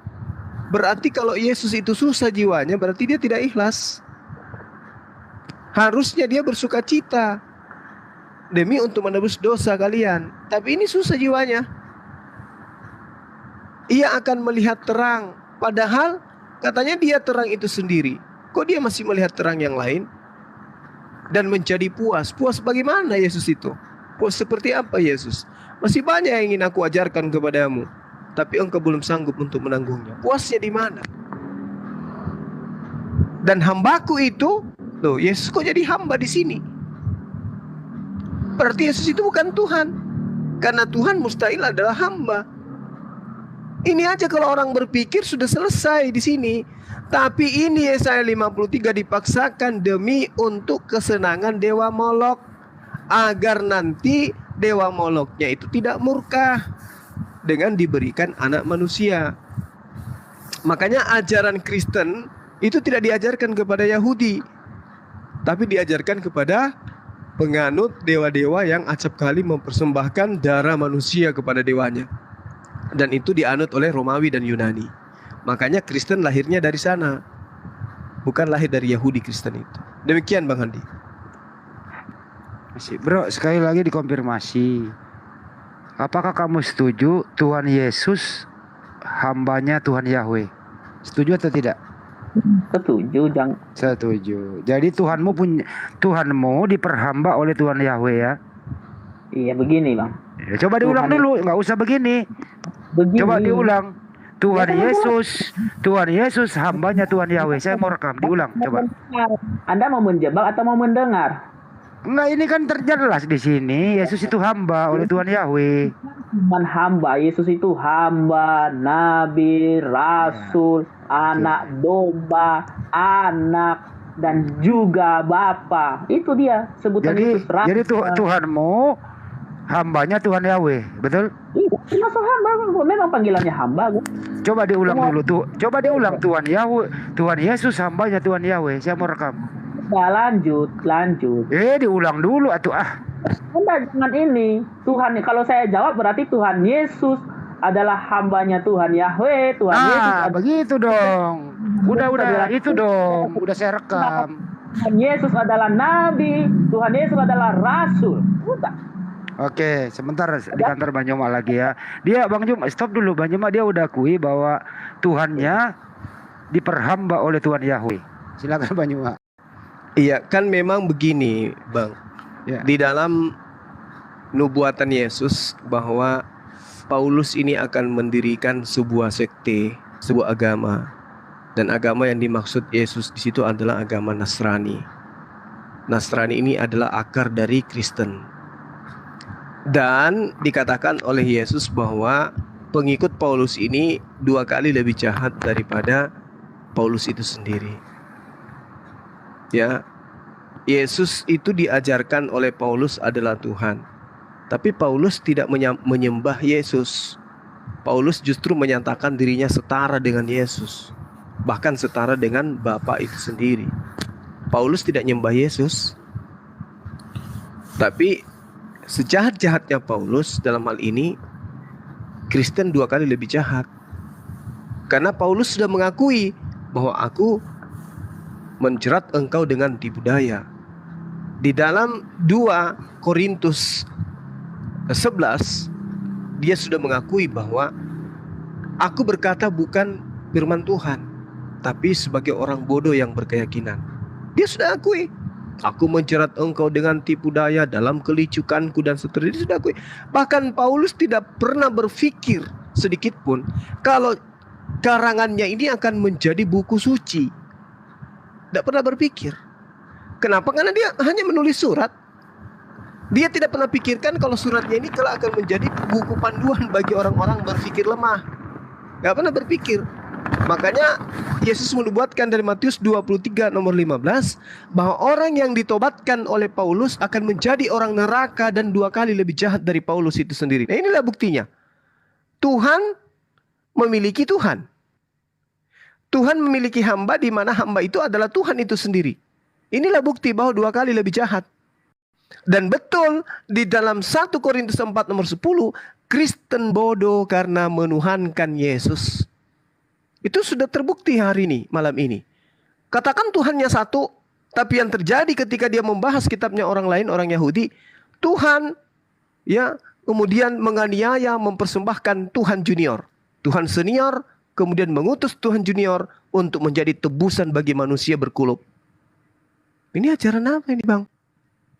Ini ajaran Dewa Molok yang membunuh akal manusia. Silakan. Oke. Bagaimana bro? Kamu sudah akui bahwa Tuhanmu diperhamba oleh Tuhan Yahweh. Jadi ada Tuhan menjadi hamba di sini. Setuju ya? Bro, jangan nangis bro. Setuju ya? Saya enggak nangis. Jangan menghina bro. Aku yang nangis. Enggak hina kok. Orang kan kamu yang sudah ngomong. Tuhanmu diperhamba oleh Tuhan. Iya, lanjut. Kamu moderator bukan penghina kok. Ayo lanjut. Iya, saya rekam doang. Kan saya mau harus ada arsip. Iya, lanjut. Besok kan kita ketemuan ngopi-ngopi bro. Nanti saya yang traktir. Oke? Oke. Kapan kita ketemu ini bang? Mau kok saya ngopi-ngopi sama kalian. Iya, aku di Jakarta ini bang. Kamu di mana? Di atas bumi? Saya di Kalimantan ini. Kok nggak ada yang mau traktir aku ya? Oh, Anda di Kalimantan. Kalimantan Selatan apa Kalimantan atas? Yang penting kakak nggak berpikir haram kok, itu aja sih. Oh, Bang cuma kena pelanggaran.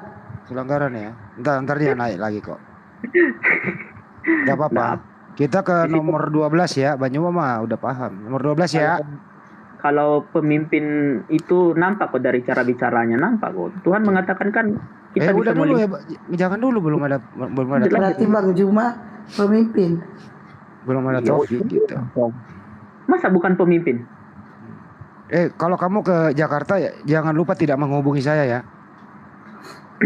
Kok nggak ada yang ngajak aku ke Jakarta sih? 3 tahun lagi bang baru ke sana. Nanti kamu nyasar lagi, nanti nyasar di Monas. 3 tahun lagi bang, kalau kita terus ketemu diskusi bolehlah saya ke sana kalau kita ketemu. Iya, kamu tiap malam aja ke sini, ada saya kok di sini.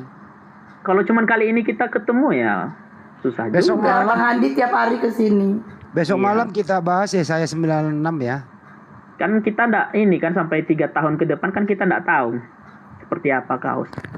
Ya tidak 3 tahun ke depan mudah-mudahan kau menuhankan Tuhannya Yesus lah. Amin. Diaminkan dia. Iya, amin. Jadi kau aminkan akan menuhankan Tuhannya Yesus. Doa saya sangat mengaminkan. Doa KSI juga saya aminkan kok. Masa orang berbuat baik untuk kita kok. Justru gini loh, kami di gereja itu mendoakan orang-orang. Ya itu berarti kita peduli. Justru kalau kita tidak mendoakan orang itu berarti kita tidak peduli. Bukannya kamu ya ada Banyuma udah naik lagi ya. Baik, kita lanjut ya. Ini terakhir 12 ya. Ya, sip. Oke, Thank you. Baik. Sebab itu aku akan membagikan kepadanya orang-orang besar sebagai rampasan. Dan ia akan memperoleh orang-orang kuat sebagai jarahan, yaitu sebagai ganti karena ia telah menyerahkan nyawanya ke dalam maut. Dan karena ia terhitung di antara pemberontak-pemberontak, sekalipun ia menanggung dosa banyak orang dan berdoa untuk pemberontak-pemberontak. Kamu aja dulu yang terangin, kok banyak banget sih pemberontakan di sini. Kamu aja dia ngomong bro, silakan. Ya. Sebab itu aku membagikan kepadanya orang-orang besar sebagai rampasan. Dan ia akan memperoleh orang-orang sebagai jarahan, yaitu sebagai ganti karena ia telah menyerahkan nyawanya ke dalam maut. Dan karena ia terhitung di antara pemberontak-pemberontak, sekalipun menanggung dosa banyak orang. Sekalipun menanggung dosa banyak orang. Sekalipun menanggung dosa orang banyak. Nggak usah pakai eho kalau ngomong, sekali aja. Untuk pemberontak. Jadi di sini jelas, sekarang ini kan sudah jelas ini ayat ini bahwa orang Kristen itu pemimpin di seluruh dunia ini. Kenapa? Contoh, Amerika Serikat ditakuti kok Amerika Serikat itu. Kan dia mana siapa? Amerika dibawa-bawa sih stop, jangan Amerika dibawa-bawa, nggak ada urusan. Ya itu maksudnya dari ayat sini bahwa orang Kristen itu akan menjadi pemimpin. Itu sudah dijarah Tuhan Yesus itu. Loh, kita ini kan membahas ayat kan. Nah di situ juga dikatakan ia menanggung dosa banyak orang. Karena tapi kalau domba itu disembelih itu cuma menanggung satu dosa. Tetapi di sini dikatakan menanggung dosa orang banyak. Ada rampasan itu, ada rampasan. Apa itu artinya rampasan? Kemudian saya membahas ketika tadi Bang Zuma katakan bahwa rampasan di sini adalah rampasan itu maksudnya adalah dari orang yang berdosa menjadi orang yang dirampas oleh Tuhan, yang dimana mereka sudah tidak berdosa lagi menjadi kudus di hadapan Tuhan. Sebagai jarahan, ada lagi jarahan. Iya, itulah dia maksudnya. Nah, kemudian saya membahas tentang Bang Zuma tadi, kalau walaupun tidak sesuai konteks. Usah itu ini aja dulu, jangan usah itu, ini aja dulu kelarin nomor 12. Boleh kan membahasnya kan? Enggak, 12 dulu kelarin. Habis Banyuma baru lagi. Boleh. Ini waktu saya loh. Iya, nomor 12 kau selesaiin dulu. Waktu saya, ini waktu saya. Tinggal hati-hati Bang Handi digigit. Kemudian dikatakan adalah Paulus, selalu dikatakan Paulus. Saya tidak mau bahas Paulus Bang. Kalau Anda bilang dia palsu, oke lah palsu, silahkan. Tetapi Bang, bukti sejarah manapun bisa membuktikan bahwa Petrus ini mati, murid-murid Yesus ini mati karena mereka memberitakan firman Tuhan bahwa Yesus itu adalah Tuhan. Itu sejarah mencatat, bukan cuma saya yang mencatat. Dan itu adalah murid Yesus. Apakah saya harus mendengar? Pelan-pelan saja. Saya lebih mendengarkan yang itu murid Yesus itu sendiri, bukan Anda. Kayak suaranya Manu Bulu ini ya. Petrus, Yudas, Yakobus, itu Yohanes itu adalah murid langsung daripada Yesus itu sendiri, juga menuhankan Yesus sebagai Tuhan. Bukan cuma Paulus. Dan ketika itu juga mereka Petrus dan Paulus ini bertemu kok. Kalau seandainya Paulus ini adalah orang jahat, tentunya Petrus ini marah sama Paulus. Tapi di situ mereka malah sepakat sama-sama memberitakan Injil. Di mana itu kalau tidak salah itu di Kisah Para Rasul pasal 15, mereka sepakat di situ saling bersaksi bahwa Yesus itu adalah Tuhan. Jadi itu adalah fitnah, sangat memfitnah bahwa Paulus adalah pengikut dewa apa tadi itu, ya terserah dia. Dewa Amor. Yang terpenting di situ adalah bahwa Petrus bertemu dengan Paulus, mereka Yakobus, Yudas, Filemon yang dimana itu adalah murid Yesus sendiri, mereka tidak membantah kok. Dan saya lebih mendengar mereka daripada saya mendengar Bang Zuma yang nggak jelas asalnya udah 2000 tahun setelah Yesus. Oke. Bang Zuma dari tadi ngomong dibilang nggak jelas. Udah ya. Udah belum? Nenek lu Udah ya. kiper. Sebentar. Yakobus, Yohanes, dan tidak ada gitu aja sih. Oke. Udah. Ada diam dulu ya, Bang Yoma lagi yang bicara. Ada diam. Silakan Bang Yoma. Ada report lagi tadi Bang Yoma, akun 1 ya. Di report lagi. Iya, oten-oten di bawah ini. Sejak saya bahas Dewa Molok, mereka pada panik semua. Karena mereka menemukan diri mereka pas, betul. Kembali ke tema. Anda mencoba untuk menipu lagi bahwa Petrus, Yudas, semua murid-murid Yesus itu ya bersama dengan Anda nipu. Di dalam kitabnya Paulus sendiri dikatakan, Galatia 1 nomor 16. Apa dikatakan sana? Berkenan menyatakan anaknya di dalam aku supaya aku memberitakan dia di antara bangsa-bangsa bukan Yahudi. Maka sesaat pun aku tidak akan minta pertimbangan kepada manusia. Paulus itu tidak pernah minta pertimbangan kepada siapapun, kepada murid Yesus, gak ada. Di nomor 17-nya dikatakan bahwa saya juga aku tidak pergi ke Yerusalem. Dia tidak pergi ke Yerusalem untuk mendapatkan mereka yang telah menjadi rasul sebelum aku.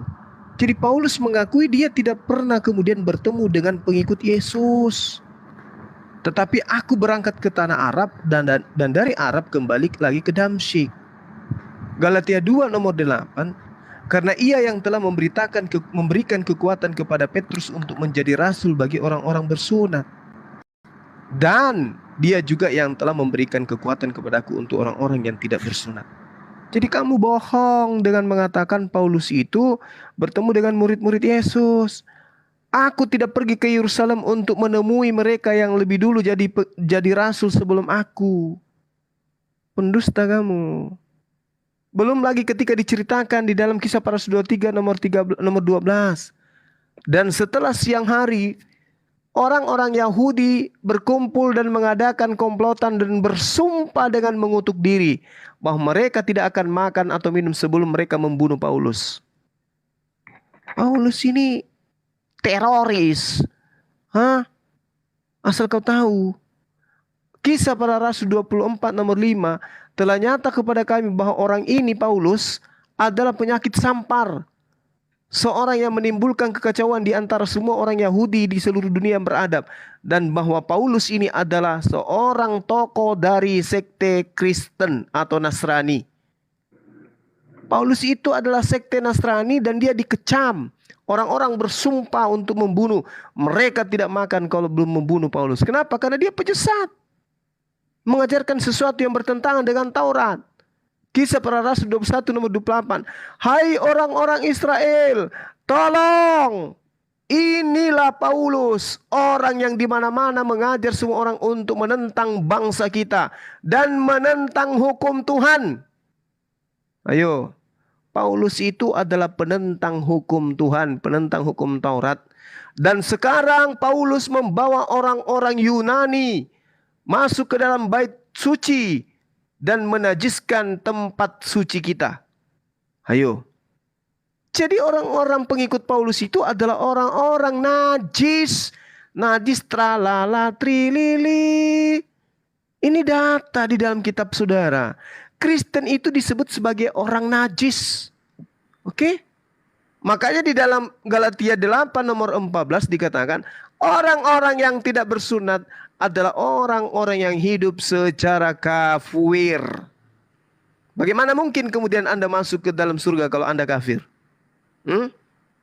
Mengambil kitabnya orang seenak perutnya, diterjemahkan, kemudian ditafsirkan itu untuk Yesus, agar Yesus itu menjadi anak domba, agar Yesus bisa disembeli, agar Yesus bisa menebus dosa-dosa kalian. Enak kali kalian. Anaknya orang dijadikan tumbal, sementara anaknya orang siang malam kepada Bani Israel mengajarkan Bani Israel untuk menyembah kepada Tuhan dan mempersembahkan hewan kurban. Kalian datang dari barat, mengambil kitabnya orang, mencocok-cocokkan kemudian untuk kemudian kalian jadikan Yesus itu sebagai tumbal dosa-dosa kalian. Ini ajaran dari mana kalian dapatkan ini? Ya, jadi saudara berkat kok berkat laknat peringatan Nias, cobalah ya. Cobalah Anda berpikir dari Saudara data laknat. berkat itu kan bahasa Quran, ya. Tidak ada itu bahasa berkat Yunani. Nggak ada. Jadi kalau Anda itu kemudian menggunakan akal sehat, tolonglah selamatkan diri Anda. Tidak ada itu Nabi mengajarkan kemudian Tuhan meminta persembahan darah manusia. Apalagi Tuhan datang dalam rupa manusia untuk bunuh diri di atas tiang salib. Gak ada itu ajaran para nabi kayak begitu. Gak ada. Ending daripada pengambilan data-data kitabnya orang Yahudi untuk dicocokkan kepada Yesus, endingnya adalah untuk Yesus diajarkan bunuh diri di atas tiang salib untuk menebus dosa-dosa orang Romawi dan Yunani. Moderator. Sebentar. Itu yang perlu saudara pahami ya. Kecuali Anda bisa kemudian membantah data saya bahwa Yesus memerintahkan mempersembahkan hewan kurban di dalam Matius 8:4, barulah Anda bisa tegak berdiri di hadapan saya mengajarkan Tuhan minta persembahan darah manusia. Itu tidak akan Anda temukan.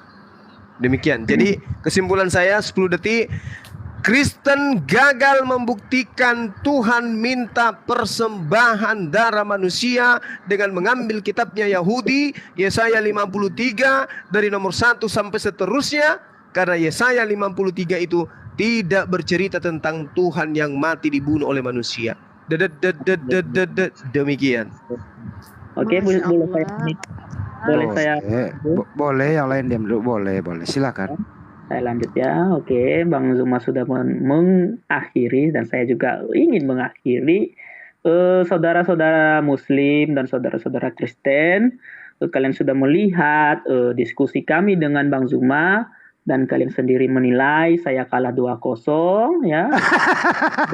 Diakui. Orang-orang ya, Ngaku juga kalah ya. Iya, saya orangnya jujur Kak. Saya orangnya jujur. Mantap. Ya, saya kalah 2-0 dan Anda sendiri yang menilai setelah itu kekalahan saya itu seperti apa. Kemudian Yesus dibonyok diakui ya. Biarin dulu. Diakui. Saya Kak, saya selalu menghargai kalian loh. Nah, terkait bahwa tadi Bang Zuma itu memfitnah Paulus itu. Paulus itu yang dikatakannya itu nampak sekali kalau Bang Zuma ini membaca Alkitab loncat-loncat, tidak sistematis sehingga dia tidak mengetahui secara aslinya bahwa itu adalah sebelum Paulus bertobat. Dia menceritakan dirinya sebelum dia bertobat. Nah, tetapi setelah dia bertobat, dia bertemu kok dengan murid Petrus itu. Ada teman-teman semuanya nanti silakan buka Kisah Para Rasul pasal 15. Di situ ketemu kok semua rasul-rasul di situ. Saya potong dikit bro, izin. Yesus pernah ketemu Paulus nggak? Ya, di situ ketemu kok mereka Petrus. Waktu saya Bang Zuma, waktu saya. Nah, ini moderator yang motong dikit. Ya, moderator, dengerin dulu moderator.